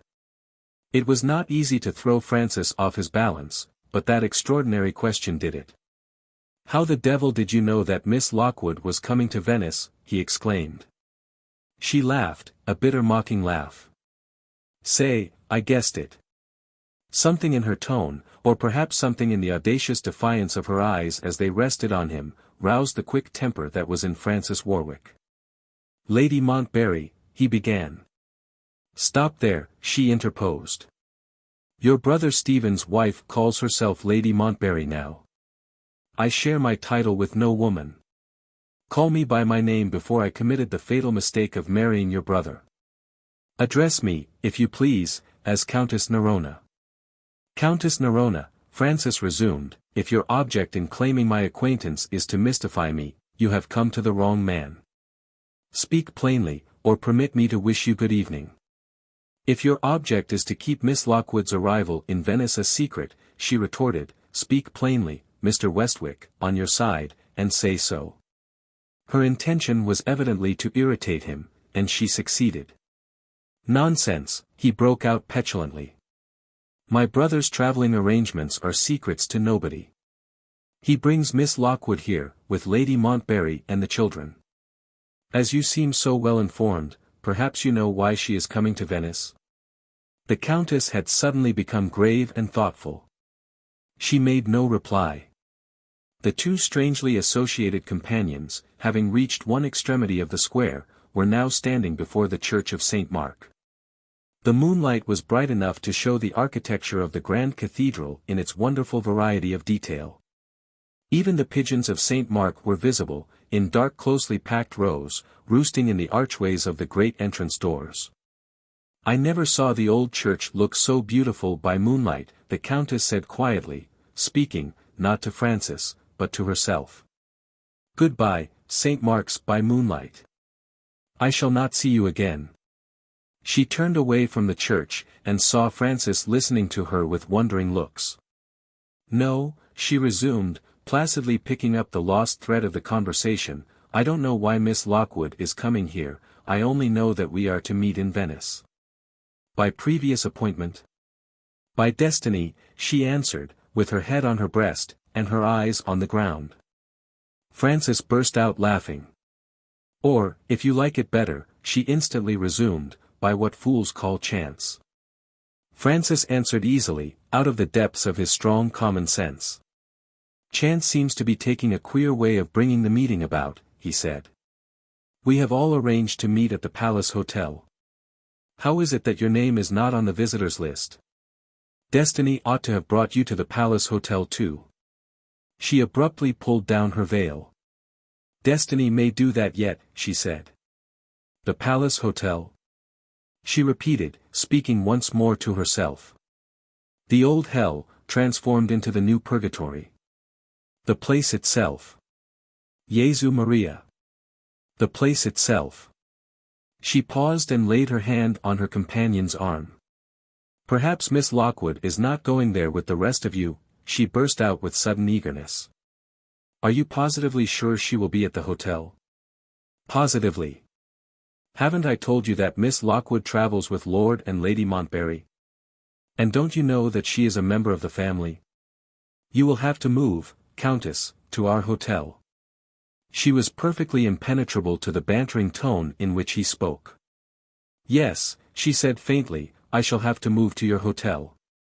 Her hand was still on his arm, he could feel her shivering from head to foot while she spoke. Heartily as he disliked and distrusted her, the common instinct of humanity obliged him to ask if she felt cold. "Yes," she said. "Cold and faint." "Cold and faint, Countess, on such a night as this?" "The night has nothing to do with it, Mr. Westwick. How do you suppose the criminal feels on the scaffold, while the hangman is putting the rope around his neck? Cold and faint, too, I should think. Excuse my grim fancy. You see, destiny has got the rope round my neck, and I feel it." She looked about her. They were at that moment close to the famous café known as Florian's. "Take me in there," she said. "I must have something to revive me." "You had better not hesitate. You are interested in reviving me." "I have not said what I wanted to say to you yet. It's business, and it's connected with your theatre." Wondering inwardly what she could possibly want with his theatre, Francis reluctantly yielded to the necessities of the situation, and took her into the café. He found a quiet corner in which they could take their places without attracting notice. "What will you have?" he inquired resignedly. She gave her own orders to the waiter, without troubling him to speak for her. "Maraschino. And a pot of tea." The waiter stared, Francis stared. The tea was a novelty, in connection with maraschino, to both of them. Careless whether she surprised them or not, she instructed the waiter, when her directions had been complied with, to pour a large wineglass full of the liqueur into a tumbler, and to fill it up from the teapot. "I can't do it for myself," she remarked, "my hand trembles so." She drank the strange mixture eagerly, hot as it was. "Maraschino punch, will you taste some of it?" she said. "I inherit the discovery of this drink. When your English Queen Caroline was on the continent, my mother was attached to her court. That much injured royal person invented, in her happier hours, maraschino punch. Fondly attached to her gracious mistress, my mother shared her tastes. And I, in my turn, learnt from my mother. Now, Mr. Westwick, suppose I tell you what my business is. You are manager of a theatre. Do you want a new play? I always want a new play, provided it's a good one. And you pay, if it's a good one. I pay liberally, in my own interests. If I write the play, will you read it?" Francis hesitated. "What has put writing a play into your head?" he asked. "Mere accident," she answered. "I had once occasion to tell my late brother of a visit which I paid to Miss Lockwood, when I was last in England. He took no interest at what happened at the interview, but something struck him in my way of relating it. He said, 'You describe what passed between you and the lady with the point and contrast of good stage dialogue. You have the dramatic instinct, try if you can write a play. You might make money.' That put it into my head." Those last words seemed to startle Francis. "Surely you don't want money," he exclaimed. "I always want money. My tastes are expensive. I have nothing but my poor little 400 a year, and the wreck that is left of the other money, about £200 in circular notes, no more." Francis knew that she was referring to the £10,000 paid by the insurance offices. "All those thousands gone already," he exclaimed. She blew a little puff of air over her fingers. "Gone like that," she answered coolly. "Baron Rivar." She looked at him with a flash of anger in her hard black eyes. "My affairs are my own secret, Mr. Westwick. I have made you a proposal, and you have not answered me yet. Don't say no, without thinking first. Remember what a life mine has been. I have seen more of the world than most people, playwrights included. I have had strange adventures, I have heard remarkable stories, I have observed, I have remembered.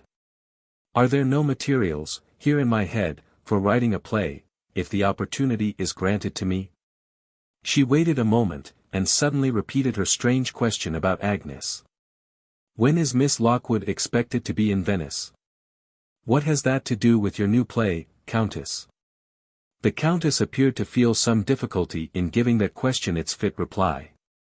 She mixed another tumbler full of maraschino punch, and drank one good half of it before she spoke again. It has everything to do with my new play, was all she said. Answer me. Francis answered her. Miss Lockwood may be here in a week. Or, for all I know to the contrary, sooner than that. Very well. If I am a living woman and a free woman in a week's time, or if I am in possession of my senses in a week's time, don't interrupt me. I know what I am talking about. I shall have a sketch or outline of my play ready, as a specimen of what I can do. Once again, will you read it? I will certainly read it. But, Countess, I don't understand. She held up her hand for silence, and finished the second tumbler of maraschino punch. I am a living enigma, and you want to know the right reading of me, she said. Here is the reading, as your English phrase goes, in a nutshell. There is a foolish idea in the minds of many persons that the natives of the warm climates are imaginative people. There never was a greater mistake. You will find no such unimaginative people anywhere as you find in Italy, Spain, Greece, and the other southern countries. To anything fanciful, to anything spiritual, their minds are deaf and blind by nature. Now and then, in the course of centuries, a great genius springs up among them, and he is the exception which proves the rule. Now see. Though I am no genius, I am, in my little way, as I suppose, an exception too. To my sorrow, I have some of that imagination which is so common among the English and the Germans, so rare among the Italians, the Spaniards, and the rest of them. And what is the result? I think it has become a disease in me. I am filled with presentiments which make this wicked life of mine one long terror to me. It doesn't matter, just now, what they are. Enough that they absolutely govern me, they drive me over land and sea at their own horrible will. They are in me, and torturing me, at this moment. Why don't I resist them? Ha! But I do resist them. I am trying, with the help of the good punch, to resist them now. At intervals I cultivate the difficult virtue of common sense. Sometimes, sound sense makes a hopeful woman of me. At one time, I had the hope that what seemed reality to me was only mad delusion. After all, I even asked the question of an English doctor. At other times, other sensible doubts of myself beset me. Never mind dwelling on them now, it always ends in the old terrors and superstitions taking possession of me again. In a week's time, I shall know whether destiny does indeed decide my future for me, or whether I decide it for myself. In the last case, my resolution is to absorb this self-tormenting fancy of mine in the occupation that I have told you of already. Do you understand me a little better now? And, our business being settled, dear Mr. Westwick, shall we get out of this hot room into the nice cool air again? They rose to leave the café. Francis privately concluded that the maraschino punch offered the only discoverable explanation of what the Countess had said to him. Chapter 20. Shall I see you again? She asked, as she held out her hand to take leave.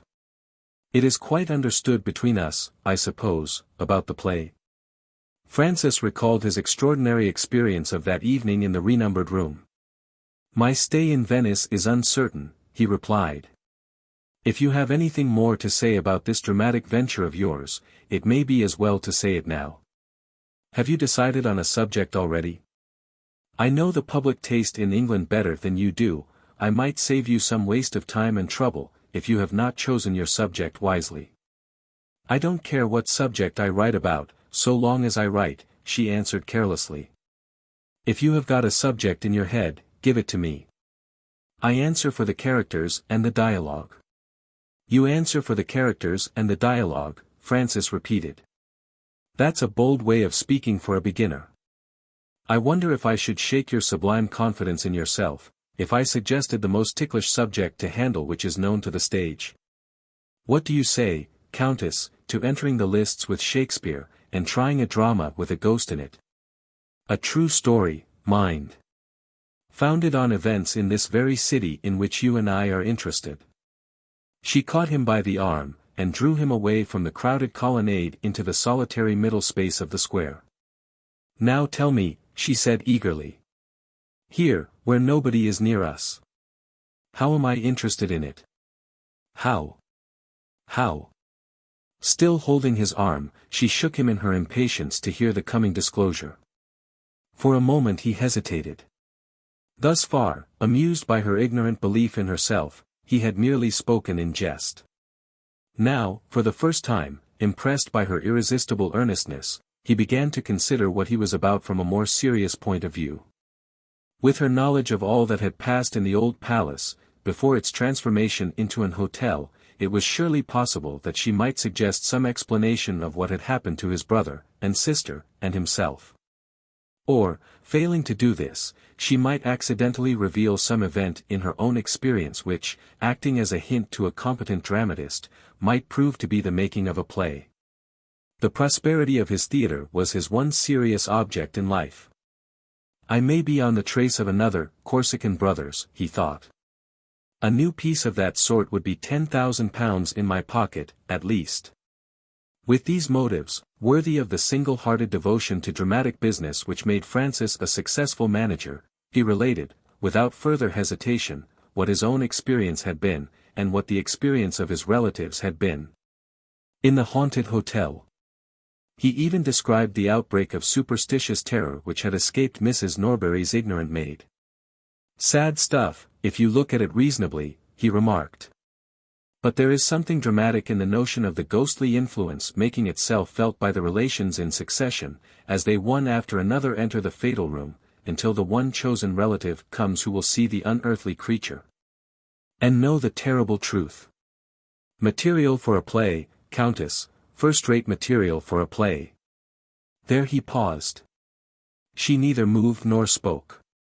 He stooped and looked closer at her. What impression had he produced? It was an impression which his utmost ingenuity had failed to anticipate. She stood by his side, just as she had stood before Agnes when her question about Ferrari was plainly answered at last, like a woman turned to stone. Her eyes were vacant and rigid, all the life in her face had faded out of it. Francis took her by the hand. Her hand was as cold as the pavement that they were standing on. He asked her if she was ill. Not a muscle in her moved.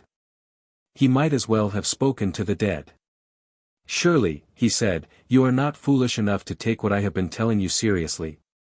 Her lips moved slowly. As it seemed, she was making an effort to speak to him. Louder, he said. I can't hear you. She struggled to recover possession of herself. A faint light began to soften the dull cold stare of her eyes. In a moment more she spoke so that he could hear her. I never thought of the other world, she murmured, in low dull tones, like a woman talking in her sleep. Her mind had gone back to the day of her last memorable interview with Agnes. She was slowly recalling the confession that had escaped her, the warning words which she had spoken at that past time. Necessarily incapable of understanding this, Francis looked at her in perplexity. She went on in the same dull vacant tone, steadily following out her own train of thought, with her heedless eyes on his face, and her wandering mind far away from him. I said some trifling event would bring us together the next time. I was wrong. No trifling event will bring us together. I said I might be the person who told her what had become of Ferrari, if she forced me to it. Shall I feel some other influence than hers? Will he force me to it? When she sees him, shall I see him too? Her head sank a little, her heavy eyelids dropped slowly, she heaved a long low weary sigh. Francis put her arm in his, and made an attempt to rouse her. Come, Countess, you are weary and overwrought. We have had enough talking tonight. Let me see you safe back to your hotel. Is it far from here?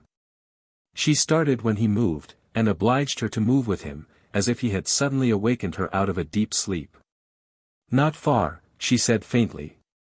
The old hotel on the quay. My mind's in a strange state, I have forgotten the name. Danieli's? Yes. He led her on slowly. She accompanied him in silence as far as the end of the Piazzetta. There, when the full view of the moonlit lagoon revealed itself, she stopped him as he turned towards the Riva degli Schiavoni. "I have something to ask you. I want to wait and think." She recovered her lost idea, after a long pause. "Are you going to sleep in the room tonight?" she asked. He told her that another traveler was in possession of the room that night. "But the manager has reserved it for me tomorrow," he added, "if I wish to have it." "No," she said. "You must give it up." "To whom?" "To me." He started. "After what I have told you, do you really wish to sleep in that room tomorrow night?" "I must sleep in it." "Are you not afraid?" "I am horribly afraid."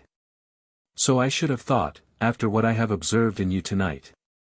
"Why should you take the room?" "You are not obliged to occupy it, unless you like." "I was not obliged to go to Venice, when I left America," she answered. "And yet I came here. I must take the room, and keep the room, until—" She broke off at those words. "Never mind the rest," she said. "It doesn't interest you." It was useless to dispute with her. Francis changed the subject. "We can do nothing tonight," he said. "I will call on you tomorrow morning, and hear what you think of it then." They moved on again to the hotel. As they approached the door, Francis asked if she was staying in Venice under her own name. She shook her head. "As your brother's widow, I am known here. As Countess Narona, I am known here. I want to be unknown, this time, to strangers in Venice. I am traveling under a common English name." She hesitated, and stood still. "What has come to me?"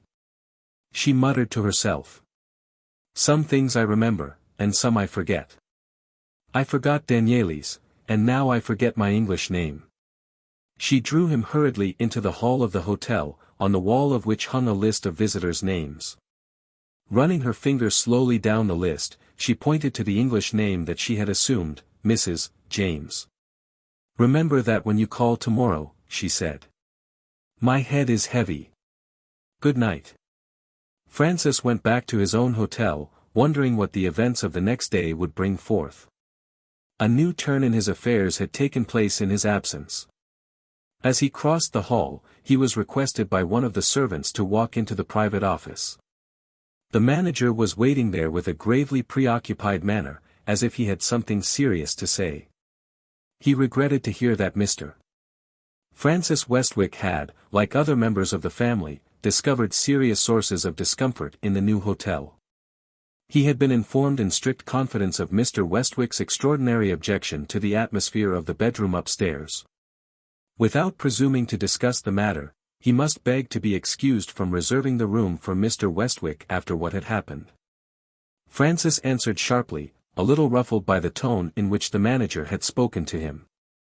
"I might, very possibly, have declined to sleep in the room, if you had reserved it," he said. "Do you wish me to leave the hotel?" The manager saw the error that he had committed, and hastened to repair it.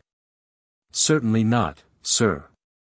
We will do our best to make you comfortable while you stay with us. I beg your pardon, if I have said anything to offend you. The reputation of an establishment like this is a matter of very serious importance.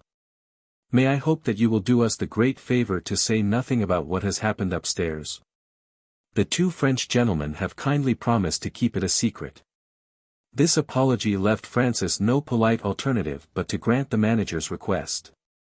There is an end to the Countess's wild scheme, he thought to himself, as he retired for the night. So much the better for the Countess. He rose late the next morning.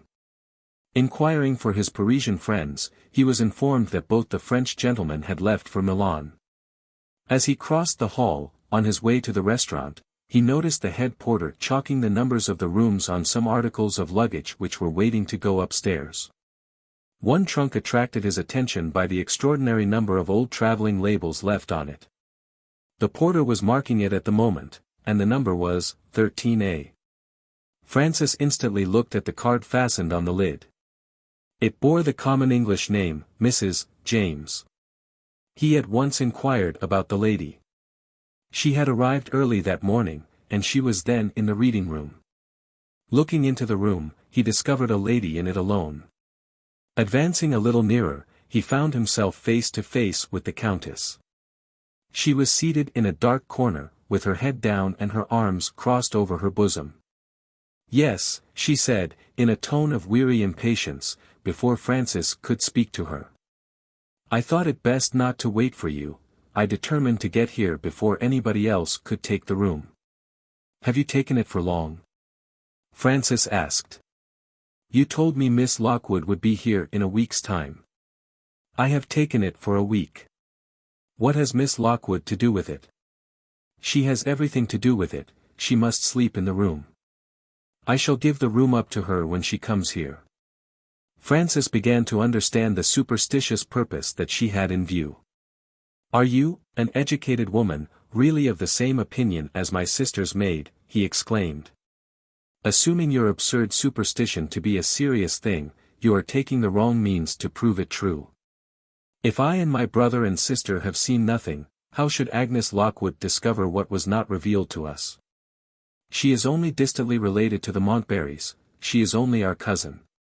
"She was nearer to the heart of the Montbarry who is dead than any of you," the Countess answered sternly. "To the last day of his life, my miserable husband repented his desertion of her. She will see what none of you have seen, she shall have the room." Francis listened, utterly at a loss to account for the motives that animated her. "I don't see what interest you have in trying this extraordinary experiment," he said. "It is my interest not to try it. It is my interest to fly from Venice, and never set eyes on Agnes Lockwood or any of your family again. What prevents you from doing that?" She started to her feet and looked at him wildly. "I know no more what prevents me than you do," she burst out. "Some will that is stronger than mine drives me on to my destruction, in spite of my own self."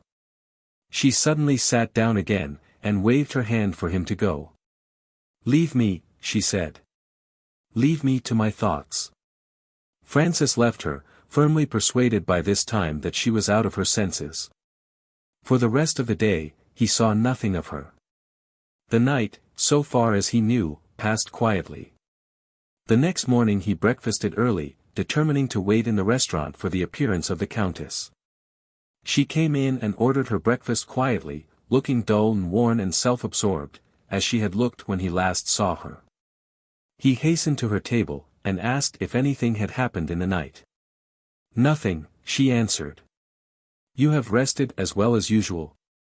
"Quite as well as usual." "Have you had any letters this morning? Have you heard when she is coming?" "I have had no letters." "Are you really going to stay here? Has your experience of last night not altered the opinion which you expressed to me yesterday?" "Not in the least." The momentary gleam of animation which had crossed her face when she questioned him about Agnes, died out of it again when he answered her. She looked, she spoke, she ate her breakfast, with a vacant resignation, like a woman who had done with hopes, done with interests, done with everything but the mechanical movements and instincts of life. Francis went out, on the customary traveller's pilgrimage to the shrines of Titian and Tintoret.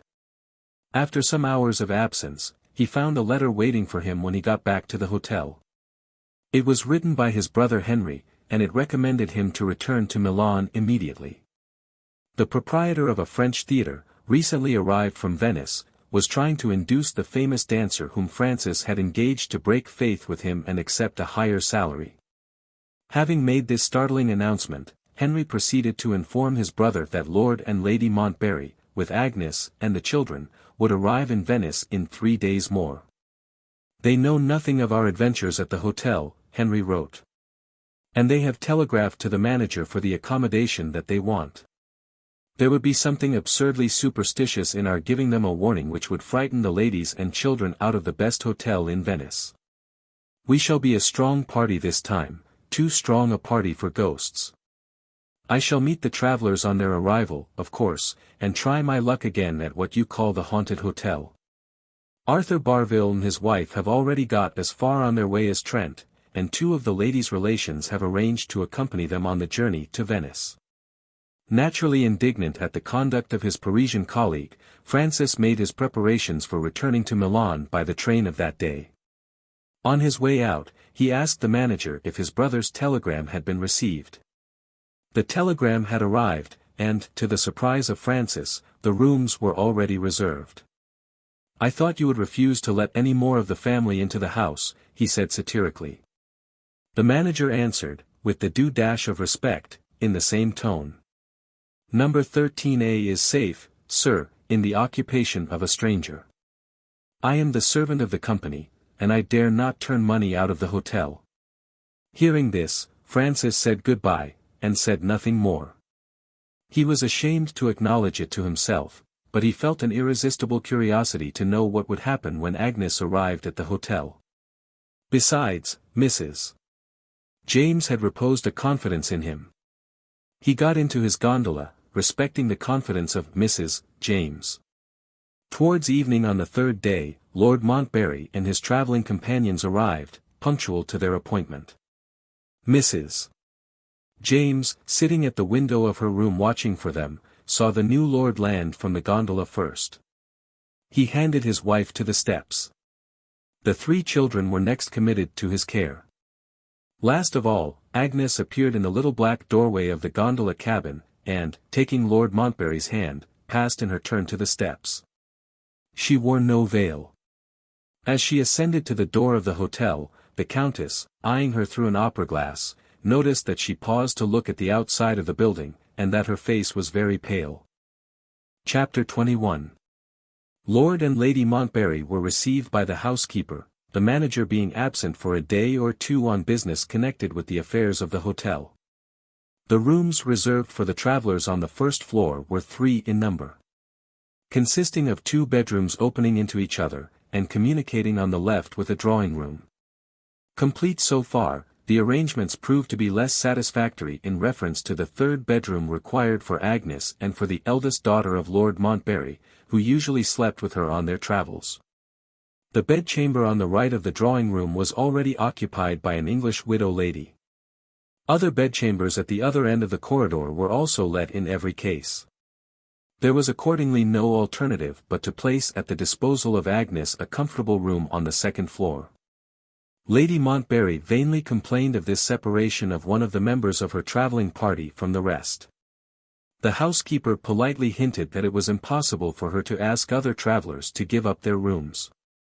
She could only express her regret, and assure Miss Lockwood that her bedchamber on the 2nd floor was one of the best rooms in that part of the hotel. On the retirement of the housekeeper, Lady Montbarry noticed that Agnes had seated herself apart, feeling apparently no interest in the question of the bedrooms. Was she ill? No, she felt a little unnerved by the railway journey, and that was all. Hearing this, Lord Montbarry proposed that she should go out with him, and try the experiment of half an hour's walk in the cool evening air. Agnes gladly accepted the suggestion. They directed their steps towards the square of St. Mark, so as to enjoy the breeze blowing over the lagoon. It was the first visit of Agnes to Venice. The fascination of the wonderful city of the waters exerted its full influence over her sensitive nature. The proposed half-hour of the walk had passed away, and was fast expanding to half an hour more, before Lord Montbarry could persuade his companion to remember that dinner was waiting for them. As they returned, passing under the colonnade, neither of them noticed a lady in deep mourning, loitering in the open space of the square. She started as she recognized Agnes walking with the new Lord Montbarry, hesitated for a moment, and then followed them, at a discreet distance, back to the hotel. Lady Montbarry received Agnes in high spirits, with news of an event which had happened in her absence. She had not left the hotel more than 10 minutes, before a little note in pencil was brought to Lady Montbarry by the housekeeper. The writer proved to be no less a person than the widow lady who occupied the room on the other side of the drawing-room, which her ladyship had vainly hoped to secure for Agnes. Writing under the name of Mrs. James, the polite widow explained that she had heard from the housekeeper of the disappointment experienced by Lady Montbarry in the matter of the rooms. Mrs. James was quite alone. And as long as her bedchamber was airy and comfortable, it mattered nothing to her whether she slept on the first or the second floor of the house. She had accordingly much pleasure in proposing to change rooms with Miss Lockwood. Her luggage had already been removed, and Miss Lockwood had only to take possession of the room, number 13A, which was now entirely at her disposal. I immediately proposed to see Mrs. James, Lady Montbarry continued, and to thank her personally for her extreme kindness. But I was informed that she had gone out, without leaving word at what hour she might be expected to return. I have written a little note of thanks, saying that we hope to have the pleasure of personally expressing our sense of Mrs. James's courtesy tomorrow. In the meantime, Agnes, I have ordered your boxes to be removed downstairs. Go. And judge for yourself, my dear, if that good lady has not given up to you the prettiest room in the house. With those words, Lady Montbarry left Miss Lockwood to make a hasty toilet for dinner. The new room at once produced a favourable impression on Agnes. The large window, opening into a balcony, commanded an admirable view of the canal. The decorations on the walls and ceiling were skillfully copied from the exquisitely graceful designs of Raphael in the Vatican. The massive wardrobe possessed compartments of unusual size, in which double the number of dresses that Agnes possessed might have been conveniently hung at full length.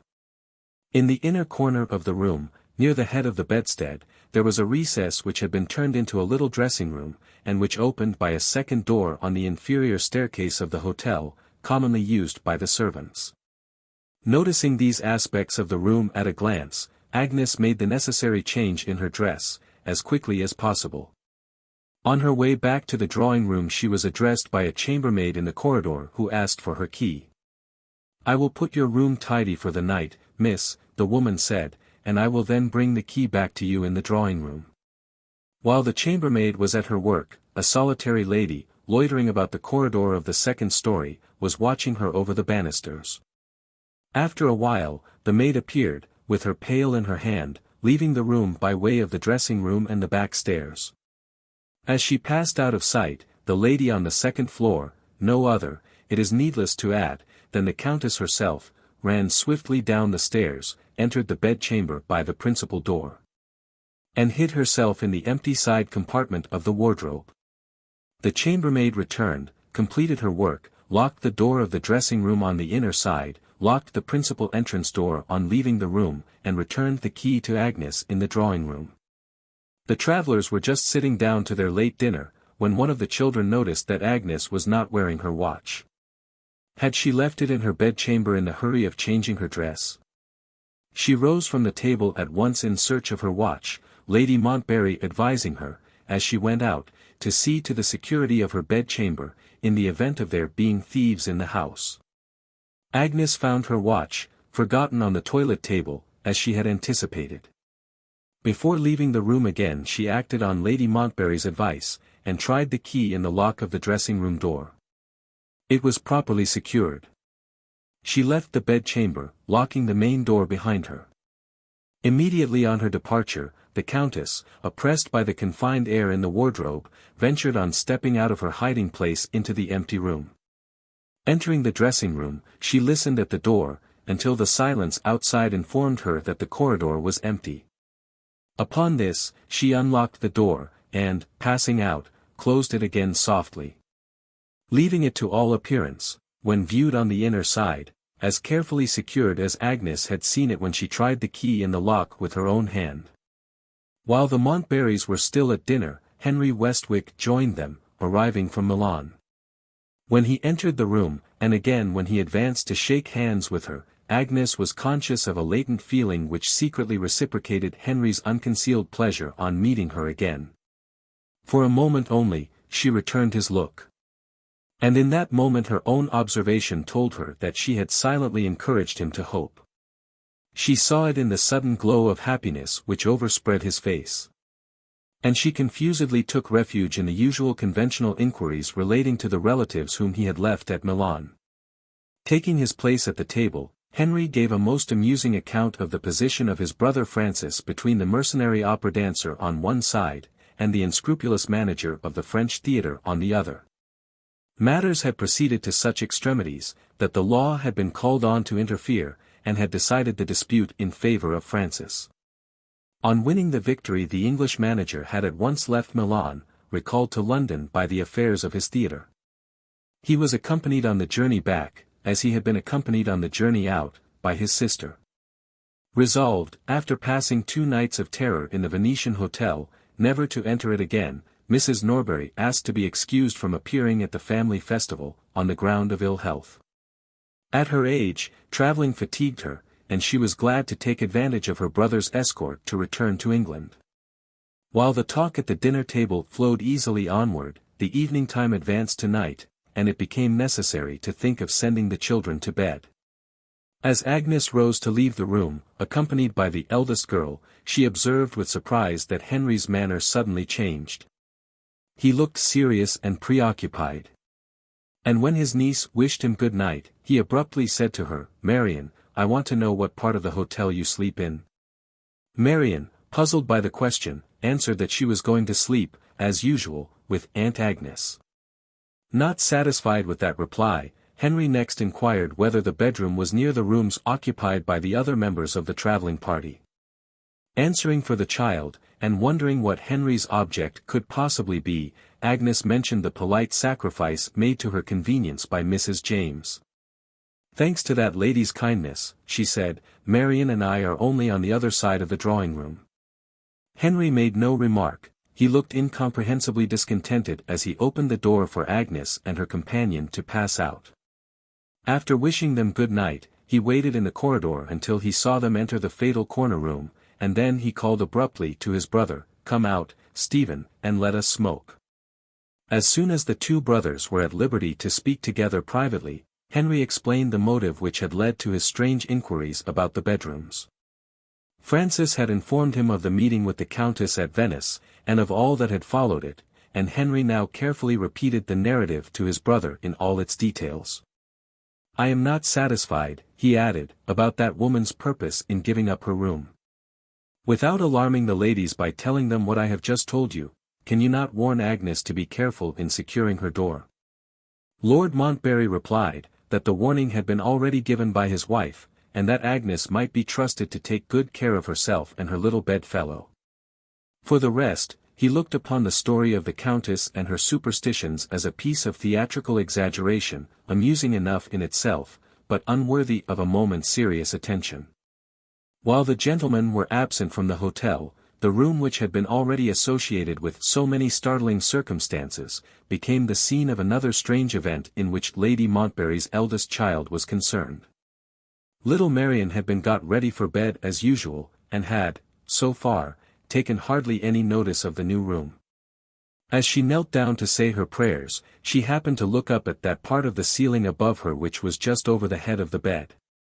The next instant she alarmed Agnes, by starting to her feet with a cry of terror, and pointing to a small brown spot on one of the white-panelled spaces of the carved ceiling. "It's a spot of blood," the child exclaimed. "Take me away. I won't sleep here."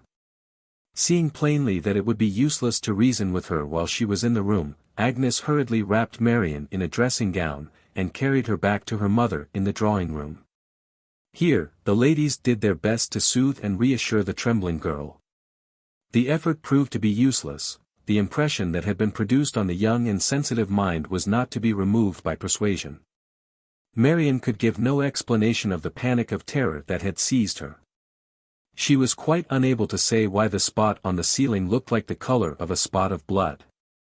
She only knew that she should die of terror if she saw it again. Under these circumstances, but one alternative was left. It was arranged that the child should pass the night in the room occupied by her 2 younger sisters and the nurse. In half an hour more, Marian was peacefully asleep with her arm around her sister's neck. Lady Montbarry went back with Agnes to her room to see the spot on the ceiling which had so strangely frightened the child. It was so small as to be only just perceptible, and it had in all probability been caused by the carelessness of a workman, or by a dripping from water accidentally spilt on the floor of the room above. "I really cannot understand why Marian should place such a shocking interpretation on such a trifling thing," Lady Montbarry remarked. "I suspect the nurse is in some way answerable for what has happened," Agnes suggested. She may quite possibly have been telling Marion some tragic nursery story which has left its mischievous impression behind it. Persons in her position are sadly ignorant of the danger of exciting a child's imagination. You had better caution the nurse tomorrow. Lady Montbarry looked round the room with admiration. Is it not prettily decorated? She said. I suppose, Agnes, you don't mind sleeping here by yourself. Agnes laughed. I feel so tired, she replied, that I was thinking of bidding you good night, instead of going back to the drawing-room. Lady Montbarry turned towards the door. I see your jewel case on the table, she resumed. Don't forget to lock the other door there, in the dressing-room. I have already seen to it, and tried the key myself, said Agnes. Can I be of any use to you before I go to bed? No, my dear, thank you.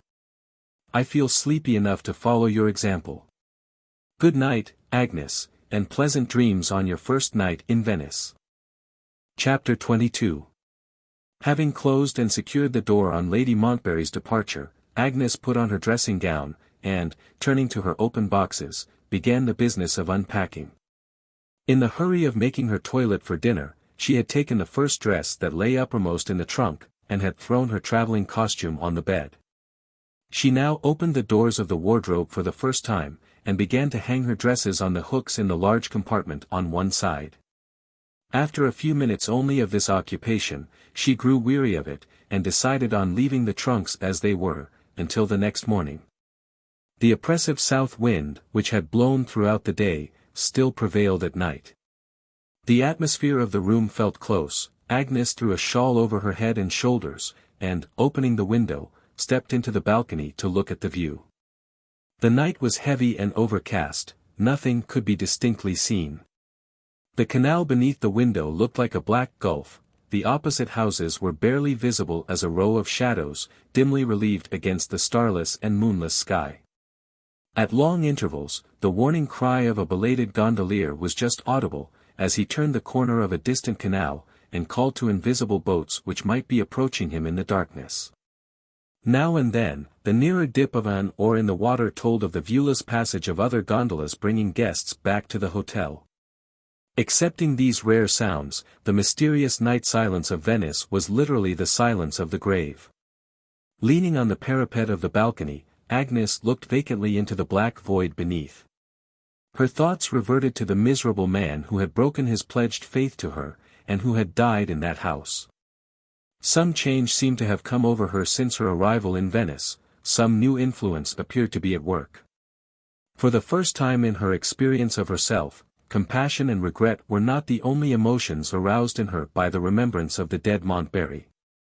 A keen sense of the wrong that she had suffered, never yet felt by that gentle and forgiving nature, was felt by it now. She found herself thinking of the bygone days of her humiliation almost as harshly as Henry Westwick had thought of them, she who had rebuked him the last time he had spoken slightingly of his brother in her presence.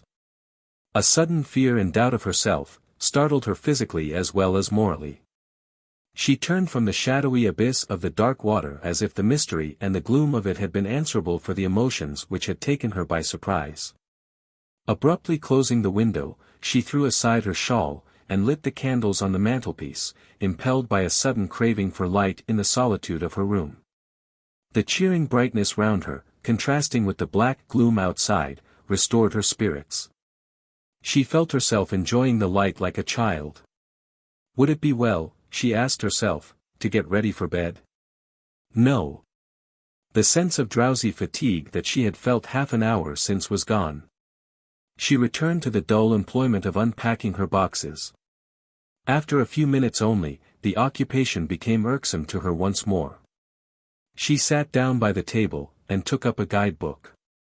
Suppose I inform myself, she thought, on the subject of Venice? Her attention wandered from the book, before she had turned the first page of it. The image of Henry Westwick was the presiding image in her memory now. Recalling the minutest incidents and details of the evening, she could think of nothing which presented him under other than a favorable and interesting aspect. She smiled to herself softly, her color rose by fine gradations, as she felt the full luxury of dwelling on the perfect truth and modesty of his devotion to her.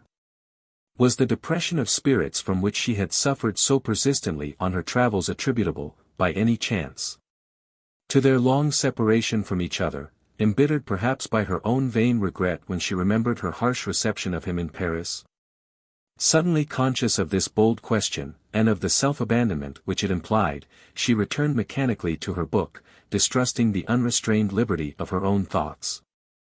What lurking temptations to forbidden tenderness find their hiding places in a woman's dressing gown, when she is alone in her room at night? With her heart in the tomb of the dead Montbarry, could Agnes even think of another man, and think of love? How shameful! How unworthy of her! For the second time, she tried to interest herself in the guidebook, and once more she tried in vain. Throwing the book aside, she turned desperately to the one resource that was left, to her luggage, resolved to fatigue herself without mercy, until she was weary enough and sleepy enough to find a safe refuge in bed. For some little time, she persisted in the monotonous occupation of transferring her clothes from her trunk to the wardrobe. The large clock in the hall, striking midnight, reminded her that it was getting late. She sat down for a moment in an armchair by the bedside, to rest. The silence in the house now caught her attention, and held it disagreeably. Was everybody in bed and asleep but herself? Surely it was time for her to follow the general example. With a certain irritable nervous haste, she rose again and undressed herself. I have lost 2 hours of rest, she thought, frowning at the reflection of herself in the glass, as she arranged her hair for the night. I shall be good for nothing tomorrow. She lit the nightlight and extinguished the candles, with one exception, which she removed to a little table, placed on the side of the bed opposite to the side occupied by the armchair. Having put her traveling box of matches and the guide-book near the candle, in case she might be sleepless and might want to read, she blew out the light, and laid her head on the pillow. The curtains of the bed were looped back to let the air pass freely over her. Lying on her left side, with her face turned away from the table, she could see the armchair by the dim nightlight.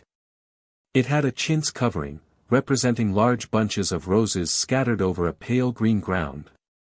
She tried to weary herself into drowsiness by counting over and over again the bunches of roses that were visible from her point of view. Twice her attention was distracted from the counting, by sounds outside, by the clock chiming the half-hour past 12.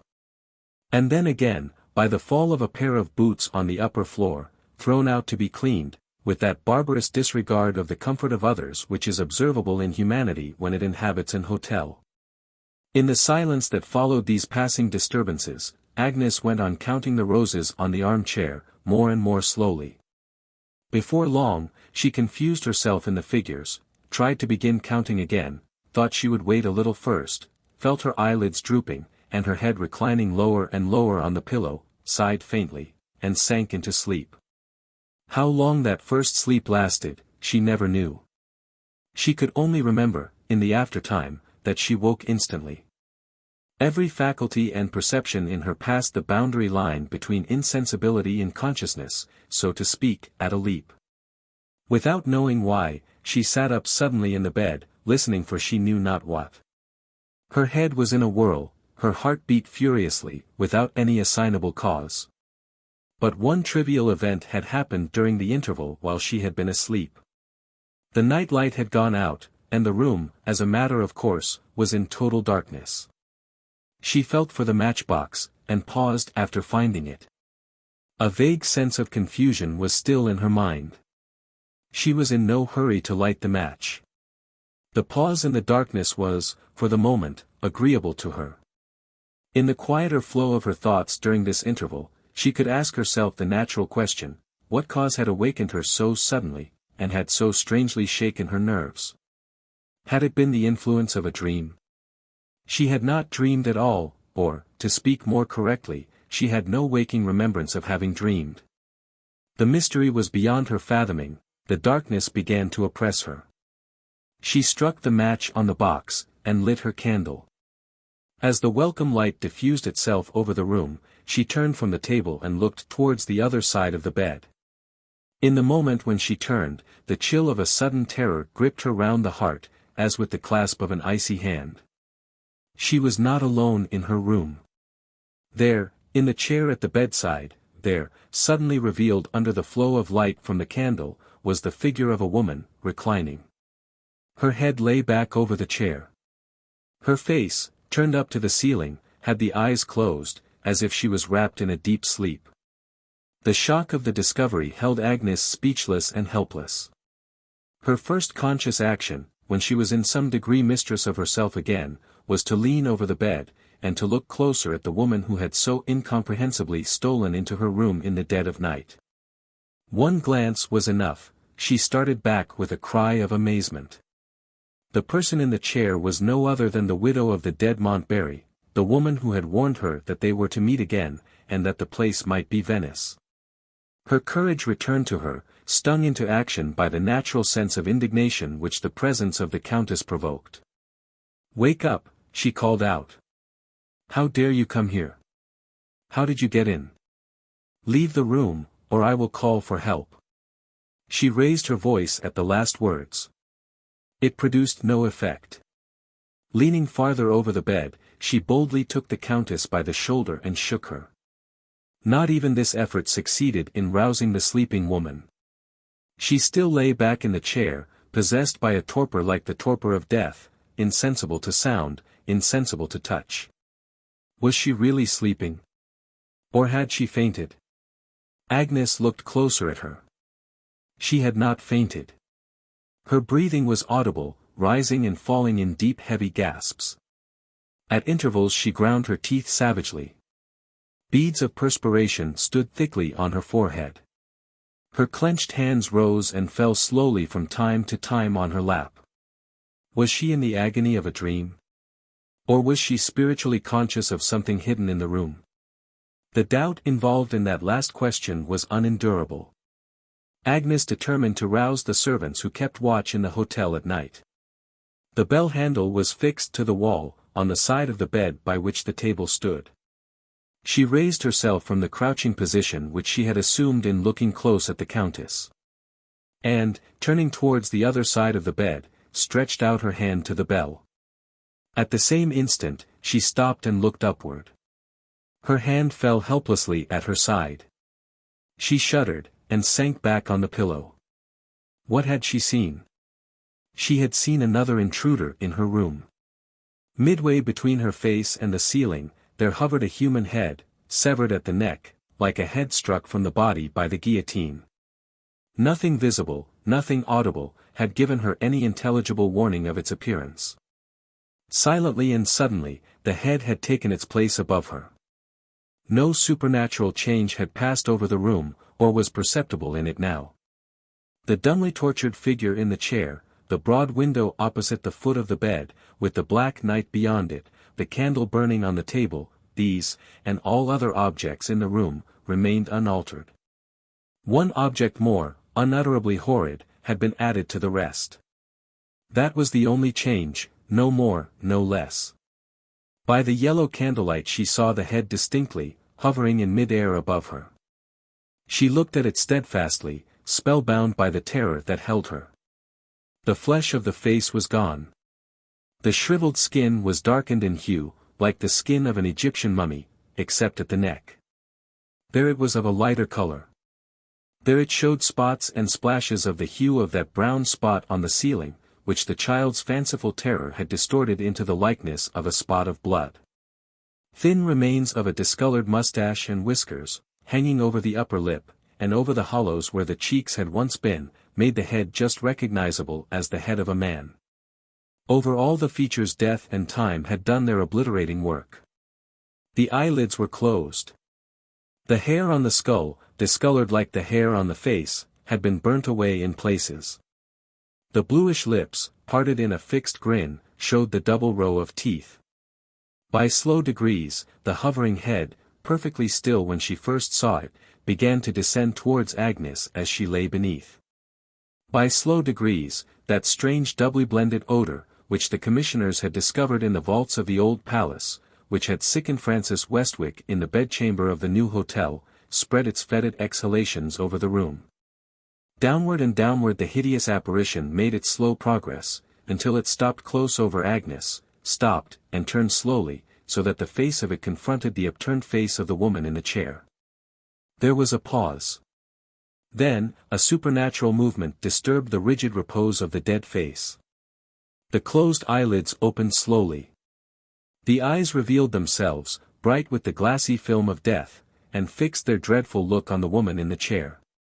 Agnes saw that look, saw the eyelids of the living woman open slowly like the eyelids of the dead, saw her rise, as if in obedience to some silent command, and saw no more. Her next conscious impression was of the sunlight pouring in at the window, of the friendly presence of Lady Montbarry at the bedside, and of the children's wondering faces peeping in at the door. Chapter 23. You have some influence over Agnes. Try what you can do, Henry, to make her take a sensible view of the matter. There is really nothing to make a fuss about. My wife's maid knocked at her door early in the morning, with the customary cup of tea. Getting no answer, she went round to the dressing-room, found the door on that side unlocked, and discovered Agnes on the bed in a fainting fit. With my wife's help, they brought her to herself again, and she told the extraordinary story which I have just repeated to you. You must have seen for yourself that she has been over-fatigued, poor thing, by our long railway journeys, her nerves are out of order, and she is just the person to be easily terrified by a dream. She obstinately refuses, however, to accept this rational view. Don't suppose that I have been severe with her. All that a man can do to humor her I have done. I have written to the Countess, in her assumed name, offering to restore the room to her. She writes back, positively declining to return to it. I have accordingly arranged, so as not to have the thing known in the hotel, to occupy the room for 1 or 2 nights, and to leave Agnes to recover her spirits under my wife's care. Is there anything more that I can do? Whatever questions Agnes has asked of me I have answered to the best of my ability. She knows all that you told me about Francis and the Countess last night. But try as I may I can't quiet her mind. I have given up the attempt in despair, and left her in the drawing-room. Go, like a good fellow, and try what you can do to compose her. In those words, Lord Montbarry stated the case to his brother from the rational point of view. Henry made no remark, he went straight to the drawing-room. He found Agnes walking rapidly backwards and forwards, flushed and excited. If you come here to say what your brother has been saying to me, she broke out, before he could speak, spare yourself the trouble. I don't want common sense, I want a true friend who will believe in me. I am that friend, Agnes, Henry answered quietly, and you know it. You really believe that I am not deluded by a dream? I know that you are not deluded, in one particular, at least. In what particular? In what you have said of the Countess. It is perfectly true. Agnes stopped him there.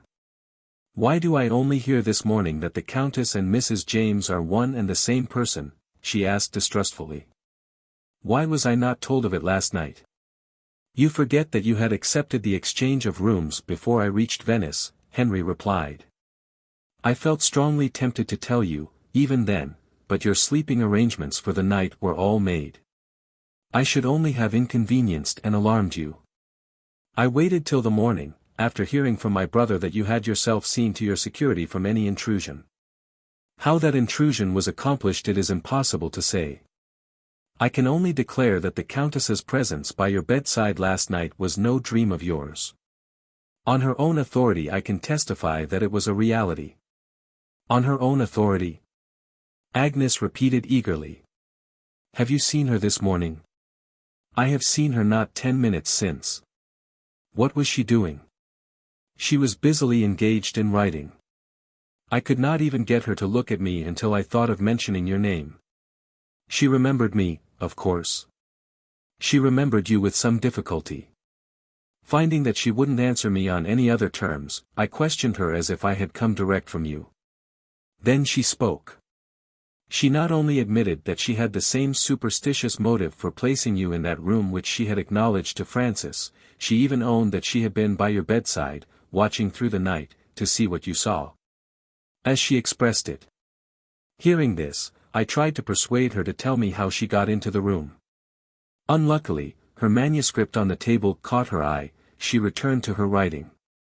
"The Baron wants money," she said, "I must get on with my play. What she saw or dreamed while she was in your room last night, it is at present impossible to discover. But judging by my brother's account of her, as well as by what I remember of her myself, some recent influence has been at work which has produced a marked change in this wretched woman for the worse. Her mind, since last night, perhaps, is partially deranged. One proof of it is that she spoke to me of the Baron as if he were still a living man. When Frances saw her, she declared that the Baron was dead, which is the truth. The United States consul at Milan showed us the announcement of the death in an American newspaper.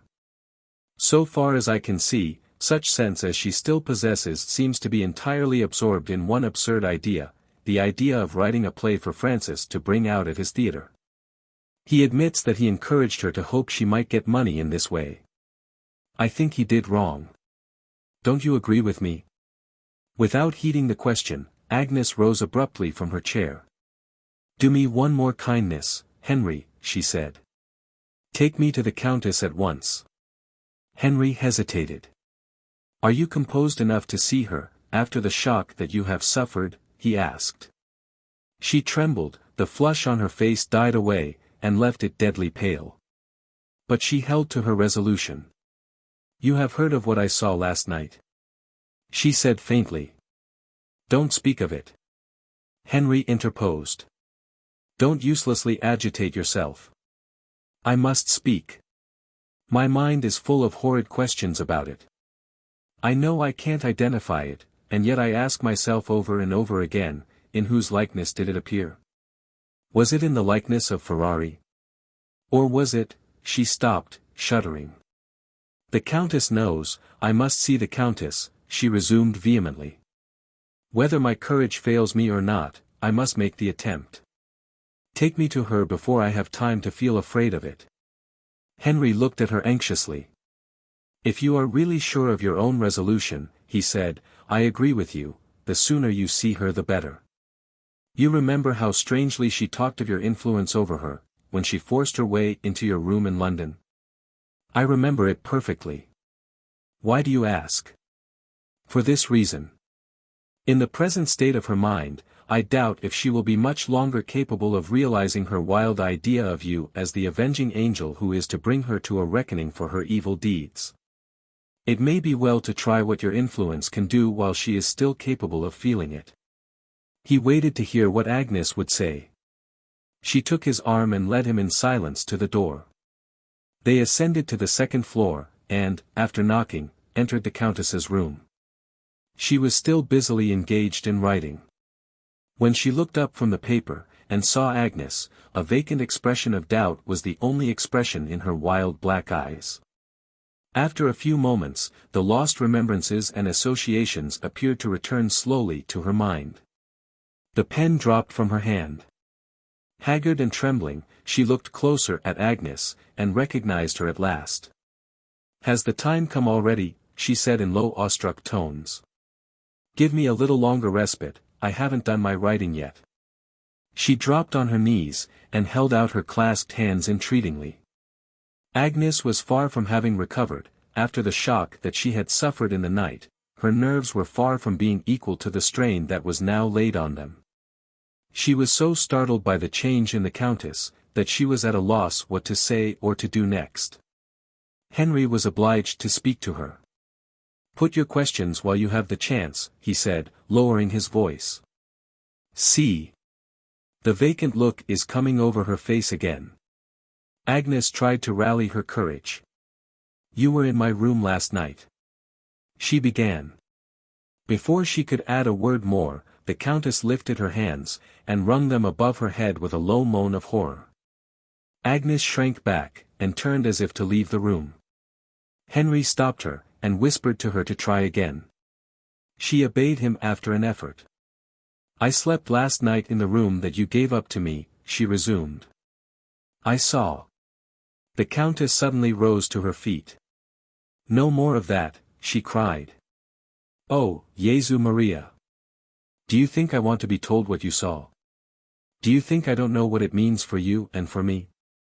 Decide for yourself, Mississippi, examine your own mind.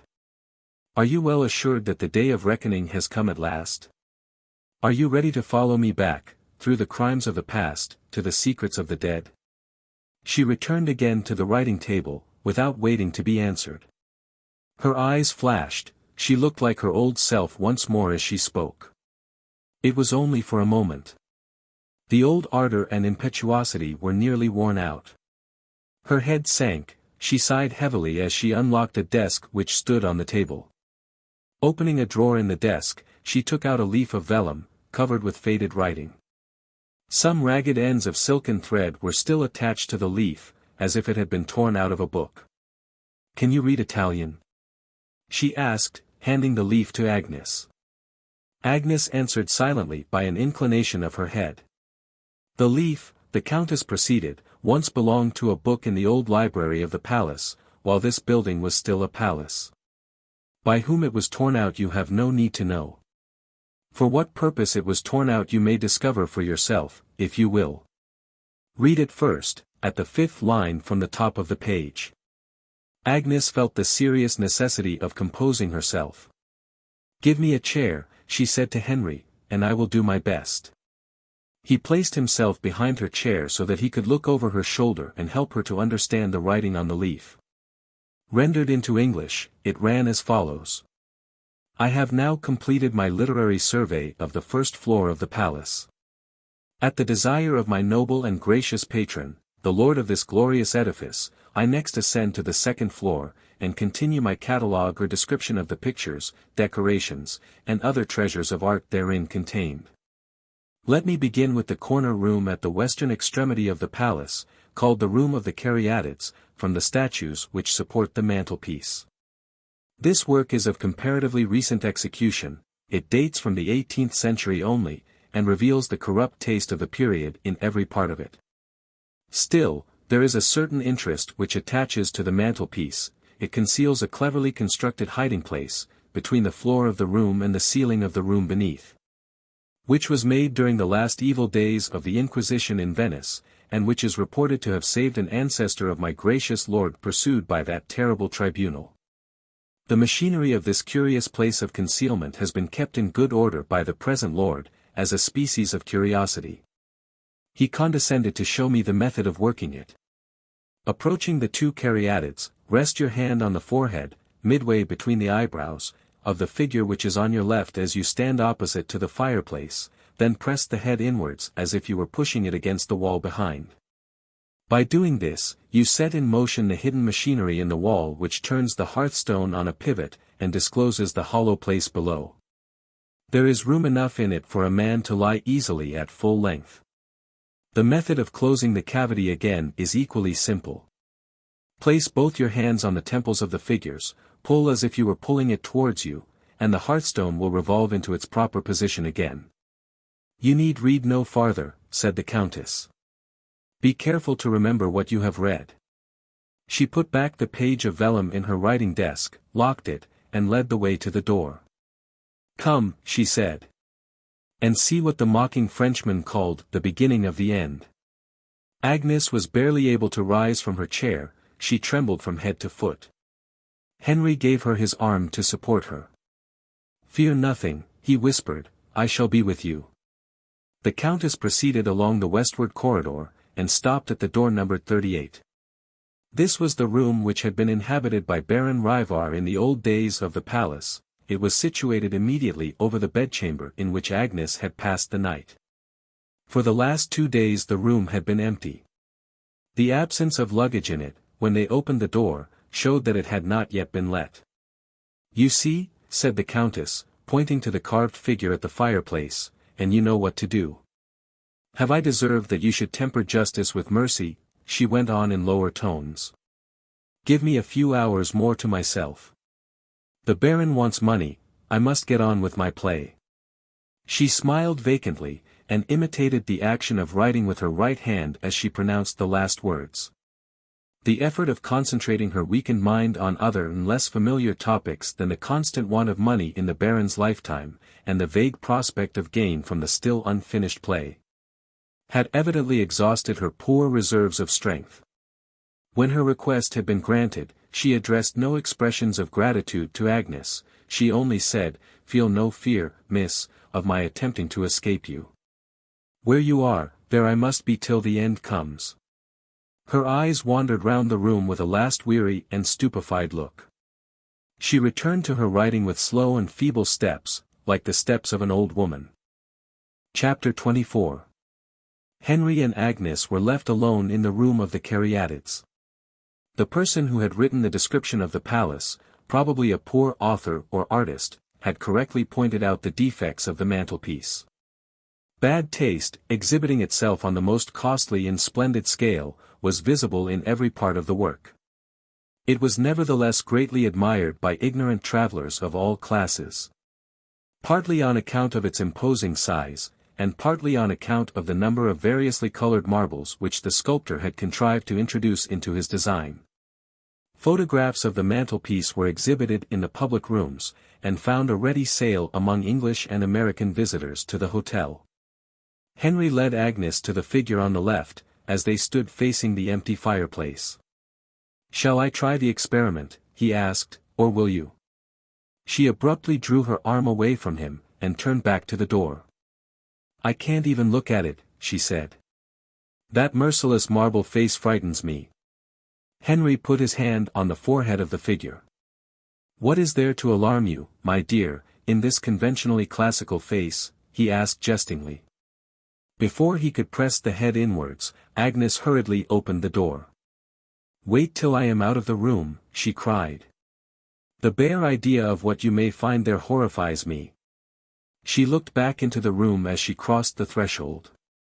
"I won't leave you altogether," she said, "I will wait outside." She closed the door. Left by himself, Henry lifted his hand once more to the marble forehead of the figure. For the second time, he was checked on the point of setting the machinery of the hiding-place in motion. On this occasion, the interruption came from an outbreak of friendly voices in the corridor. A woman's voice exclaimed, "Dearest Agnes, how glad I am to see you again." A man's voice followed, offering to introduce some friend to Miss Lockwood. A third voice, which Henry recognized as the voice of the manager of the hotel, became audible next, directing the housekeeper to show the ladies and gentlemen the vacant apartments at the other end of the corridor. "If more accommodation is wanted," the manager went on, "I have a charming room to let here." He opened the door as he spoke, and found himself face to face with Henry Westwick. "This is indeed an agreeable surprise, sir," said the manager cheerfully. "You are admiring our famous chimney-piece, I see. May I ask, Mr. Westwick, how you find yourself in the hotel, this time? Have the supernatural influences affected your appetite again?" "The supernatural influences have spared me, this time," Henry answered. "Perhaps you may yet find that they have affected some other member of the family." He spoke gravely, resenting the familiar tone in which the manager had referred to his previous visit to the hotel. "Have you just returned?" he asked, by way of changing the topic. "Just this minute, sir. I had the honor of traveling in the same train with friends of yours who have arrived at the hotel, Mr. and Mrs. Arthur Barville, and their traveling companions. Miss Lockwood is with them, looking at the rooms. They will be here before long, if they find it convenient to have an extra room at their disposal." This announcement decided Henry on exploring the hiding place, before the interruption occurred. It had crossed his mind, when Agnes left him, that he ought perhaps to have a witness, in the not very probable event of some alarming discovery taking place. The too familiar manager, suspecting nothing, was there at his disposal. He turned again to the Cayenne figure, maliciously resolving to make the manager his witness. "I am delighted to hear that our friends have arrived at last," he said. "Before I shake hands with them, let me ask you a question about this queer work of art here. I see photographs of it downstairs. Are they for sale?" "Certainly, Mr. Westwick." "Do you think the chimney-piece is as solid as it looks?" Henry proceeded. "When you came in, I was just wondering whether this figure here had not accidentally got loosened from the wall behind it." He laid his hand on the marble forehead, for the third time. "To my eye, it looks a little out of the perpendicular. I almost fancied I could jog the head just now, when I touched it. He pressed the head inwards as he said those words.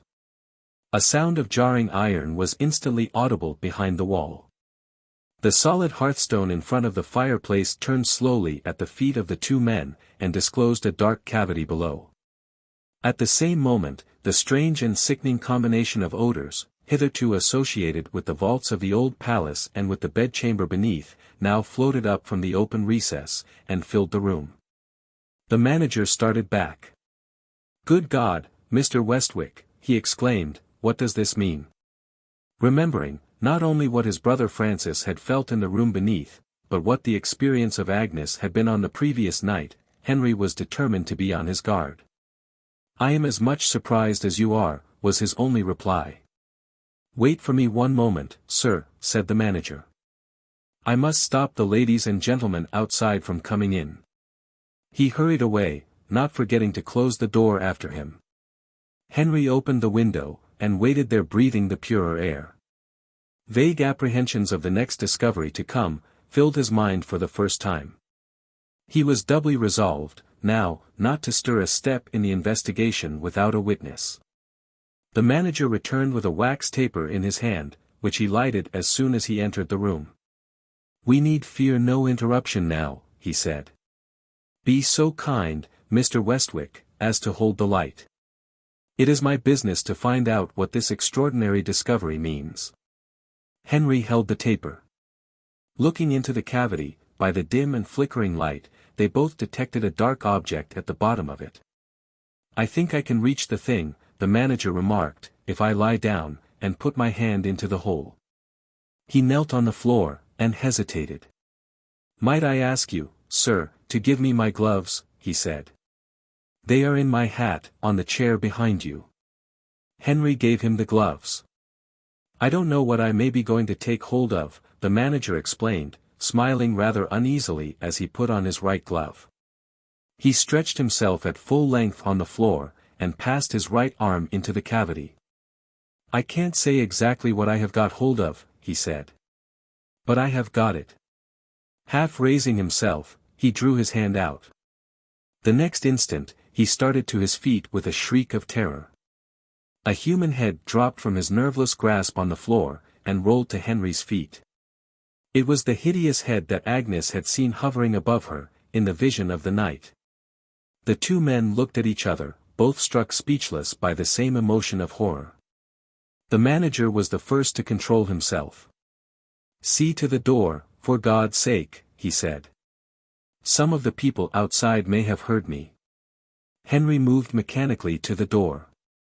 Even when he had his hand on the key, ready to turn it in the lock in case of necessity, he still looked back at the appalling object on the floor. There was no possibility of identifying those decayed and distorted features with any living creature whom he had seen, and, yet, he was conscious of feeling a vague and awful doubt which shook him to the soul. The questions which had tortured the mind of Agnes, were now his questions too. He asked himself, in whose likeness might I have recognized it before the decay set in? The likeness of Ferrari? Or the likeness of? He paused trembling, as Agnes had paused trembling before him. Agnes! The name, of all women's names the dearest to him, was a terror to him now. What was he to say to her? What might be the consequence if he trusted her with the terrible truth? No footsteps approached the door, no voices were audible outside. The travelers were still occupied in the rooms at the eastern end of the corridor. In the brief interval that had passed, the manager had sufficiently recovered himself to be able to think once more of the first and foremost interests of his life, the interests of the hotel. He approached Henry anxiously. "If this frightful discovery becomes known," he said, "the closing of the hotel and the ruin of the company will be the inevitable results. I feel sure that I can trust your discretion, sir, so far." "You can certainly trust me," Henry answered. "But surely discretion has its limits," he added, "after such a discovery as we have made." The manager understood that the duty which they owed to the community, as honest and law-abiding men, was the duty to which Henry now referred. "I will at once find the means," he said, "of conveying the remains privately out of the house, and I will myself place them in the care of the police authorities. Will you leave the room with me? Or do you not object to keep watch here, and help me when I return?" While he was speaking, the voices of the travelers made themselves heard again at the end of the corridor. Henry instantly consented to wait in the room. He shrank from facing the inevitable meeting with Agnes if he showed himself in the corridor at that moment. The manager hastened his departure, in the hope of escaping notice. He was discovered by his guests before he could reach the head of the stairs. Henry heard the voices plainly as he turned the key. While the terrible drama of discovery was in progress on one side of the door, trivial questions about the amusements of Venice, and facetious discussions on the relative merits of French and Italian cookery, were proceeding on the other. Little by little, the sound of the talking grew fainter. The visitors, having arranged their plans of amusement for the day, were on their way out of the hotel. In a minute or two, there was silence once more. Henry turned to the window, thinking to relieve his mind by looking at the bright view over the canal. He soon grew wearied of the familiar scene. The morbid fascination which seems to be exercised by all horrible sights, drew him back again to the ghastly object on the floor. Dream or reality, how had Agnes survived the sight of it? As the question passed through his mind, he noticed for the first time something lying on the floor near the head.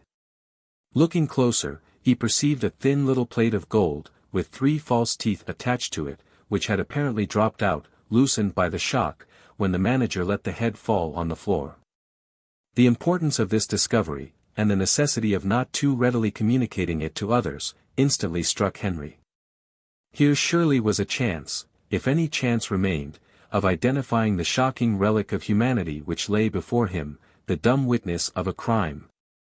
Acting on this idea, he took possession of the teeth, purposing to use them as a last means of inquiry when other attempts at investigation had been tried and had failed. He went back again to the window. The solitude of the room began to weigh on his spirits. As he looked out again at the view, there was a soft knock at the door. He hastened to open it, and checked himself in the act. A doubt occurred to him. Was it the manager who had knocked? He called out, "Who is there?" The voice of Agnes answered him. "Have you anything to tell me, Henry?" He was hardly able to reply. "Not just now," he said, confusedly. "Forgive me if I don't open the door. I will speak to you a little later." The sweet voice made itself heard again, pleading with him piteously. "Don't leave me alone, Henry. I can't go back to the happy people downstairs." How could he resist that appeal? He heard her sigh, he heard the rustling of her dress as she moved away in despair. The very thing that he had shrunk from doing but a few minutes since was the thing that he did now. He joined Agnes in the corridor. She turned as she heard him, and pointed, trembling, in the direction of the closed room. "Is it so terrible as that?" she asked faintly. He put his arm round her to support her. A thought came to him as he looked at her, waiting in doubt and fear for his reply. "You shall know what I have discovered," he said, "if you will first put on your hat and cloak, and come out with me." She was naturally surprised. "Can you tell me your object in going out?" she asked. He owned what his object was unreservedly. "I want, before all things," he said, "to satisfy your mind and mine, on the subject of Montbarry's death. I am going to take you to the doctor who attended him in his illness, and to the consul who followed him to the grave." Her eyes rested on Henry gratefully. "Oh, how well you understand me," she said. The manager joined them at the same moment, on his way up the stairs. Henry gave him the key of the room, and then called to the servants in the hall to have a gondola ready at the steps. "Are you leaving the hotel?" the manager asked. "In search of evidence," Henry whispered, pointing to the key. "If the authorities want me, I shall be back in an hour." Chapter 25. The day had advanced to evening. Lord Montbarry and the bridal party had gone to the opera. Agnes alone, pleading the excuse of fatigue, remained at the hotel. Having kept up appearances by accompanying his friends to the theatre, H. Henry Westwick slipped away after the first act, and joined Agnes in the drawing-room. "Have you thought of what I said to you earlier in the day?" he asked, taking a chair at her side. "Do you agree with me that the one dreadful doubt which oppressed us both is at least set at rest?" Agnes shook her head sadly. "I wish I could agree with you, Henry. I wish I could honestly say that my mind is at ease." The answer would have discouraged most men. Henry's patience, where Agnes was concerned, was equal to any demands on it. "If you will only look back at the events of the day," he said, "you must surely admit that we have not been completely baffled. Remember how Dr. Bruno disposed of our doubts. After 30 years of medical practice, do you think I am likely to mistake the symptoms of death by bronchitis? If ever there was an unanswerable question, there it is. Was the consul's testimony doubtful in any part of it? He called at the palace to offer his services. After hearing of Lord Montbarry's death, he arrived at the time when the coffin was in the house. He himself saw the corpse placed in it, and the lid screwed down. The evidence of the priest is equally beyond dispute. He remained in the room with the coffin, reciting the prayers for the dead, until the funeral left the palace. Bear all these statements in mind, Agnes, and how can you deny that the question of Montbarry's death and burial is a question set at rest? We have really but one doubt left. We have still to ask ourselves whether the remains which I discovered are the remains of the lost courier, or not. There is the case, as I understand it. Have I stated it fairly?" Agnes could not deny that he had stated it fairly. "Then what prevents you from experiencing the same sense of relief that I feel?" Henry asked. "What I saw last night prevents me," Agnes answered. "When we spoke of this subject, after our inquiries were over, you reproached me with taking what you called the superstitious view.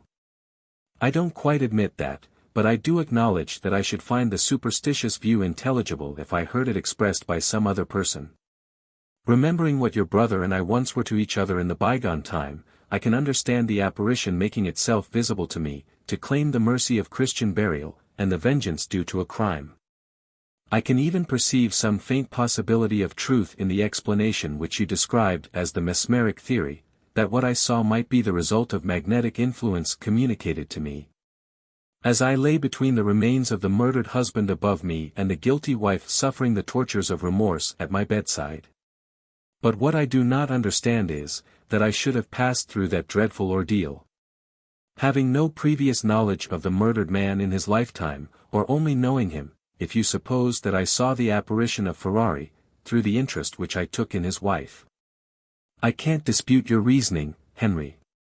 But I feel in my heart of hearts that you are deceived. Nothing will shake my belief that we are still as far from having discovered the dreadful truth as ever." Henry made no further attempt to dispute with her. She had impressed him with a certain reluctant respect for her own opinion, in spite of himself. "Have you thought of any better way of arriving at the truth?" he asked. "Who is to help us?" "No doubt there is the Countess, who has the clue to the mystery in her own hands. But, in the present state of her mind, is her testimony to be trusted, even if she were willing to speak? Judging by my own experience, I should say decidedly not." "You don't mean that you have seen her again?" Agnes eagerly interposed. "Yes. I disturbed her once more over her endless writing, and I insisted on her speaking out plainly." "Then you told her what you found when you opened the hiding place?" "Of course I did," Henry replied. "I said that I held her responsible for the discovery, though I had not mentioned her connection with it to the authorities as yet. She went on with her writing as if I had spoken in an unknown tongue. I was equally obstinate, on my side. I told her plainly that the head had been placed under the care of the police, and that the manager and I had signed our declarations and given our evidence. She paid not the slightest heed to me. By way of tempting her to speak, I added that the whole investigation was to be kept a secret, and that she might depend on my discretion. For the moment I thought I had succeeded. She looked up from her writing with a passing flash of curiosity, and said, 'What are they going to do with it?' Meaning, I suppose, the head. I answered that it was to be privately buried. after photographs of it had first been taken. I even went the length of communicating the opinion of the surgeon consulted, that some chemical means of arresting decomposition had been used and had only partially succeeded, and I asked her point-blank if the surgeon was right. The trap was not a bad one, but it completely failed. She said in the coolest manner, "Now you are here, I should like to consult you about my play. I am at a loss for some new incidents." Mind. There was nothing satirical in this. She was really eager to read her wonderful work to me, evidently supposing that I took a special interest in such things, because my brother is the manager of a theater. I left her, making the first excuse that occurred to me. So far as I am concerned, I can do nothing with her. But it is possible that your influence may succeed with her again, as it has succeeded already. Will you make the attempt, to satisfy your own mind? She is still upstairs. And I am quite ready to accompany you. Agnes shuddered at the bare suggestion of another interview with the Countess. I can't. I daren't, she exclaimed. After what has happened in that horrible room, she is more repellent to me than ever. Don't ask me to do it, Henry. Feel my hand, you have turned me as cold as death only with talking of it. She was not exaggerating the terror that possessed her. Henry hastened to change the subject. Let us talk of something more interesting, he said. I have a question to ask you about yourself. Am I right in believing that the sooner you get away from Venice the happier you will be? Right, she repeated excitedly. You are more than right.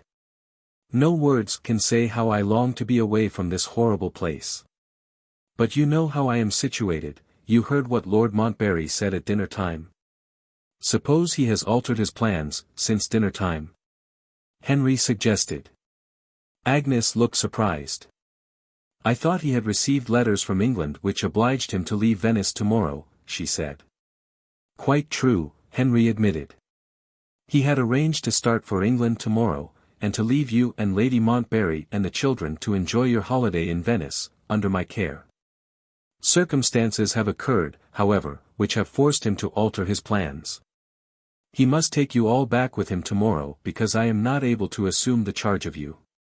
I am obliged to give up my holiday in Italy, and return to England too. Agnes looked at him in some little perplexity, she was not quite sure whether she understood him or not. Are you really obliged to go back? She asked. Henry smiled as he answered her. Keep the secret, he said, or Montbarry will never forgive me. She read the rest in his face. Oh, she exclaimed, blushing brightly, you have not given up your pleasant holiday in Italy on my account? I shall go back with you to England, Agnes. That will be holiday enough for me. She took his hand in an irrepressible outburst of gratitude.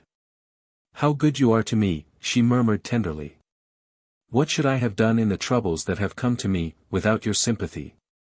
I can't tell you, Henry, how I feel your kindness. She tried impulsively to lift his hand to her lips. He gently stopped her. Agnes, he said, are you beginning to understand how truly I love you? That simple question found its own way to her heart. She owned the whole truth, without saying a word. She looked at him, and then looked away again. He drew her nearer to him. My own darling, he whispered, and kissed her. Softly and tremulously, the sweet lips lingered, and touched his lips in return. Then her head drooped. She put her arms round his neck, and hid her face on his bosom. They spoke no more. The charmed silence had lasted but a little while, when it was mercilessly broken by a knock at the door. Agnes started to her feet. She placed herself at the piano. The instrument being opposite to the door, it was impossible, when she seated herself on the music stool, for any person entering the room to see her face. Henry called out irritably, "Come in." The door was not opened. The person on the other side of it asked a strange question. Is Mr. Henry Westwick alone? Agnes instantly recognized the voice of the Countess. She hurried to a second door, which communicated with one of the bedrooms. Don't let her come near me, she whispered nervously. Good night, Henry. Good night. If Henry could, by an effort of will, have transported the Countess to the uttermost ends of the earth, he would have made the effort without remorse. As it was, he only repeated, more irritably than ever, "Come in." She entered the room slowly with her everlasting manuscript in her hand. Her step was unsteady, a dark flush appeared on her face, in place of its customary pallor. Her eyes were bloodshot and widely dilated. In approaching Henry, she showed a strange incapability of calculating her distances. She struck against the table near which he happened to be sitting. When she spoke, her articulation was confused, and her pronunciation of some of the longer words was hardly intelligible. Most men would have suspected her of being under the influence of some intoxicating liquor.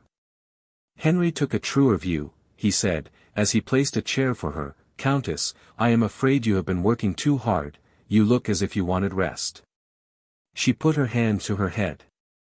"My invention has gone," she said. "I can't write my fourth act. It's all a blank, all a blank." Henry advised her to wait till the next day. "Go to bed," he suggested, "and try to sleep." She waved her hand impatiently. "I must finish the play," she answered. "I only want a hint from you. You must know something about plays. Your brother has got a theatre. You must often have heard him talk about fourth and fifth acts, you must have seen rehearsals, and all the rest of it." She abruptly thrust the manuscript into Henry's hand. "I can't read it to you," she said, "I feel giddy when I look at my own writing. Just run your eye over it, there's a good fellow, and give me a hint." Henry glanced at the manuscript. He happened to look at the list of the persons of the drama. As he read the list he started and turned abruptly to the Countess, intending to ask her for some explanation. The words were suspended on his lips. It was but too plainly useless to speak to her. Her head lay back on the rail of the chair. She seemed to be half asleep already. The flush on her face had deepened, she looked like a woman who was in danger of having a fit. He rang the bell, and directed the man who answered it to send one of the chambermaids upstairs. His voice seemed to partially rouse the Countess. She opened her eyes in a slow drowsy way. "Have you read it?" she asked. It was necessary as a mere act of humanity to humor her. "I will read it willingly," said Henry, "if you will go upstairs to bed. You shall hear what I think of it tomorrow morning. Our heads will be clearer, we shall be better able to make the fourth act in the morning." The chambermaid came in while he was speaking. "I am afraid the lady is ill," Henry whispered. "Take her up to her room." The woman looked at the Countess and whispered back, "Shall we send for a doctor, sir?" Henry advised taking her upstairs first, and then asking the manager's opinion. There was great difficulty in persuading her to rise, and accept the support of the chambermaid's arm. It was only by reiterated promises to read the play that night, and to make the fourth act in the morning, that Henry prevailed on the Countess to return to her room. Left to himself, he began to feel a certain languid curiosity in relation to the manuscript. He looked over the pages, reading a line here and a line there. Suddenly he changed color as he read, and looked up from the manuscript like a man bewildered. "Good God! What does this mean?" he said to himself. His eyes turned nervously to the door by which Agnes had left him. She might return to the drawing room, she might want to see what the Countess had written. He looked back again at the passage which had startled him, considered with himself for a moment, and, snatching up the unfinished play, suddenly and softly left the room. Chapter 26. Entering his own room on the upper floor, Henry placed the manuscript on his table, open at the first leaf. His nerves were unquestionably shaken. His hand trembled as he turned the pages, he started at chance noises on the staircase of the hotel. The scenario, or outline, of the Countess's play began with no formal prefatory phrases. She presented herself and her work with the easy familiarity of an old friend. "Allow me, dear Mr. Francis Westwick, to introduce to you the persons in my proposed play. Behold them, arranged symmetrically in a line. My lord. The baron. The courier. The doctor. The Countess. I don't trouble myself, you see, to invest fictitious family names. My characters are sufficiently distinguished by their social titles, and by the striking contrast which they present one with another. The first act opens. No. Before I open the first act, I must announce, in justice to myself, that this play is entirely the work of my own invention. I scorn to borrow from actual events. And, what is more extraordinary still, I have not stolen one of my ideas from the modern French drama. As the manager of an English theatre, you will naturally refuse to believe this. It doesn't matter. Nothing matters, except the opening of my first act. We are at Hamburg, in the famous Salon d'Or, at the height of the season. The Countess, exquisitely dressed, is seated at the green table. Strangers of all nations are standing behind the players, venturing their money or only looking on. My lord is among the strangers. He is struck by the Countess's personal appearance, in which beauties and defects are fantastically mingled in the most attractive manner. He watches the Countess's game, and places his money where he sees her deposit her own little stake. She looks round at him, and says, "Don't trust to my color, I have been unlucky the whole evening. Place your stake on the other color, and you may have a chance of winning." My lord, a true Englishman, blushes, bows, and obeys. The Countess proves to be a prophet. She loses again. My lord wins twice the sum that he has risked. The Countess rises from the table. She has no more money, and she offers my lord her chair. Instead of taking it, he politely places his winnings in her hand, and begs her to accept the loan as a favor to himself. The Countess stakes again, and loses again. My lord smiles superbly, and presses a second loan on her. From that moment her luck turns. She wins, and wins largely. Her brother, the Baron, trying his fortune in another room, hears of what is going on, and joins my lord and the Countess. Pay attention, if you please, to the Baron. He is delineated as a remarkable and interesting character. This noble person has begun life with a single-minded devotion to the science of experimental chemistry, very surprising in a young and handsome man with a brilliant future before him. A profound knowledge of the occult sciences has persuaded the Baron that it is possible to solve the famous problem called the Philosopher's Stone. His own pecuniary resources have long since been exhausted by his costly experiments. His sister has next supplied him with the small fortune at her disposal, reserving only the family jewels, placed in the charge of her banker and friend at Frankfurt. The Countess's fortune also being swallowed up, the Baron has in a fatal moment sought for new supplies at the gaming table. He proves, at starting on his perilous career, to be a favorite of fortune, wins largely, and, alas, profanes his noble enthusiasm for science by yielding his soul to the all-debasing passion of the gamester. At the period of the play, the Baron's good fortune has deserted him. He sees his way to a crowning experiment in the fatal search after the secret of transmuting the baser elements into gold. But how is he to pay the preliminary expenses?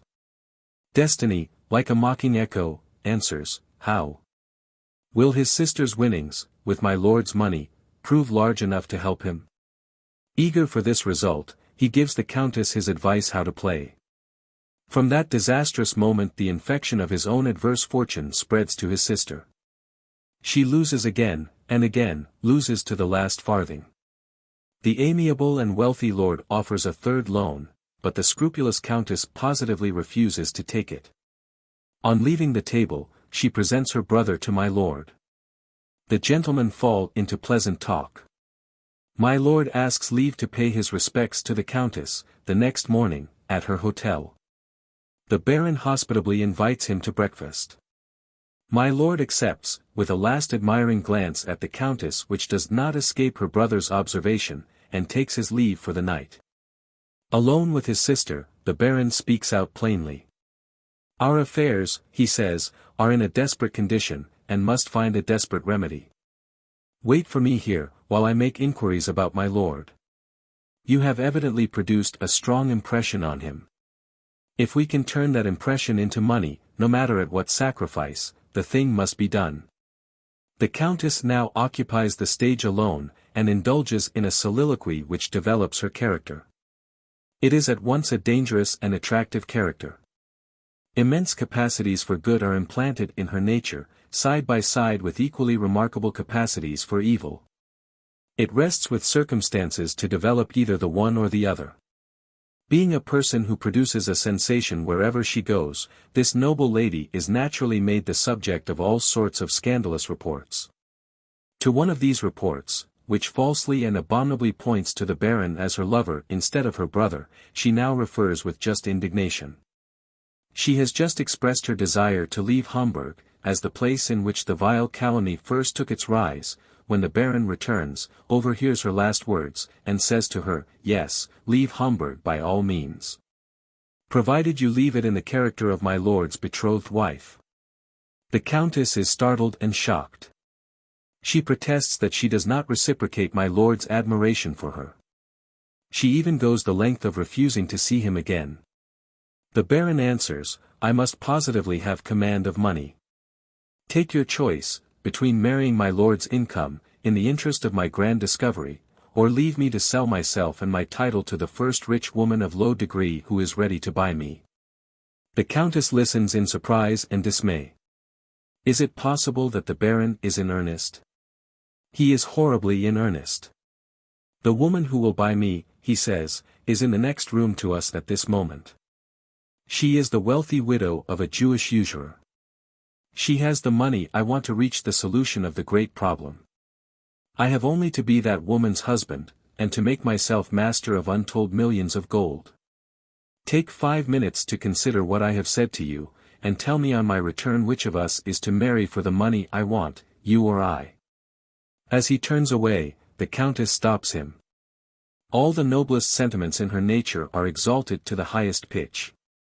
"Where is the true woman," she exclaims, "who wants time to consummate the sacrifice of herself, when the man to whom she is devoted demands it? She does not want 5 minutes, she does not want 5 seconds, she holds out her hand to him, and she says, 'Sacrifice me on the altar of your glory. Take as stepping stones on the way to your triumph, my love, my liberty, and my life.'" On this grand situation the curtain falls. Judging by my first act, Mr. Westwick, tell me truly, and don't be afraid of turning my head, am I not capable of writing a good play? Henry paused between the first and second acts. Reflecting, not on the merits of the play, but on the strange resemblance which the incidents so far presented to the incidents that had attended the disastrous marriage of the first Lord Montbarry. Was it possible that the Countess, in the present condition of her mind, supposed herself to be exercising her invention when she was only exercising her memory? The question involved considerations too serious to be made the subject of a hasty decision. Reserving his opinion, Henry turned the page, and devoted himself to the reading of the next act. The manuscript proceeded as follows. The second act opens at Venice. An interval of 4 months has elapsed since the date of the scene at the gambling table. The action now takes place in the reception room of one of the Venetian palaces. The Baron is discovered, alone, on the stage. He reverts to the events which have happened since the close of the first act. The Countess has sacrificed herself. The mercenary marriage has taken place, but not without obstacles, caused by difference of opinion on the question of marriage settlements. Private inquiries, instituted in England, have informed the Baron that my lord's income is derived chiefly from what is called entailed property. In case of accidents, he is surely bound to do something for his bride. Let him, for example, insure his life, for a sum proposed by the Baron, and let him so settle the money that his widow shall have it, if he dies first. My lord hesitates. The Baron wastes no time in useless discussion. Let us by all means, he says, consider the marriage as broken off. My lord shifts his ground, and pleads for a smaller sum than the sum proposed. The Baron briefly replies, I never bargain. My lord is in love. The natural result follows, he gives way. So far, the Baron has no cause to complain. But my lord's turn comes, when the marriage has been celebrated, and when the honeymoon is over. The Baron has joined the married pair at a palace which they have hired in Venice. He is still bent on solving the problem of the philosopher's stone. His laboratory is set up in the vaults beneath the palace, so that smells from chemical experiments may not incommode the Countess, in the higher regions of the house. The one obstacle in the way of his grand discovery is, as usual, the want of money. His position at the present time has become truly critical. He owes debts of honor to gentlemen in his own rank of life, which must positively be paid. And he proposes, in his own friendly manner, to borrow the money of my lord. My lord positively refuses, in the rudest terms. The Baron applies to his sister to exercise her conjugal influence. She can only answer that her noble husband, being no longer distractedly in love with her, now appears in his true character, as one of the meanest men living. The sacrifice of the marriage has been made, and has already proved useless. Such is the state of affairs at the opening of the second act.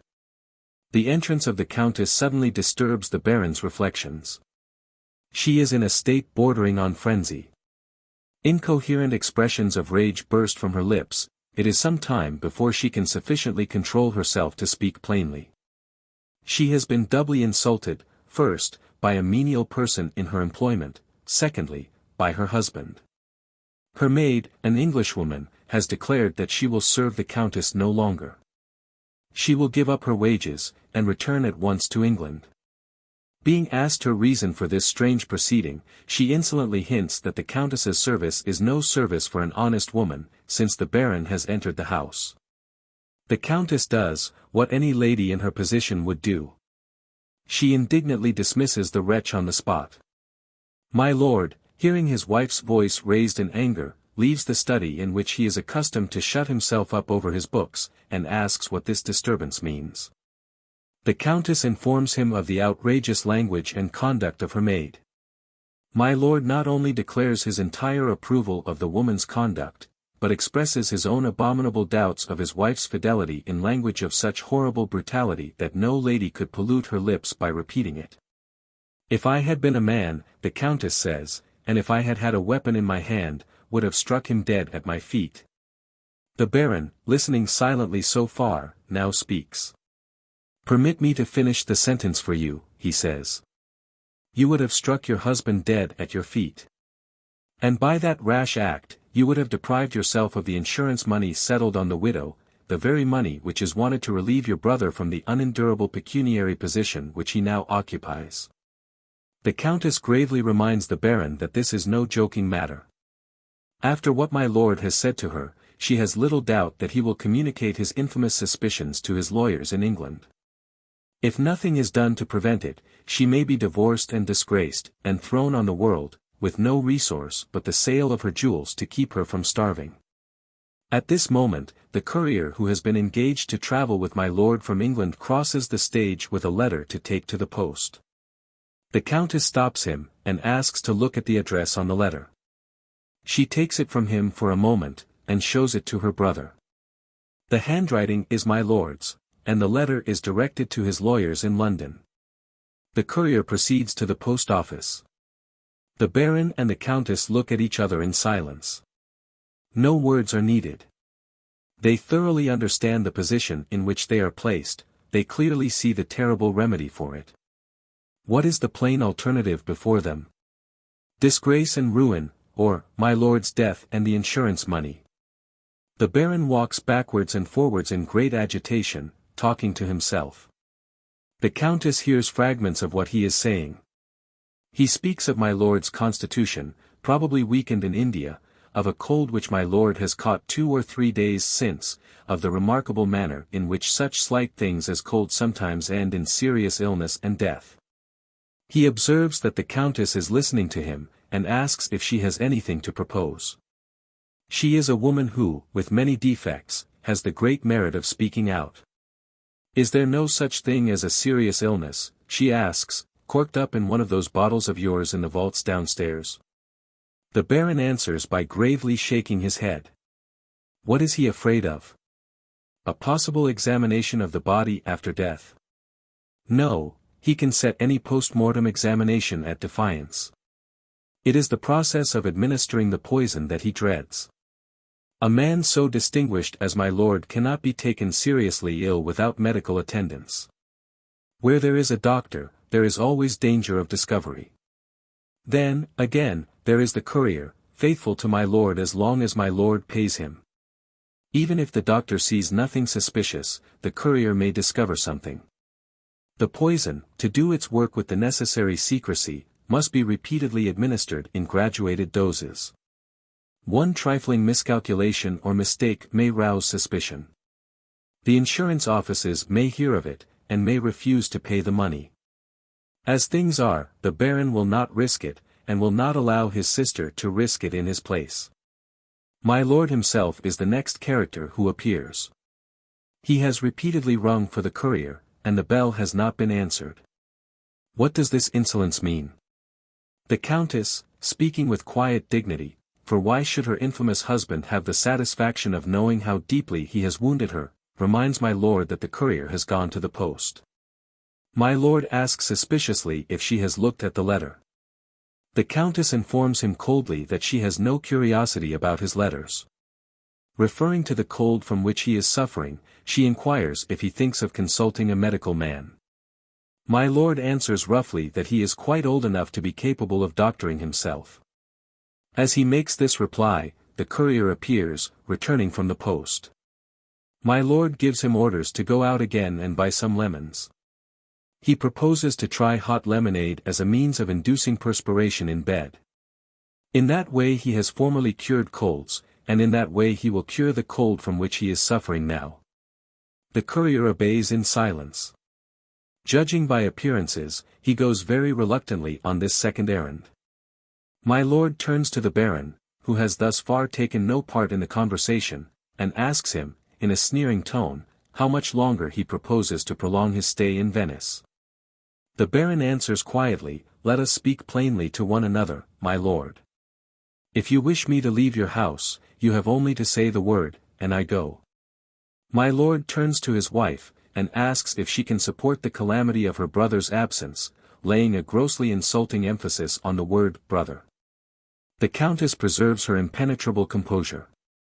Nothing in her betrays the deadly hatred with which she regards the titled ruffian who has insulted her. "You are master in this house, my lord," is all she says. "Do as you please." My lord looks at his wife. Looks at the Baron, and suddenly alters his tone. Does he perceive in the composure of the Countess and her brother something lurking under the surface that threatens him? This is at least certain. He makes a clumsy apology for the language that he has used. Abject wretch. My lord's excuses are interrupted by the return of the courier with the lemons and hot water. The Countess observes for the first time that the man looks ill. His hands tremble as he places the tray on the table. My lord orders his courier to follow him, and make the lemonade in the bedroom. The Countess remarks that the courier seems hardly capable of obeying his orders. Hearing this, the man admits that he is ill. He, too, is suffering from a cold. He has been kept waiting in a draught at the shop where he bought the lemons. He feels alternately hot and cold, and he begs permission to lie down for a little while on his bed. Feeling her humanity appealed to, the Countess volunteers to make the lemonade herself. My lord takes the courier by the arm, leads him aside, and whispers these words to him: "Watch her, and see that she puts nothing into the lemonade, then bring it to me with your own hands, and, then, go to bed, if you like." Without a word more to his wife, or to the Baron, my lord leaves the room. The Countess makes the lemonade, and the courier takes it to his master. Returning, on the way to his own room, he is so weak, and feels, he says, so giddy, that he is obliged to support himself by the backs of the chairs as he passes them. The Baron, always considerate to persons of low degree, offers his arm. "I am afraid, my poor fellow," he says, "that you are really ill." The courier makes this extraordinary answer: "It's all over with me, sir, I have caught my death." The Countess is naturally startled. "You are not an old man," she says, trying to rouse the courier's spirits.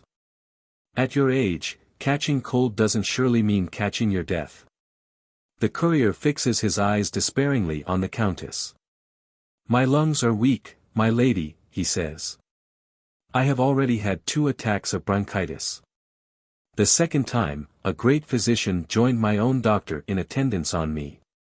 He considered my recovery almost in the light of a miracle. 'Take care of yourself,' he said. 'If you have a third attack of bronchitis, as certainly as 2 and 2 make 4, you will be a dead man.' I feel the same inward shivering, my lady, that I felt on those 2 former occasions, and I tell you again, I have caught my death in Venice." Speaking some comforting words, the Baron leads him to his room. The Countess is left alone on the stage. She seats herself, and looks towards the door by which the courier has been led out. "Ah! My poor fellow," she says, "if you could only change constitutions with my lord, what a happy result would follow for the Baron and for me. If you could only get cured of a trumpery cold with a little hot lemonade, and if he could only catch his death in your place." She suddenly pauses, considers for a while, and springs to her feet, with a cry of triumphant surprise. The wonderful, the unparalleled idea has crossed her mind like a flash of lightning. Make the 2 men change names and places, and the deed is done. Where are the obstacles? Remove my lord, by fair means or foul, from his room, and keep him secretly prisoner in the palace, to live or die as future necessity may determine. Place the courier in the vacant bed, and call in the doctor to see him, ill, in my lord's character, and, if he dies, dying under my lord's name. The manuscript dropped from Henry's hands. A sickening sense of horror overpowered him. The question which had occurred to his mind at the close of the first act of the play assumed a new and terrible interest now. As far as the scene of the Countess's soliloquy, the incidents of the second act had reflected the events of his late brother's life as faithfully as the incidents of the first act. Was the monstrous plot, revealed in the lines which he had just read, the offspring of the Countess's morbid imagination? Or had she, in this case also, deluded herself with the idea that she was inventing when she was really writing under the influence of her own guilty remembrances of the past? If the latter interpretation were the true one, he had just read the narrative of the contemplated murder of his brother, planned in cold blood by a woman who was at that moment inhabiting the same house with him. While, to make the fatality complete, Agnes herself had innocently provided the conspirators with the one man who was fitted to be the passive agent of their crime. Even the bare doubt that it might be so was more than he could endure. He left his room, resolved to force the truth out of the Countess, or to denounce her before the authorities as a murderess at large. Arrived at her door, he was met by a person just leaving the room. The person was the manager. He was hardly recognizable, he looked and spoke like a man in a state of desperation. "Oh, go in, if you like," he said to Henry. "Mark this, sir. I am not a superstitious man, but I do begin to believe that crimes carry their own curse with them. This hotel is under a curse. What happens in the morning? We discover a crime committed in the old days of the palace. The night comes, and brings another dreadful event with it, a death, a sudden and shocking death, in the house. Go in, and see for yourself. I shall resign my situation, Mr. Westwick, I can't contend with the fatalities that pursue me here." Henry entered the room. The Countess was stretched on her bed. The doctor on one side, and the chambermaid on the other, were standing looking at her. From time to time, she drew a heavy stertorous breath, like a person oppressed in sleeping. "Is she likely to die?" Henry asked. "She is dead," the doctor answered. "Dead of the rupture of a blood vessel on the brain. Those sounds that you hear are purely mechanical, they may go on for hours." Henry looked at the chambermaid. She had little to tell. The Countess had refused to go to bed, and had placed herself at her desk to proceed with her writing. Finding it useless to remonstrate with her, the maid had left the room to speak to the manager. In the shortest possible time, the doctor was summoned to the hotel, and found the Countess dead on the floor. There was this to tell, and no more. Looking at the writing table as he went out, Henry saw the sheet of paper on which the Countess had traced her last lines of writing. The characters were almost illegible. Henry could just distinguish the words, first act, and persons of the drama. The lost wretch had been thinking of her play to the last, and had begun it all over again. Chapter 27. Henry returned to his room. His first impulse was to throw aside the manuscript, and never to look at it again. The one chance of relieving his mind from the dreadful uncertainty that oppressed it, by obtaining positive evidence of the truth, was a chance annihilated by the Countess's death. What good purpose could be served, what relief could he anticipate, if he read more? He walked up and down the room. After an interval, his thoughts took a new direction. The question of the manuscript presented itself under another point of view. Thus far, his reading had only informed him that the conspiracy had been planned. How did he know that the plan had been put in execution? The manuscript lay just before him on the floor. He hesitated, then picked it up. And, returning to the table, read on as follows, from the point at which he had left off. While the Countess is still absorbed in the bold yet simple combination of circumstances which she has discovered, the Baron returns. He takes a serious view of the case of the courier. It may be necessary, he thinks, to send for medical advice. No servant is left in the palace, now the English maid has taken her departure. The Baron himself must fetch the doctor, if the doctor is really needed. Let us have medical help, by all means, his sister replies. But wait and hear something that I have to say to you first. She then electrifies the Baron by communicating her idea to him. What danger of discovery have they to dread? My lord's life in Venice has been a life of absolute seclusion. Nobody but his banker knows him, even by personal appearance. He has presented his letter of credit as a perfect stranger, and he and his banker have never seen each other since that first visit. He has given no parties, and gone to no parties. On the few occasions when he has hired a gondola or taken a walk, he has always been alone. Thanks to the atrocious suspicion which makes him ashamed of being seen with his wife, he has led the very life which makes the proposed enterprise easy of accomplishment. The cautious Baron listens, but gives no positive opinion, as yet. See what you can do with the courier, he says, and I will decide when I hear the result. One valuable hint I may give you before you go. Your man is easily tempted by money, if you only offer him enough. The other day, I asked him, in jest, what he would do for £1,000. He answered, anything. Bear that in mind, and offer your highest bid without bargaining. The scene changes to the courier's room, and shows the poor wretch with a photographic portrait of his wife in his hand, crying. The Countess enters. She wisely begins by sympathizing with her contemplated accomplice. He is duly grateful. He confides his sorrows to his gracious mistress. Now that he believes himself to be on his deathbed, he feels remorse for his neglectful treatment of his wife. He could resign himself to die. But despair overpowers him when he remembers that he has saved no money, and that he will leave his widow, without resources, to the mercy of the world. On this hint, the Countess speaks. Suppose you were asked to do a perfectly easy thing, she says, and suppose you were rewarded for doing it by a present of £1,000, as a legacy for your widow? The courier raises himself on his pillow, and looks at the Countess with an expression of incredulous surprise. She can hardly be cruel enough, he thinks, to joke with a man in his miserable plight. Will she say plainly what this perfectly easy thing is, the doing of which will meet with such a magnificent reward? The Countess answers that question by confiding her project to the courier, without the slightest reserve. Some minutes of silence follow when she has done. The courier is not weak enough yet to speak without stopping to think first. Still keeping his eyes on the Countess, he makes a quaintly insolent remark on what he has just heard. I have not hitherto been a religious man, but I feel myself on the way to it. Since your ladyship has spoken to me, I believe in the devil. It is the Countess's interest to see the humorous side of this confession of faith. She takes no offense.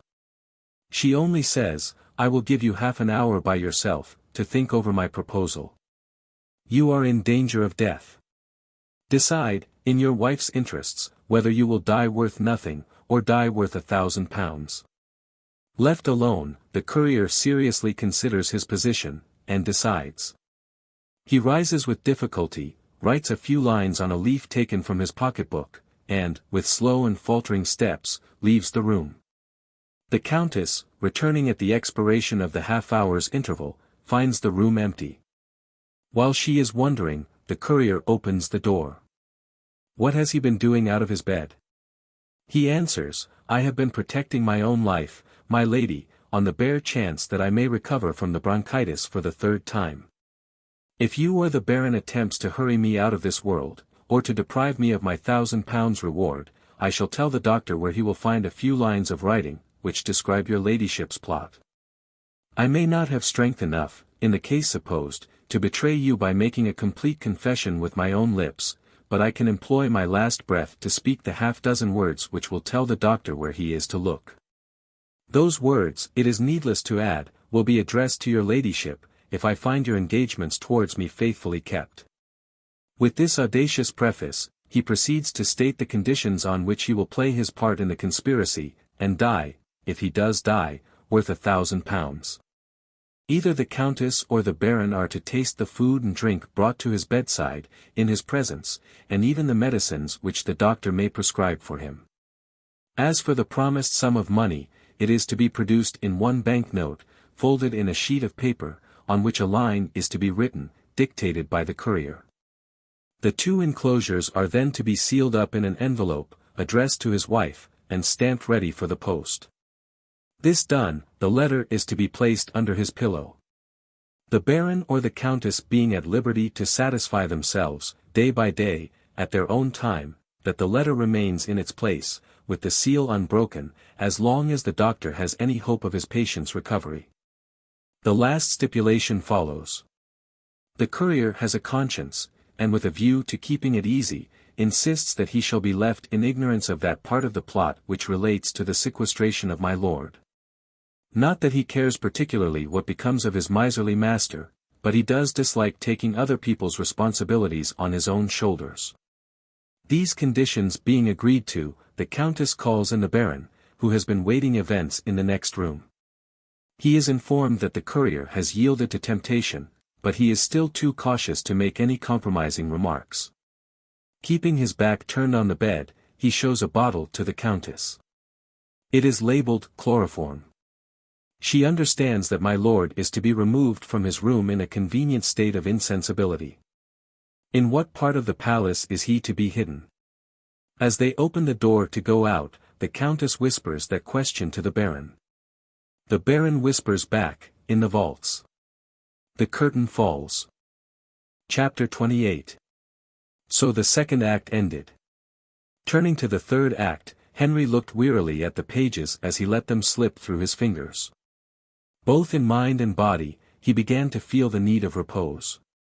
In one important respect, the later portion of the manuscript differed from the pages which he had just been reading. Signs of an overwrought brain showed themselves, here and there, as the outline of the play approached its end. The handwriting grew worse and worse. Some of the longer sentences were left unfinished. In the exchange of dialogue, questions and answers were not always attributed respectively to the right speaker. At certain intervals the writer's failing intelligence seemed to recover itself for a while, only to relapse again, and to lose the thread of the narrative more hopelessly than ever. After reading one or two of the more coherent passages Henry recoiled from the ever-darkening horror of the story. He closed the manuscript, heartsick and exhausted, and threw himself on his bed to rest. The door opened almost at the same moment. Lord Montbarry entered the room. "We have just returned from the opera," he said, "and we have heard the news of that miserable woman's death. They say you spoke to her in her last moments, and I want to hear how it happened." "You shall hear how it happened," Henry answered, "and more than that. You are now the head of the family, Stephen, and I feel bound, in the position which oppresses me, to leave you to decide what ought to be done." With those introductory words, he told his brother how the Countess's play had come into his hands. "Read the first few pages," he said. I am anxious to know whether the same impression is produced on both of us. Before Lord Montbarry had got halfway through the first act, he stopped, and looked at his brother. What does she mean by boasting of this as her own invention? He asked. Was she too crazy to remember that these things really happened? This was enough for Henry, the same impression had been produced on both of them. You will do as you please, he said. But if you will be guided by me, spare yourself the reading of those pages to come, which describe our brother's terrible expiation of his heartless marriage. Have you read it all, Henry? Not all. I shrank from reading some of the latter part of it. Neither you nor I saw much of our elder brother after we left school, and, for my part, I felt, and never scrupled to express my feeling, that he behaved infamously to Agnes. But when I read that unconscious confession of the murderous conspiracy to which he fell a victim, I remembered, with something like remorse, that the same mother bore us. I have felt for him tonight, what I am ashamed to think I never felt for him before. Lord Montbarry took his brother's hand. You are a good fellow, Henry, he said, but are you quite sure that you have not been needlessly distressing yourself? Because some of this crazy creature's writing accidentally tells what we know to be the truth, does it follow that all the rest is to be relied on to the end? There is no possible doubt of it, Henry replied. No possible doubt. His brother repeated. I shall go on with my reading, Henry, and see what justification there may be for that confident conclusion of yours. He read on steadily, until he had reached the end of the second act. Then he looked up. Do you really believe that the mutilated remains which you discovered this morning are the remains of our brother? He asked. And do you believe it on such evidence as this? Henry answered silently by a sign in the affirmative. Lord Montbarry checked himself, evidently on the point of entering an indignant protest. You acknowledge that you have not read the later scenes of the piece, he said. Don't be childish, Henry. If you persist in pinning your faith on such stuff as this, the least you can do is to make yourself thoroughly acquainted with it. Will you read the third act? No. Then I shall read it to you. He turned to the third act, and ran over those fragmentary passages which were clearly enough written and expressed to be intelligible to the mind of a stranger. Here is a scene in the vaults of the palace, he began. The victim of the conspiracy is sleeping on his miserable bed, and the Baron and the Countess are considering the position in which they stand. The Countess, as well as I can make it out, has raised the money that is wanted by borrowing on the security of her jewels at Frankfurt, and the courier upstairs is still declared by the doctor to have a chance of recovery. What are the conspirators to do, if the man does recover? The cautious Baron suggests setting the prisoner free. If he ventures to appeal to the law, it is easy to declare that he is subject to insane delusion, and to call his own wife as witness. On the other hand, if the courier dies, how is the sequestrated and unknown nobleman to be put out of the way? Passively, by letting him starve in his prison? No, the Baron is a man of refined tastes, he dislikes needless cruelty. The active policy remains, say, assassination by the knife of a hired bravo. The Baron objects to trusting an accomplice, also to spending money on anyone but himself. Shall they drop their prisoner into the canal? The Baron declines to trust water, water will show him on the surface. Shall they set his bed on fire? An excellent idea, but the smoke might be seen. No, the circumstances being now entirely altered, poisoning him presents the easiest way out of it. He has simply become a superfluous person. The cheapest poison will do. Is it possible, Henry, that you believe this consultation really took place? Henry made no reply. The succession of the questions that had just been read to him, exactly followed the succession of the dreams that had terrified Mrs. Norbury, on the 2 nights which she had passed in the hotel. It was useless to point out this coincidence to his brother. He only said, "Go on." Lord Montbarry turned the pages until he came to the next intelligible passage. Here, he proceeded, is a double scene on the stage, so far as I can understand the sketch of it. The doctor is upstairs, innocently writing his certificate of my lord's decease, by the dead courier's bedside. Down in the vaults, the Baron stands by the corpse of the poisoned lord, preparing the strong chemical acids which are to reduce it to a heap of ashes. Surely it is not worth while to trouble ourselves with deciphering such melodramatic horrors as these. Let us get on. Let us get on. He turned the leaves again, attempting vainly to discover the meaning of the confused scenes that followed. On the last page but one, he found the last intelligible sentences. The third act seems to be divided, he said, into two parts or tableaus. I think I can read the writing at the beginning of the second part. The Baron and the Countess open the scene. The Baron's hands are mysteriously concealed by gloves. He has reduced the body to ashes by his own system of cremation, with the exception of the head. Henry interrupted his brother there. Don't read any more, he exclaimed. Let us do the Countess justice, Lord Montbarry persisted. There are not half a dozen lines more that I can make out. The accidental breaking of his jar of acid has burnt the Baron's hands severely. He is still unable to proceed to the destruction of the head, and the Countess is woman enough, with all her wickedness, to shrink from attempting to take his place, when the first news is received of the coming arrival of the Commission of Inquiry dispatched by the insurance offices. The Baron feels no alarm. Inquire as the Commission may, it is the natural death of the courier, in my lord's character, that they are blindly investigating. The head not being destroyed, the obvious alternative is to hide it, and the Baron is equal to the occasion. His studies in the old library have informed him of a safe place of concealment in the palace. The Countess may recoil from handling the acids and watching the process of cremation, but she can surely sprinkle a little disinfecting powder. No more. Henry reiterated. No more. There is no more that can be read, my dear fellow. The last page looks like sheer delirium. She may well have told you that her invention had failed her. Face the truth honestly, Stephen, and say her memory. Lord Montbarry rose from the table at which he had been sitting, and looked at his brother with pitying eyes. Your nerves are out of order, Henry, he said. And no wonder, after that frightful discovery under the hearthstone. We won't dispute about it, we will wait a day or two until you are quite yourself again. In the meantime, let us understand each other on one point at least.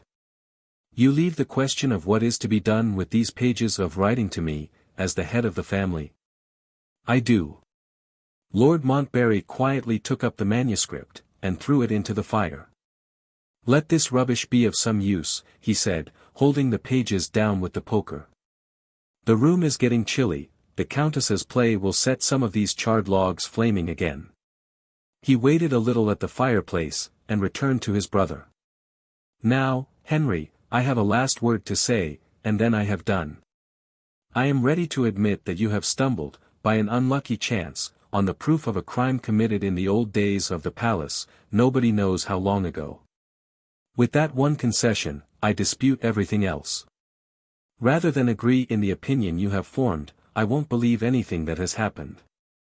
The supernatural influences that some of us felt when we first slept in this hotel, your loss of appetite, our sister's dreadful dreams, the smell that overpowered Francis, and the head that appeared to Agnes, I declare them all to be sheer delusions. I believe in nothing, nothing, nothing. He opened the door to go out, and looked back into the room. Yes, he resumed, there is one thing I believe in. My wife has committed a breach of confidence, I believe Agnes will marry you. Good night, Henry. We leave Venice the first thing tomorrow morning. So Lord Montbarry disposed of the mystery of the haunted hotel. Postscript. A last chance of deciding the difference of opinion between the two brothers remained in Henry's possession. He had his own idea of the use to which he might put the false teeth as a means of inquiry when he and his fellow travelers returned to England. The only surviving depositary of the domestic history of the family in past years, was Agnes Lockwood's old nurse. Henry took his first opportunity of trying to revive her personal recollections of the deceased Lord Montbarry. But the nurse had never forgiven the great man of the family for his desertion of Agnes, she flatly refused to consult her memory. Even the bare sight of my lord, when I last saw him in London, said the old woman, made my fingernails itch to set their mark on his face. I was sent on an errand by Miss Agnes. And I met him coming out of his dentist's door, and, thank God, that's the last I ever saw of him. Thanks to the nurse's quick temper and quaint way of expressing herself, the object of Henry's inquiries was gained already. He ventured on asking if she had noticed the situation of the house. She had noticed, and still remembered the situation. Did Master Henry suppose she had lost the use of her senses, because she happened to be nigh on 80 years old?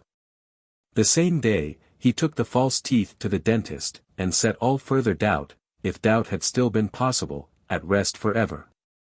The teeth had been made for the first Lord Montbarry. Henry never revealed the existence of this last link in the chain of discovery to any living creature, his brother Stephen included. He carried his terrible secret with him to the grave. There was one other event in the memorable past on which he preserved the same compassionate silence. Little Mrs. Ferrari never knew that her husband had been, not, as she supposed, the Countess's victim, but the Countess's accomplice. She still believed that the late Lord Montbarry had sent her the £1,000 note, and still recoiled from making use of a present which she persisted in declaring had the stain of her husband's blood on it. Agnes, with the widow's entire approval, took the money to the children's hospital, and spent it in adding to the number of the beds. In the spring of the new year, the marriage took place. At the special request of Agnes, the members of the family were the only persons present at the ceremony. There was no wedding breakfast, and the honeymoon was spent in the retirement of a cottage on the banks of the Thames. During the last few days of the residence of the newly married couple by the riverside, Lady Montbarry's children were invited to enjoy a day's play in the garden. The eldest girl overheard, and reported to her mother, a little conjugal dialogue which touched on the topic of the haunted hotel. "Henry, I want you to give me a kiss." "There it is, my dear. Now I am your wife, may I speak to you about something?" "What is it?" "Something that happened the day before we left Venice. You saw the Countess, during the last hours of her life. Won't you tell me whether she made any confession to you?" "No conscious confession, Agnes, and therefore no confession that I need distress you by repeating." "Did she say nothing about what she saw or heard, on that dreadful night in my room?" "Nothing. We only know that her mind never recovered the terror of it." Agnes was not quite satisfied. The subject troubled her. Even her own brief intercourse with her miserable rival of other days suggested questions that perplexed her. She remembered the Countess's prediction. "You have to bring me to the day of discovery, and to the punishment that is my doom." Had the prediction simply faded, like other mortal prophecies? Or had it been fulfilled on the terrible night when she had seen the apparition, and when she had innocently tempted the Countess to watch her in her room? Let it, however, be recorded, among the other virtues of Mrs. Henry Westwick, that she never again attempted to persuade her husband into betraying his secrets. Other men's wives, hearing of this extraordinary conduct, and being trained in the modern school of morals and manners, naturally regarded her with compassionate contempt. They spoke of Agnes, from that time forth, as rather an old-fashioned person. Is that all? That is all. Is there no explanation of the mystery of the haunted hotel? Ask yourself if there is any explanation of the mystery of your own life and death. Farewell.